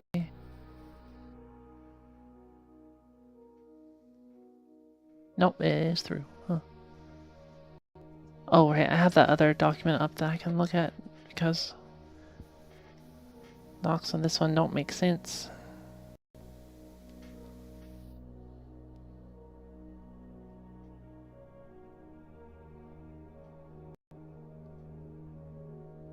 Okay.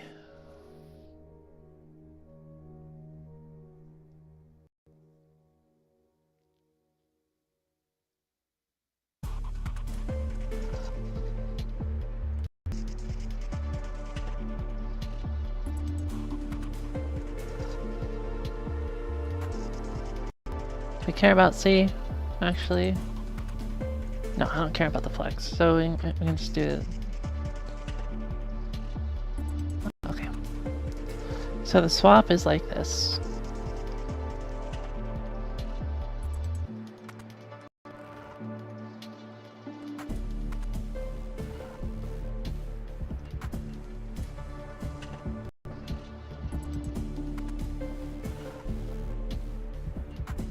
Oh, whoops, that's, sorry, 4.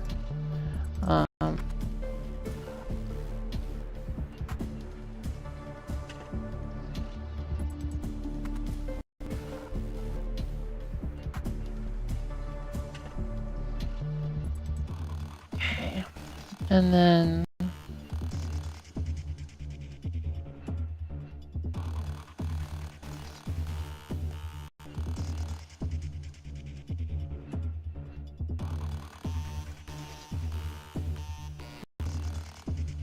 what is A? It was H, right?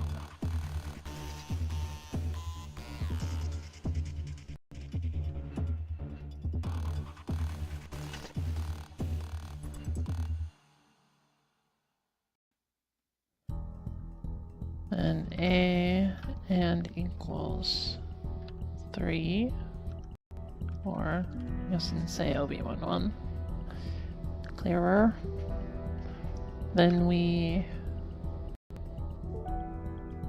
go look up what 4100 is. It doesn't say.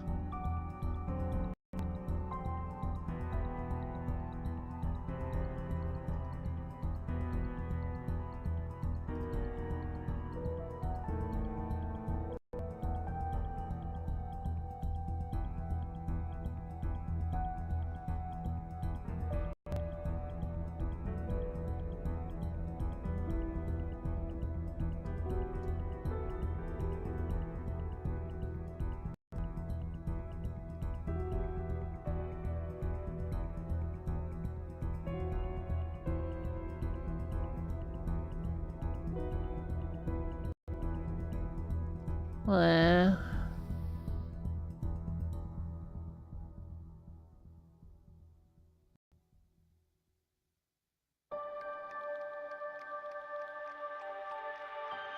God damn it, Bing, you suck.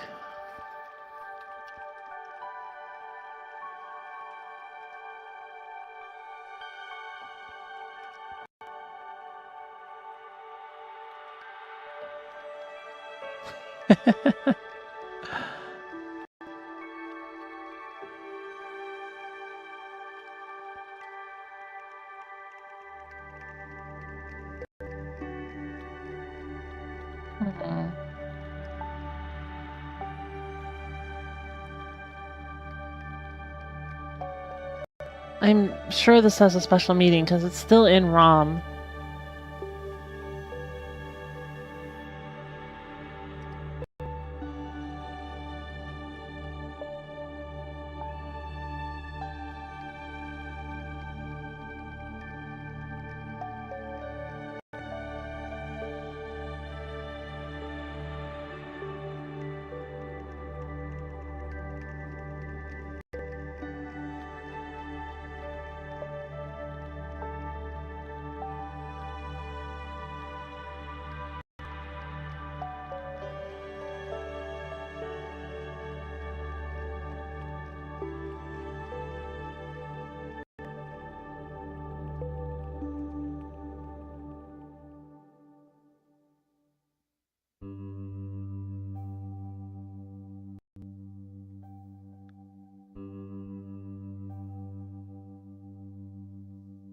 You know what the RAM C860 does? Line 16.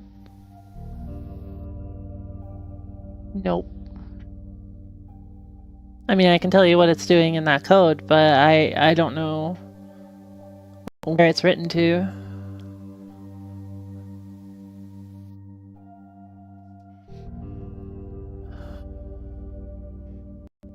Yeah, the code, if that value isn't set, it uses the pedigree as the source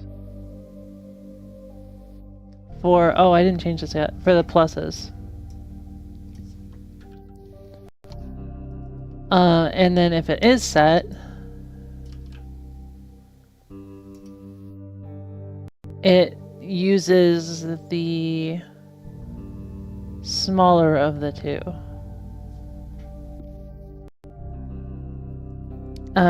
My guess, which is kind of arbitrary, but you know, informed by how breeding works, is that this determines whether you're breeding over a link cable or not.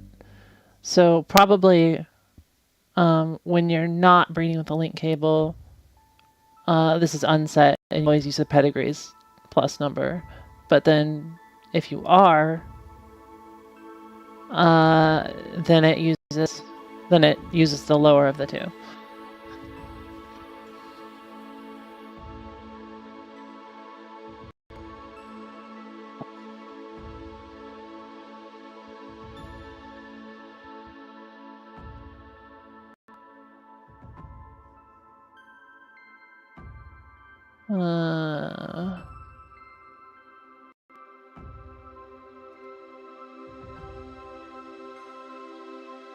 Google's not being super helpful on this either. I should have just tell me in here.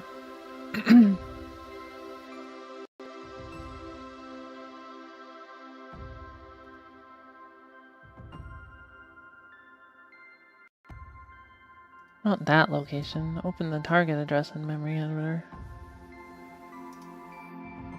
That works.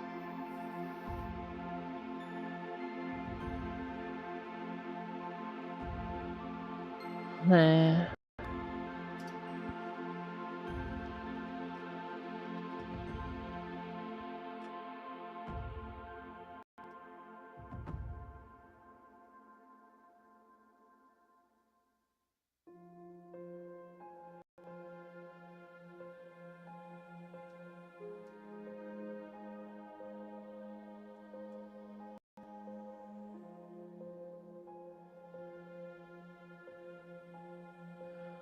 Ah.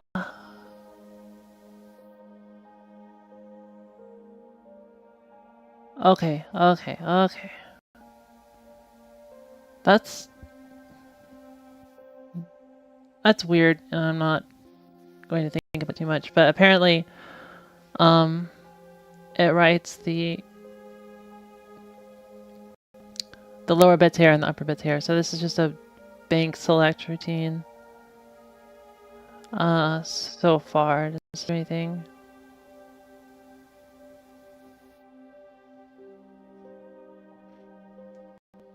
Bank selects based on HL, then sets H to 0. BC data 2000 plus 1.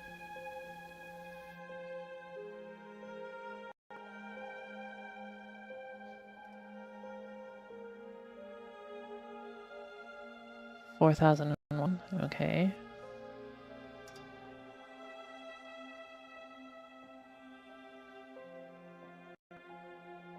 Oh.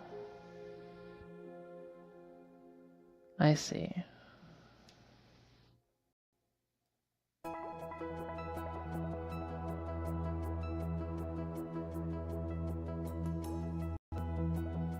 I think I can just ignore this. I don't entirely know what it does, but I'm pretty sure it's not related to the algorithm we're doing.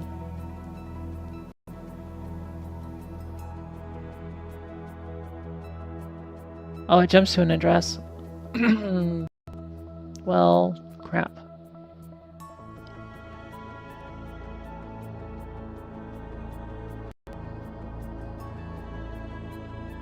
Maybe it is then.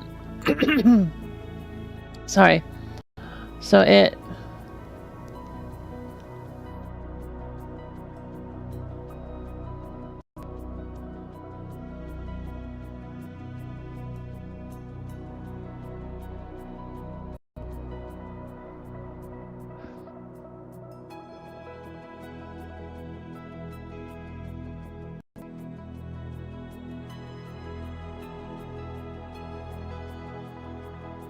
What is the data at that? It's 1D.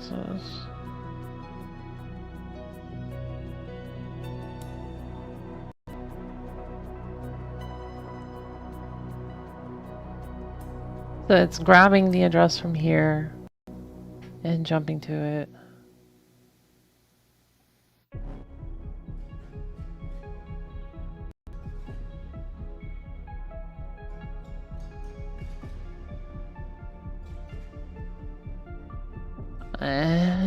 Okay. I feel like I maybe understand this enough and I don't really want to deal with it too much, but anyway, it jumps to... It jumps to an address specified, hard-coded in the beginning of the ROM bank after doing the bank swap. So...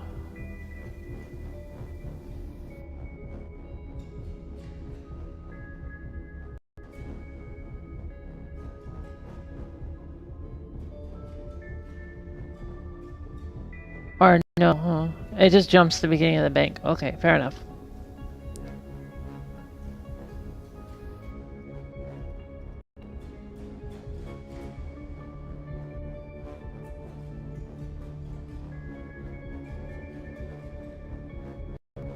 Where was I?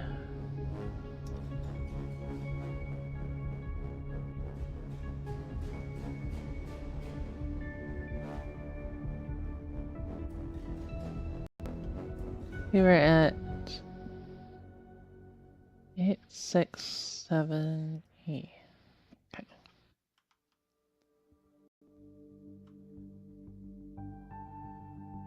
So I feel like that is just something that crosses banks, but I don't really know.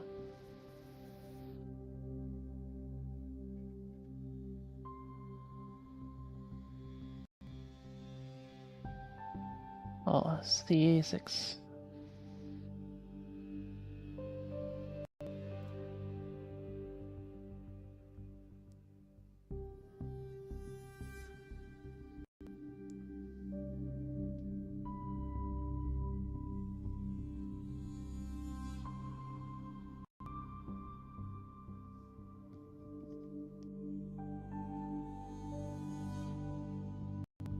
Or it's calling something from a different bank. It really is, yeah, it is. I don't know what, though.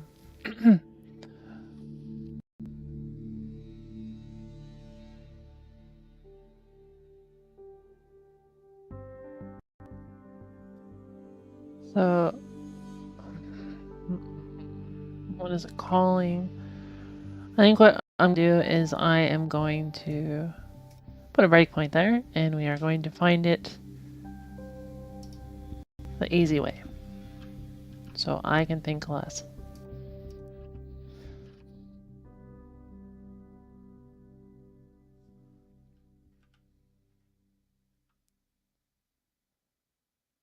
Okay.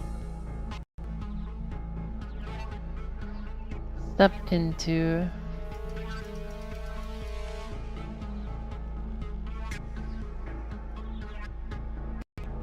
HL is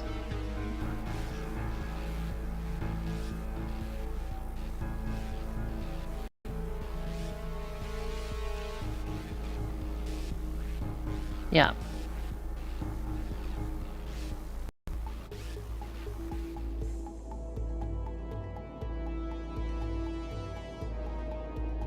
Call label C C43F.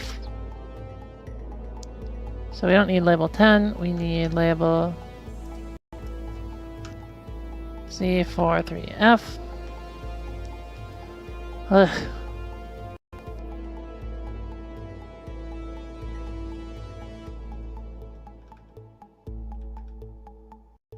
Which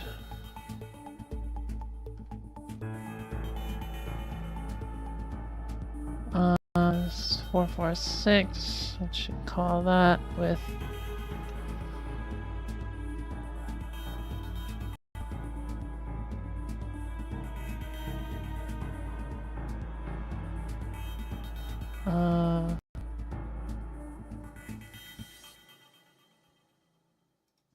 RAM DA3.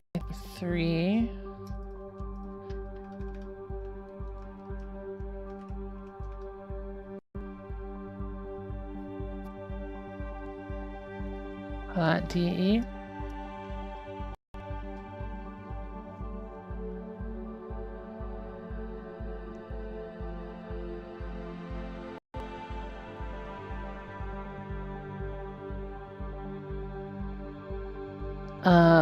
Mul 8x4 216. So what was that? It was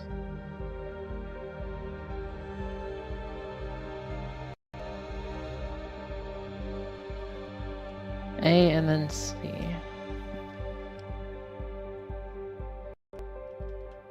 RAM DA31 and OX2B, where 2B is 43. Not a number I recognize yet.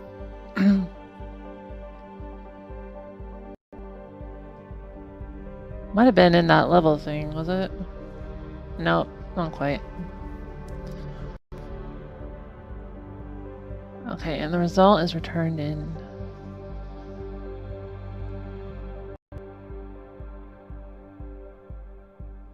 HL, right, okay.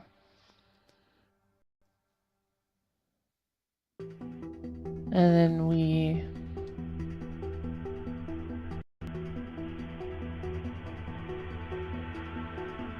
okay.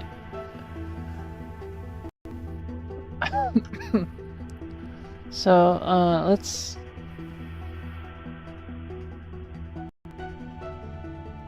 we'll set that into HL real quick.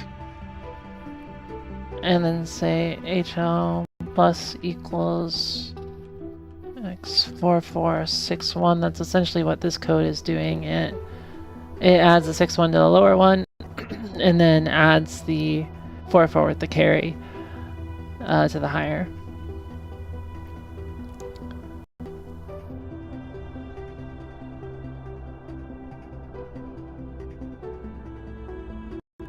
Then we take the DE back, which I don't think was even used in any of that, but fair enough. And then we're looping 43 times. Literally right there.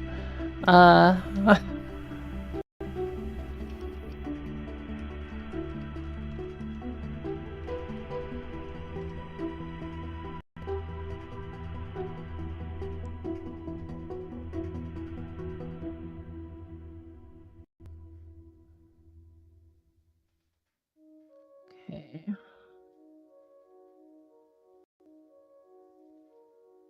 A equals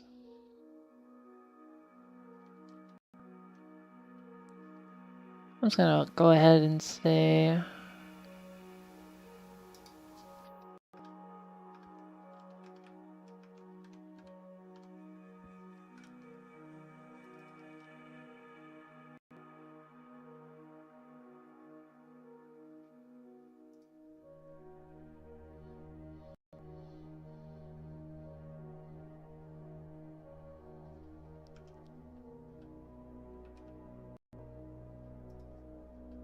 I was expecting to do this eventually, I just didn't want to. I just end up doing that. Okay. So, do a little regex.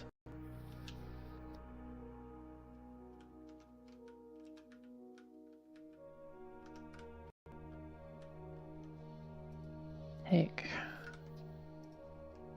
that and we replace that with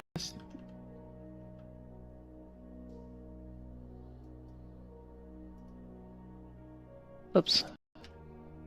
Need the OX. Okay.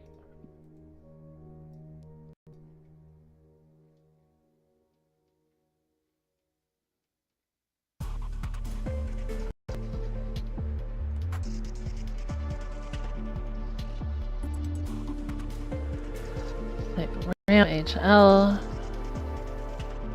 and HL plus equals 1 for the I part of that load increment.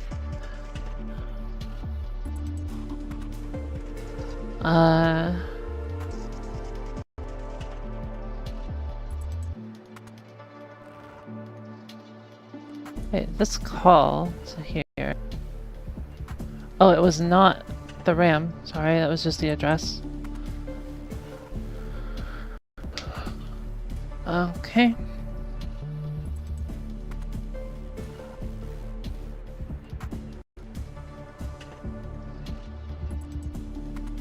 And we say RAM DE equals A and then increment DE. So it looks to me like we're doing that.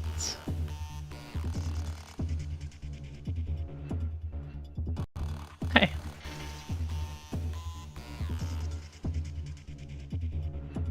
So this is a copy function of some sort. But 43 doesn't mean anything to me, and nor do these base addresses.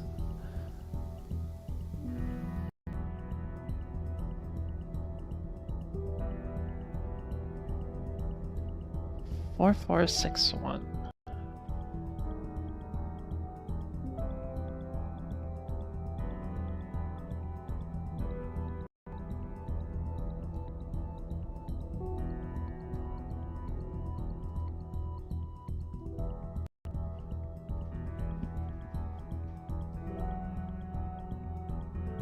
Well, 4, 4, 6, 1 is ROM.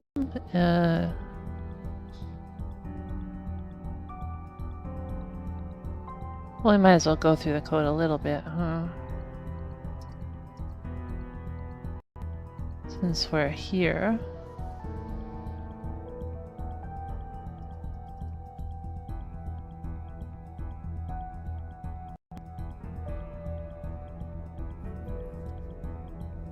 Channel is 1C63.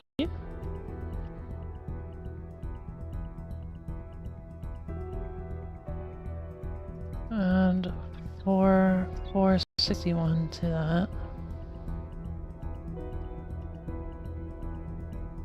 60C4. So what is at 60?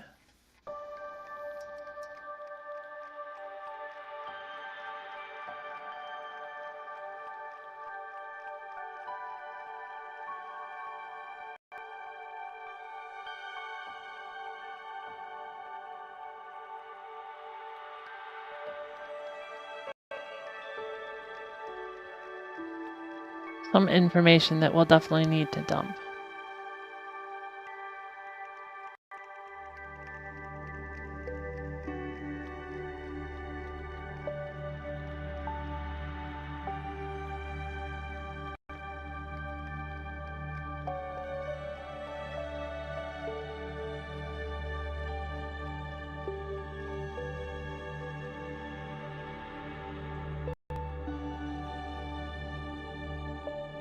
I said RAM, but it's really not RAM then, it's ROM.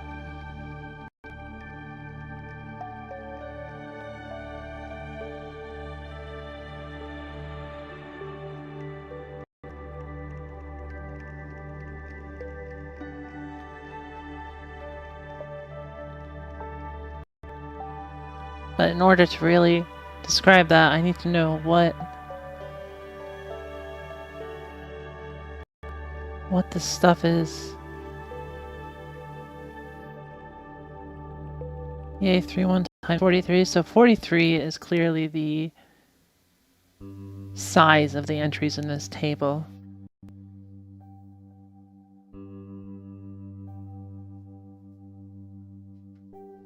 What is that? Randy A31, A9.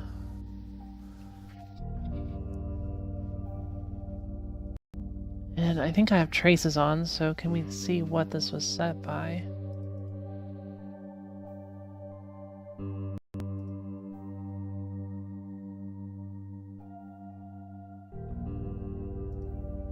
It's not what I meant. Open. Select reference memory, that's what I want.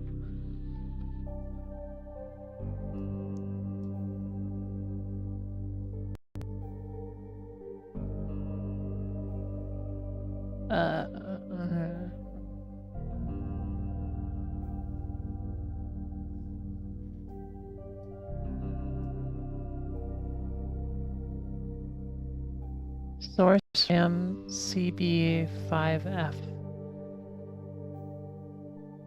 C-ROM.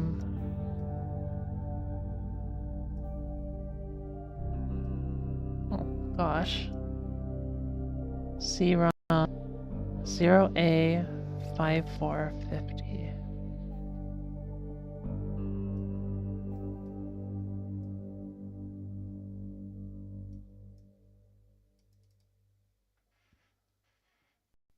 Zero A5450.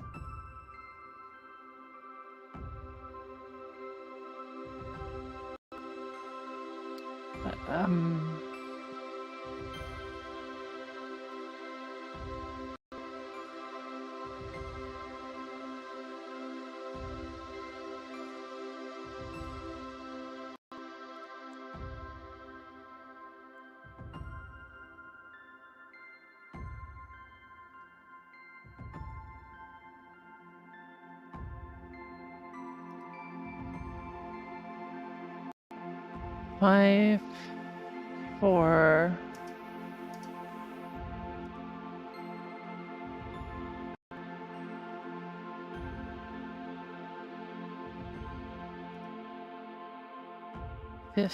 So that was the ROM address that we're looking for.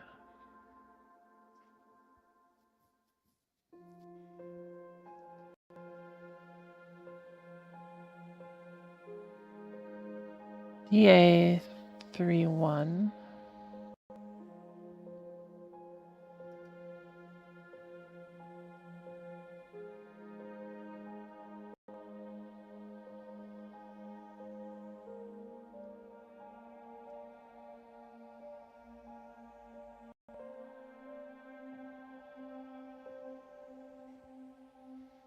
DA.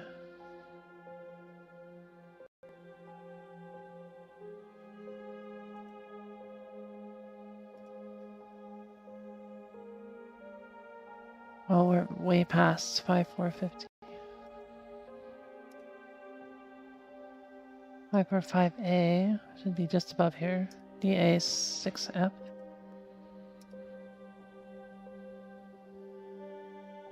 5451.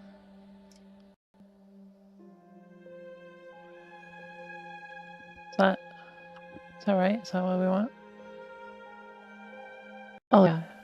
No. Huh?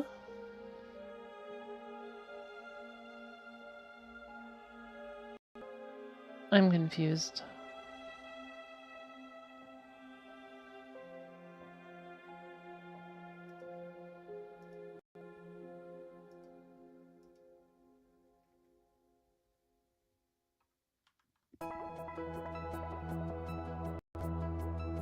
BA31.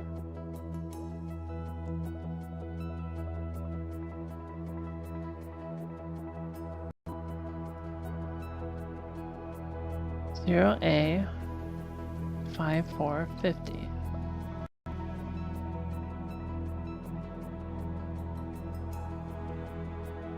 Zero A 5450.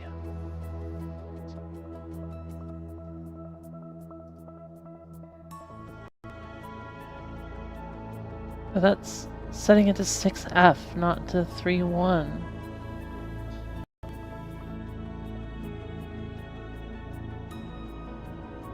Does it go from 6F to 3-1 or something? Oh, it does. Oh, that's why. Okay.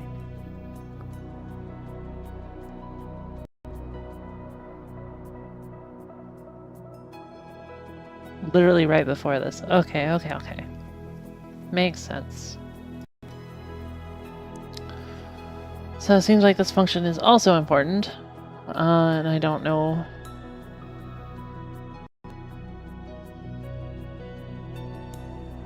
This isn't what we're working on, is it? No. I didn't think so. Hmm.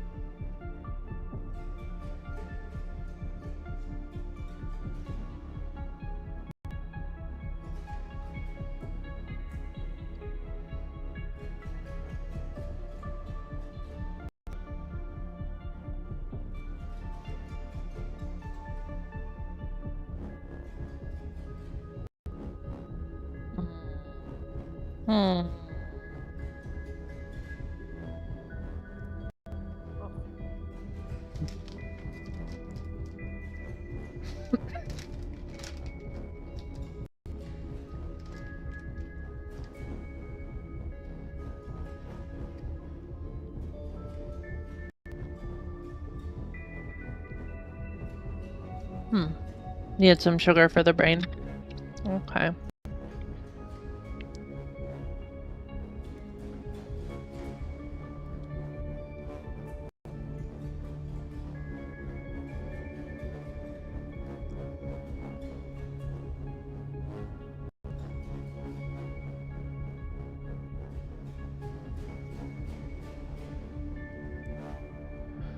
I'm just gonna copy this label. Can I control C? Does that work?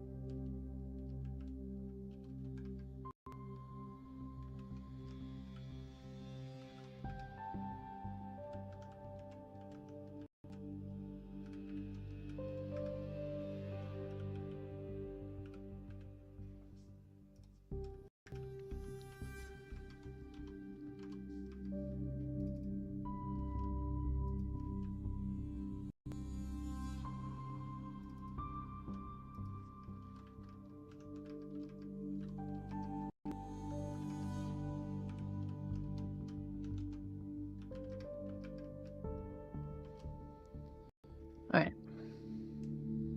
My hope was to see possibly what the limit of the value is that can be in here. It looks like it's not uncommon. Thanks for coming.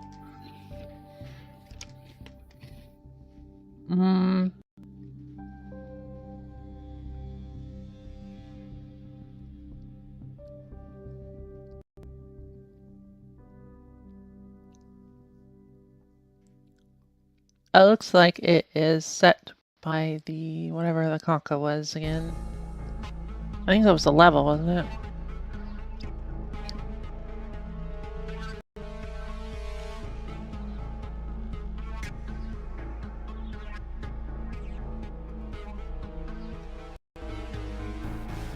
9. That was not the level. That was the unknown 1, 2, unknown 2.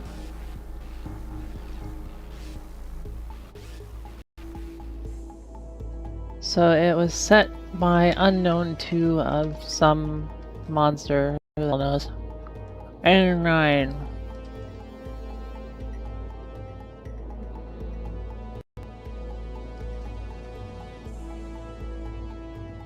Name else, Jerry's.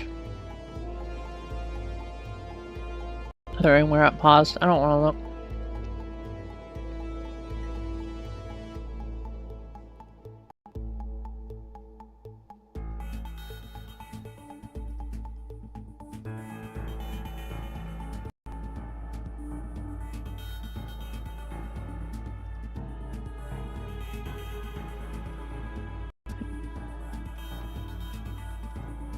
I'll put that here, actually.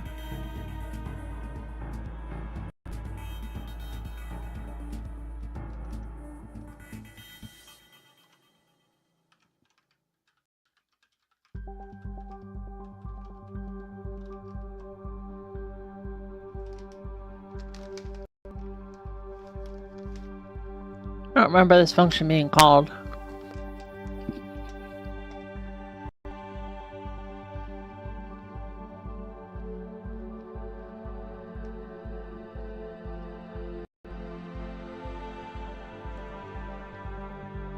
Well,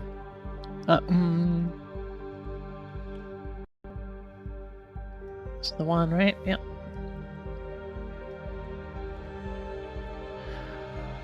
Back to this label. C 4 for 6.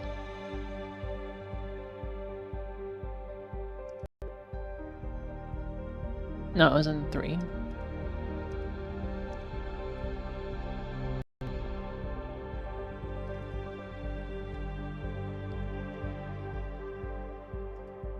Hey. Oh, we finished that code. And that was everything in C43F. Yeah.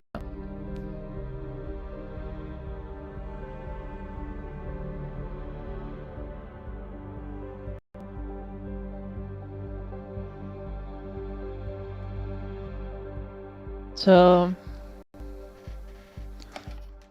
seems like unknown 2 is some entry in this table.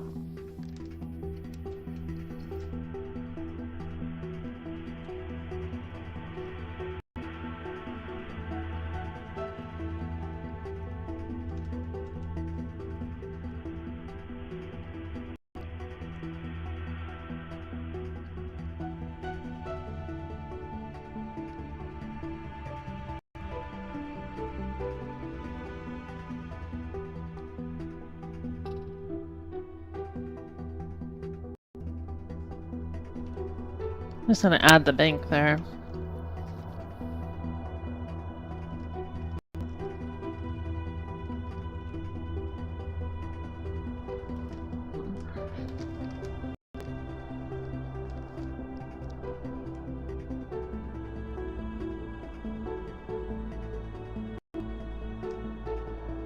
Oh, but it's not the bank.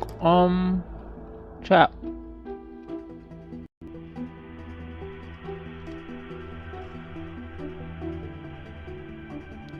How do you math into the ROM? Okay. So bank 3 is loaded. 6,000 C4.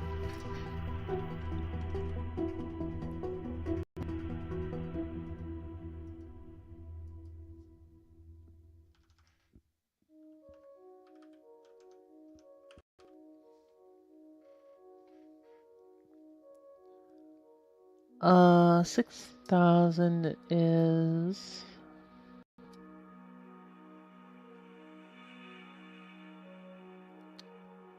yeah, part of the switchable bank that starts at 4,000. So we take the offset to 4,000.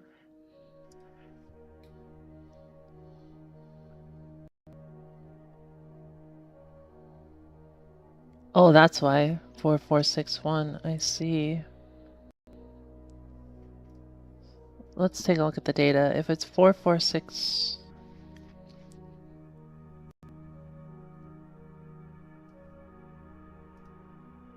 Yeah, that seems to be the case. This is probably the start. And that's all that's in this segment. Okay.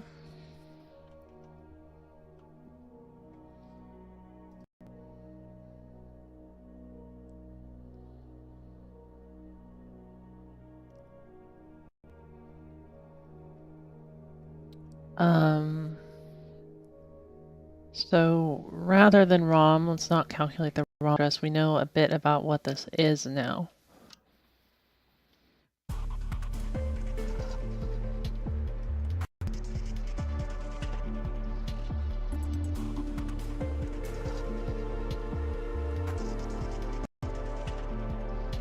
Um,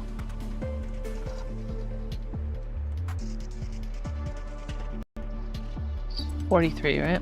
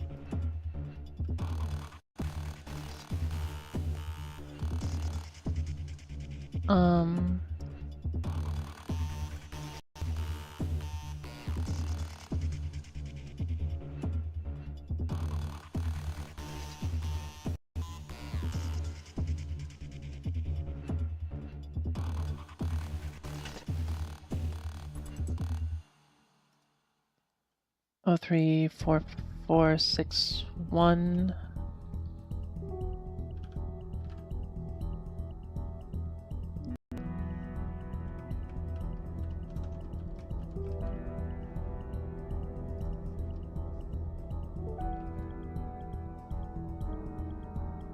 Well, okay.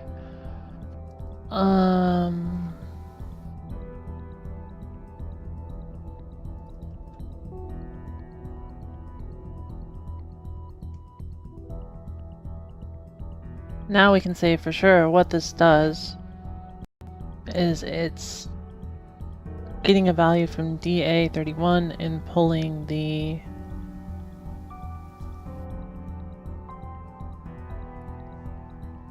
I'm gonna check that math real quick here, because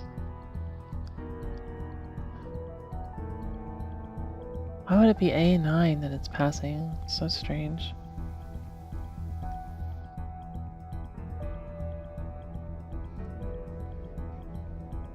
Well, it's just using the lower bits of that. So the 9, saying 9 times 43 plus OX 4461.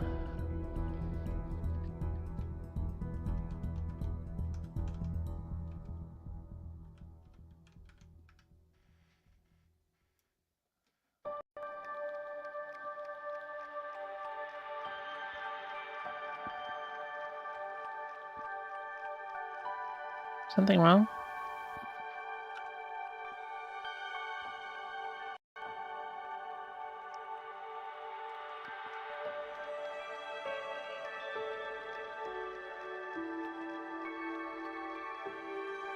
Oh.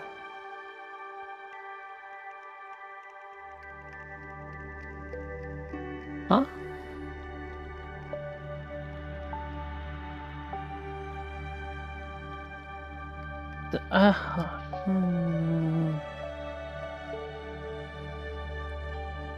Did I misunderstand this?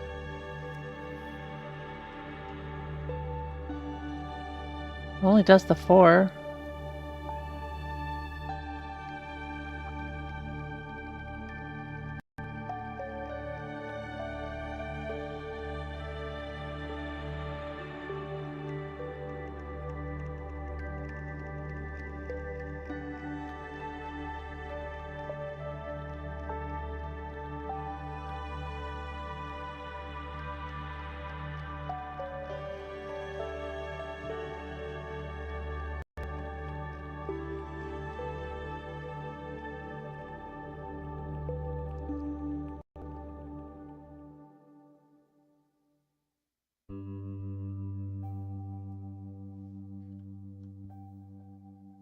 It really only does the 4. That's so strange.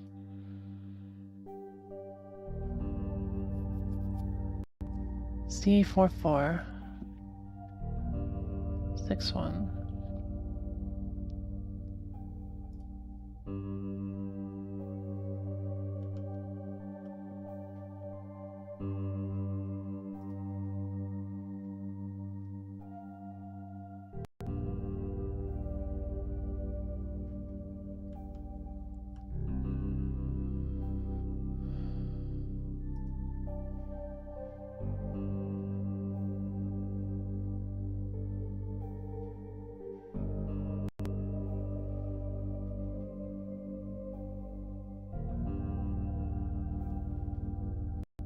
I'm really missing something here.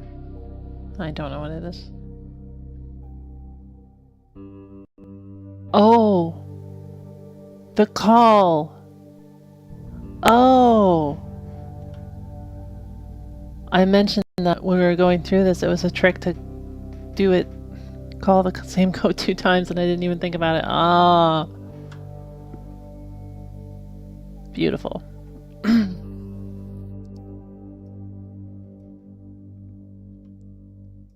That makes the name a little better.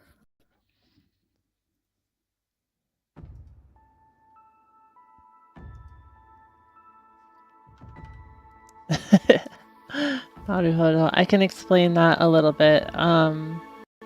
Okay. So, how a call works in assembly.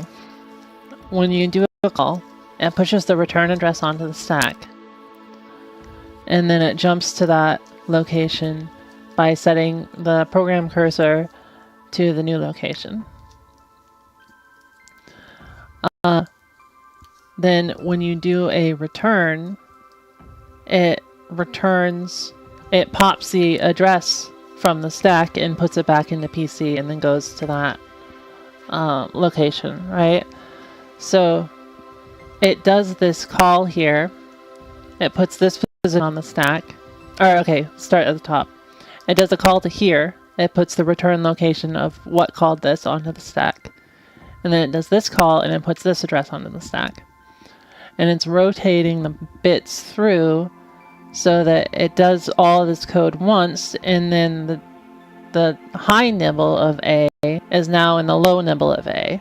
And it does the return, which returns the address that was placed on the stack from here.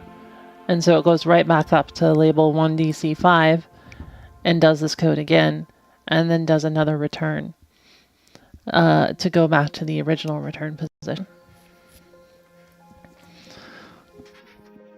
So it's really, really some lovely code for doing this.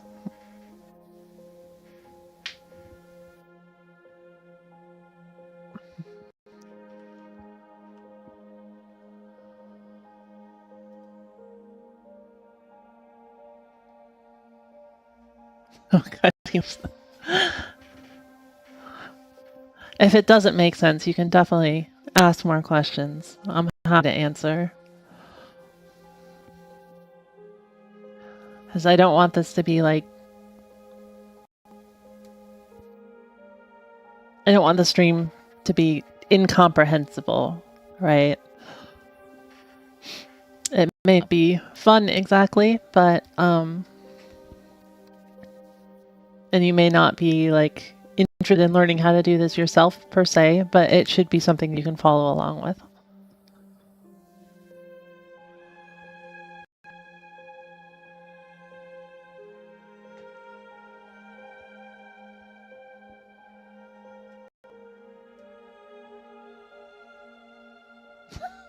Brain cell maximum overdrive.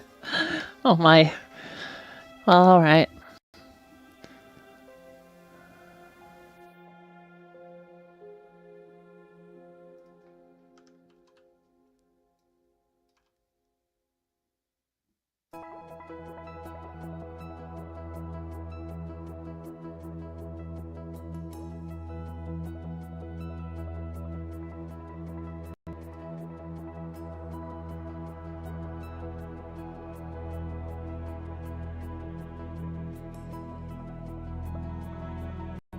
Alright.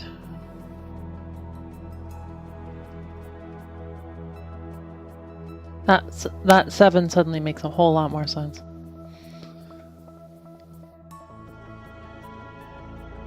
Okay, we'll rename this in the symbol too.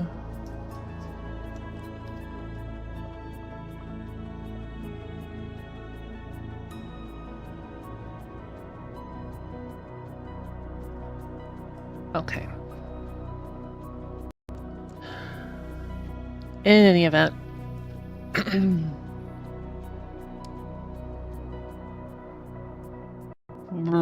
what we wanted was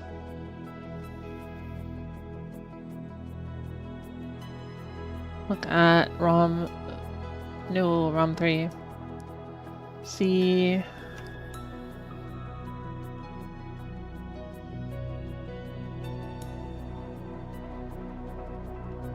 what?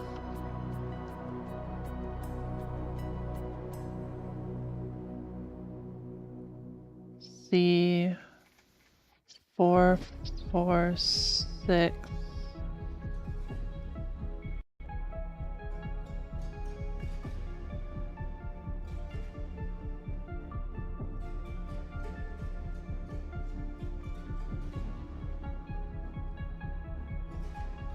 Okay. So 4, 6, 1.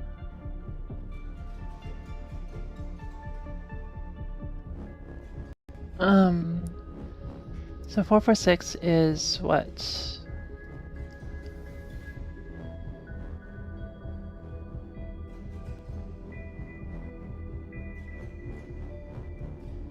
It's 4, 4, 4, 6.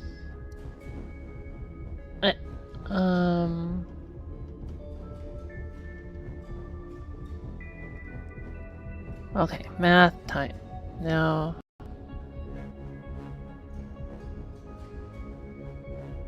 the location in ROM, I believe, is going to be C446. So the memory address should be C446.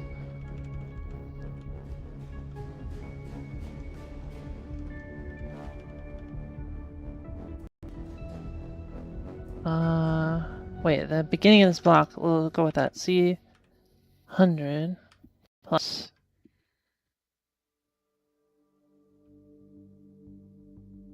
beginning of the CPU addressing is 4000. So this should be C461. Yes. I really did not need to think that hard. But oh boy. Okay. So we take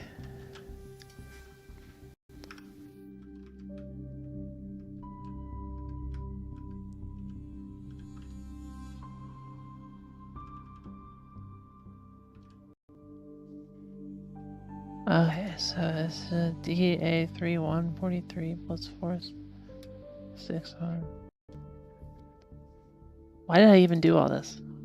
Oh, because I wanted to know where it was. That's what it was. Okay, so you...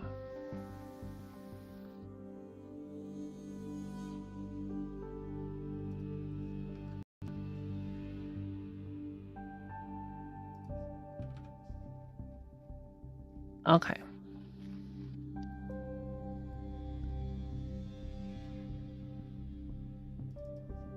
You are grabbing from Unc table entry at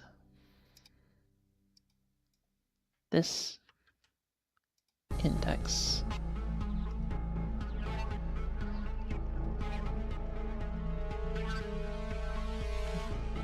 We'll just call it, I guess. Or no, we are... Yeah.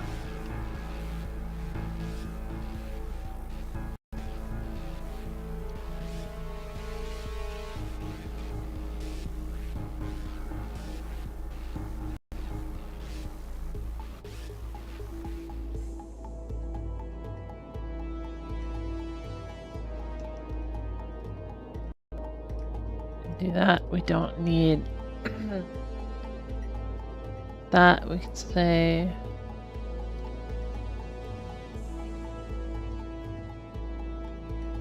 that and do that, and okay. Now it makes sense. Whatever the table is, we don't understand the tables yet. And probably we'll need to. It seems like this unknown 2 is some sort of... It's a reference into this table. This table is probably some maybe hidden information about how to breed.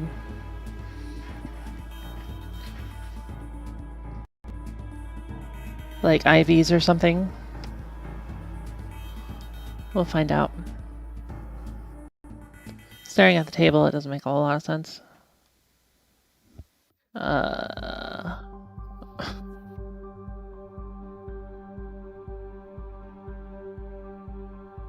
I forget where I said it was. 6.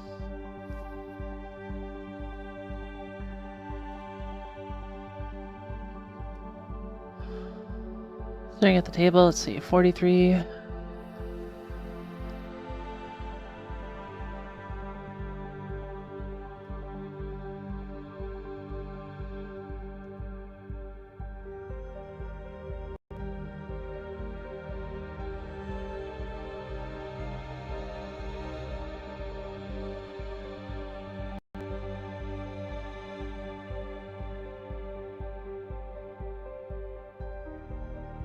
Nothing stands out. It looks like bytes rather than shorts, at least. 8-bit values instead of 16-bit values, but can't say much else than that.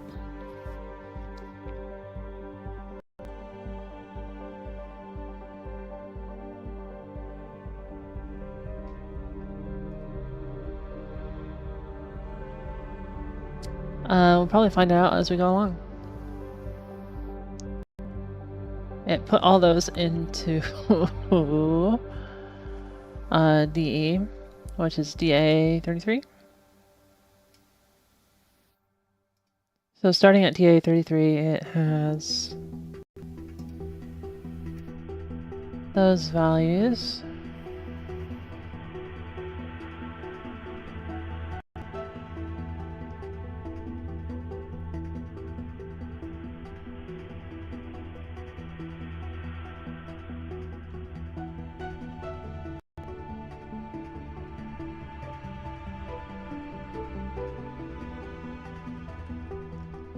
Go ahead and return rather than copying it into RAM. Yes, but we have to be aware that references to DA33 through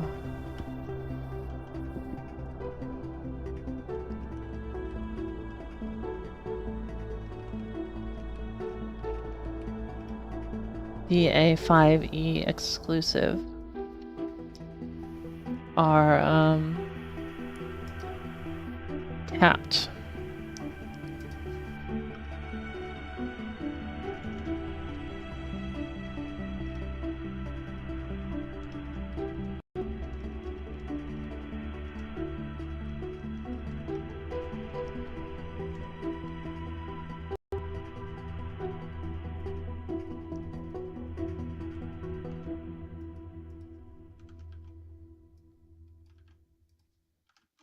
So exclusive, inclusive would be D. Okay.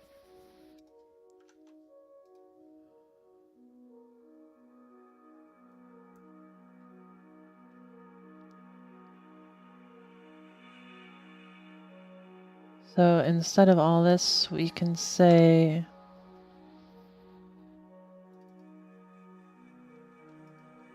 equals unknown table entry from keep that for now. We'll just leave that like that, and then say dot actually 0.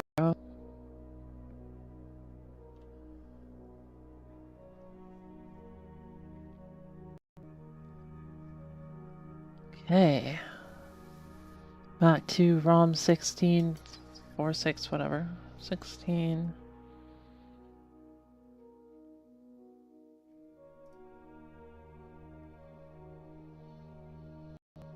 Where was I? I was in 8, I think.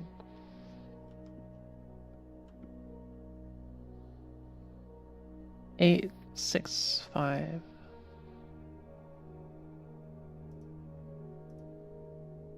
Three. Here we go. This one. Somewhere in here. 1646.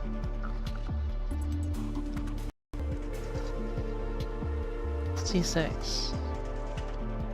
Was Doko.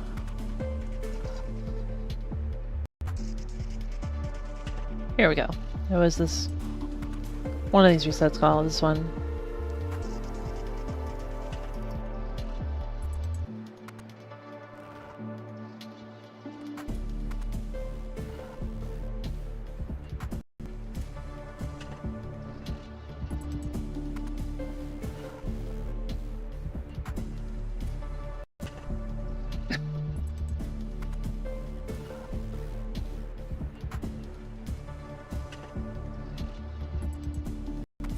I'm guessing the second RSC call jumps to the same location, but we can double check.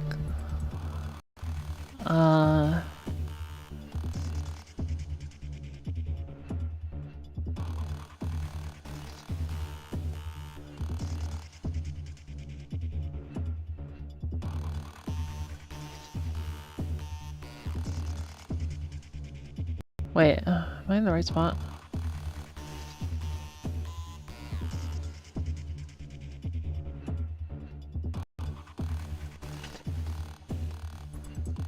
Yeah, it was this. Where's the jump? Oh, there's the jump.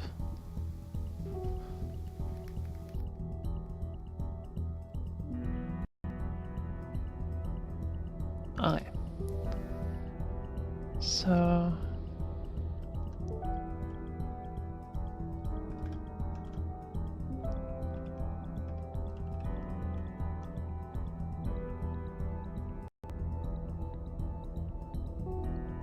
Four, 6, DC.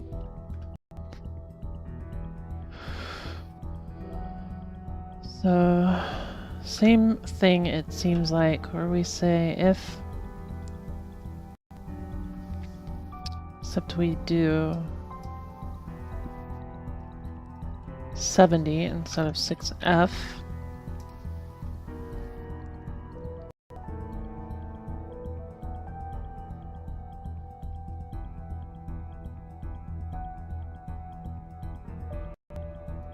We don't need that.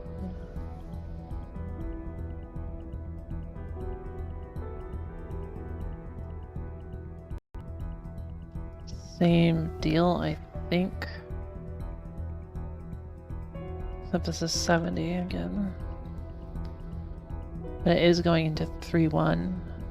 And it is being copied into 3-3 still.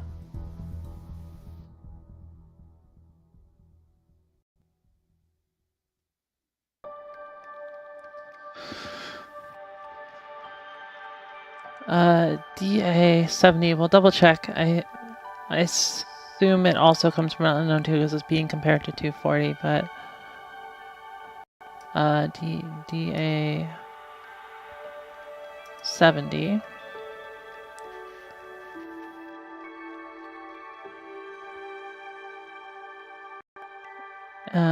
OA 545D.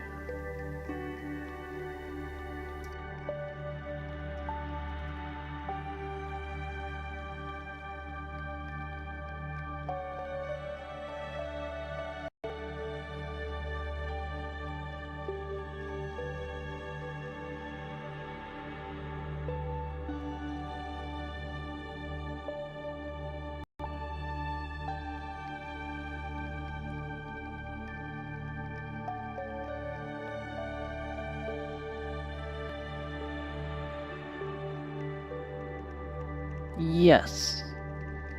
But it's using the selected monster rather than what is set in C8E8.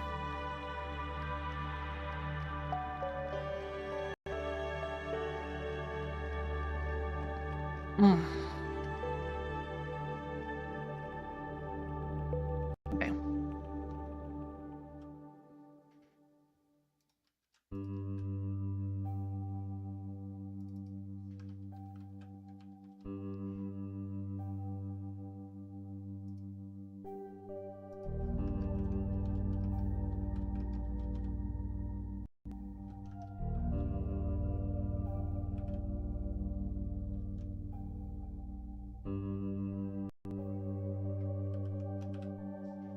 Okay.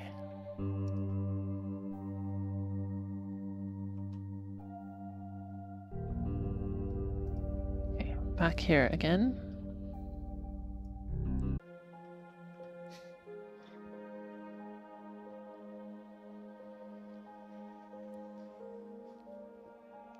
Oh. Hello. And I guess it blipped out.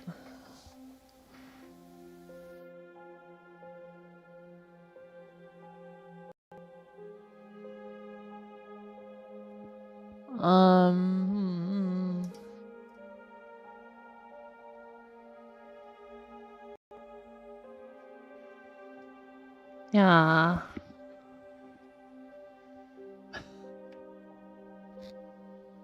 I didn't know what you meant. I was asking what you meant. And then, not realizing. I need to pay more attention. There is a very, unobvious indicator of when I disconnect. So I do really need to look at it properly, but I don't.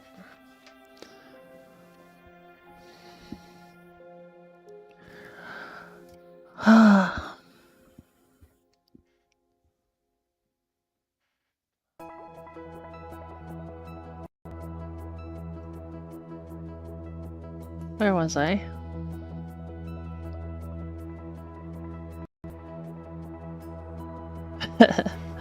No worries, no worries. Do let me know next time though if I disconnect, because I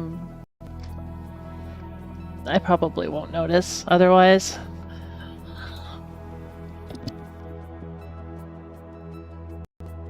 Yeah. They both are asleep, I would assume. Uncommon's asleep at least. I would assume Jerry's asleep.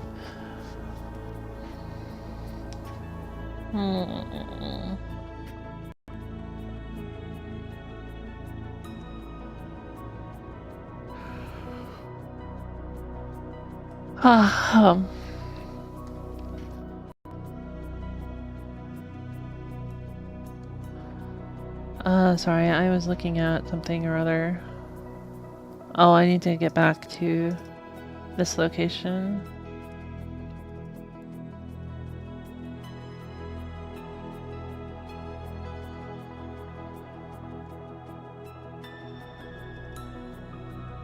Oh wait, no, I do want to do that.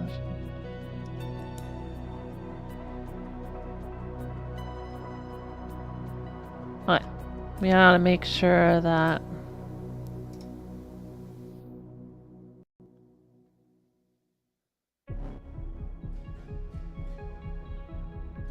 for B30.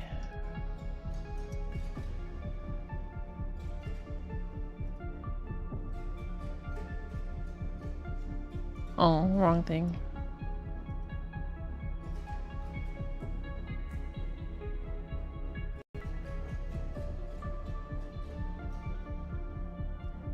Well, whatever.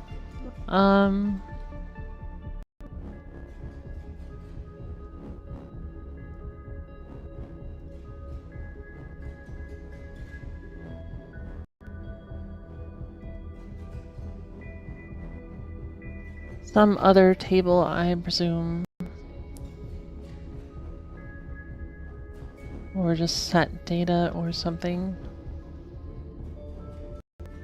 Yeah, it's fixed data.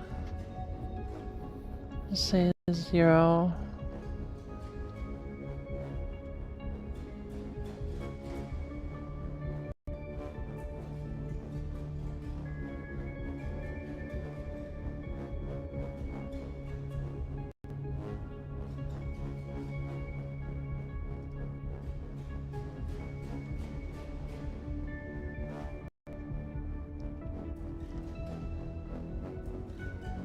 Five 8B30, which is I did it again. Just tell me. 4B30, and we're in 16. Come on.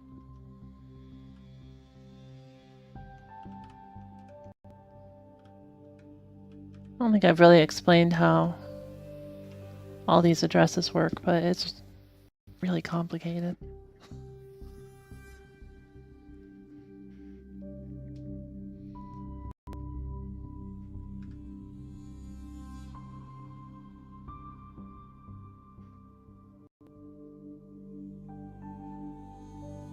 Okay, this is some sort of loop. Yeah.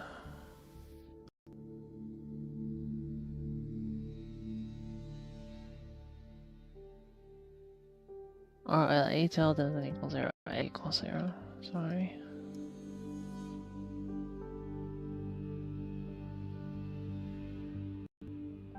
But it... I guess it's not. Yeah, okay, fine. Some table data thing. Fine, fine. Did I make a ROM?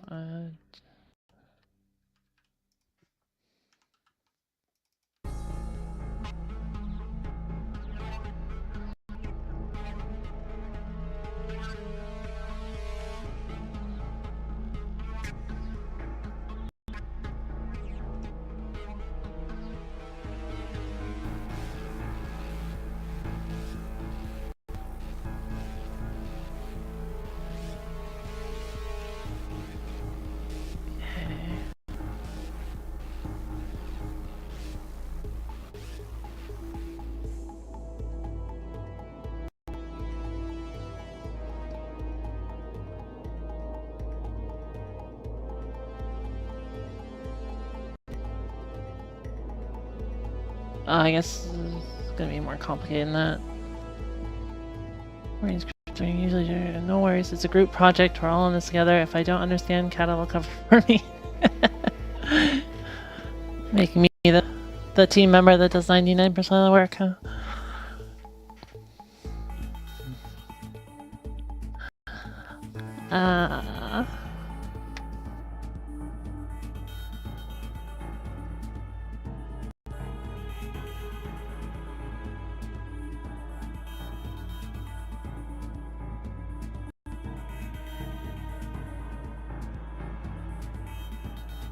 Okay.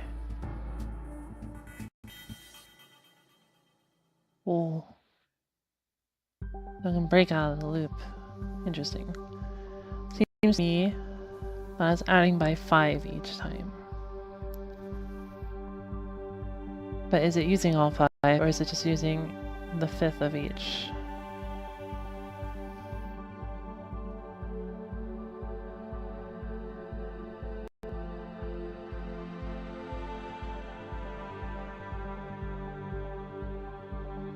Just using the 5th of each. I don't get it.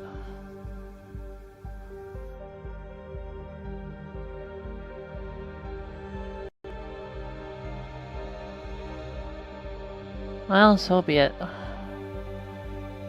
Python finally gains a use for its step operator.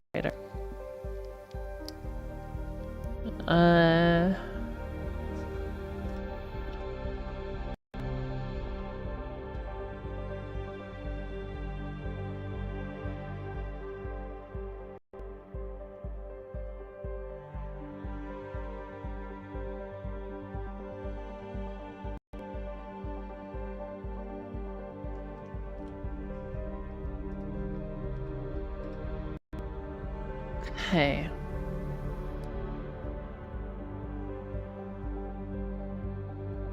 Let me say if A equals OXFF rank.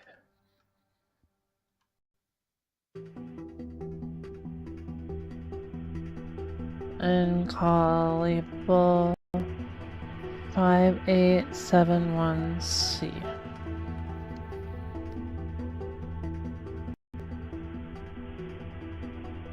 And A equals RAM Yay 71. Oh, I'm not doing that anymore.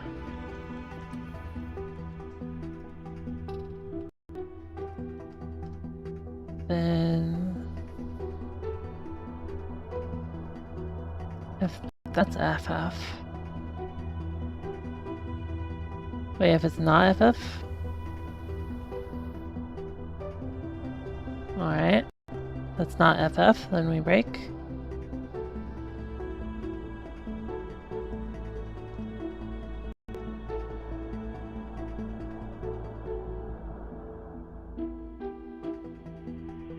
Then yeah, add the 5 to HL, do the sleep run thingy.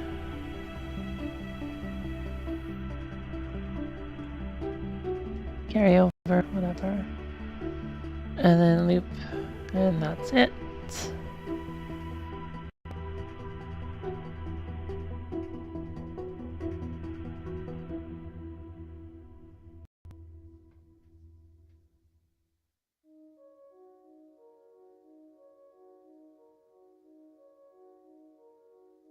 And then we need, my voice is going, and we need to understand this function.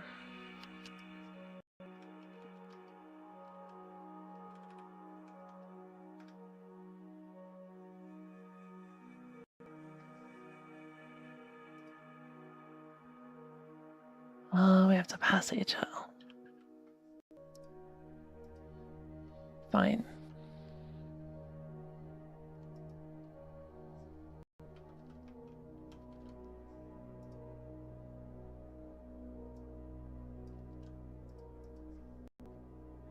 Or no, plus 5.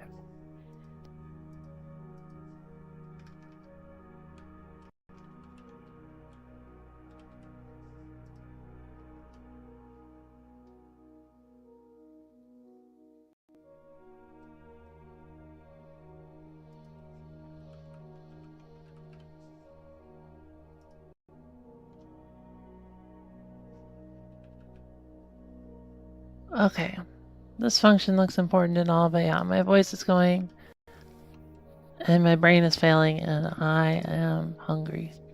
So I'm gonna call it there and do more of this another time. I'll try to do it off stream. If I don't, and I need a stream to motivate me again, I will probably do that. But yeah, I'll be here tomorrow at 10 a.m. Is that right? For actually playing hard carrying this stream. For actually playing Dragon Warrior Monsters. Yep, 10. I did grind a little bit over my break. I was leveling Bazooka, and I bred him once, or twice, I don't remember, and leveled him some more. So he's in a pretty good state. I'll probably do some more leveling and then try rank A again. Yeah, I'll see you tomorrow. Thanks for coming. I hope it was informative. Yeah. See you tomorrow. Bye bye.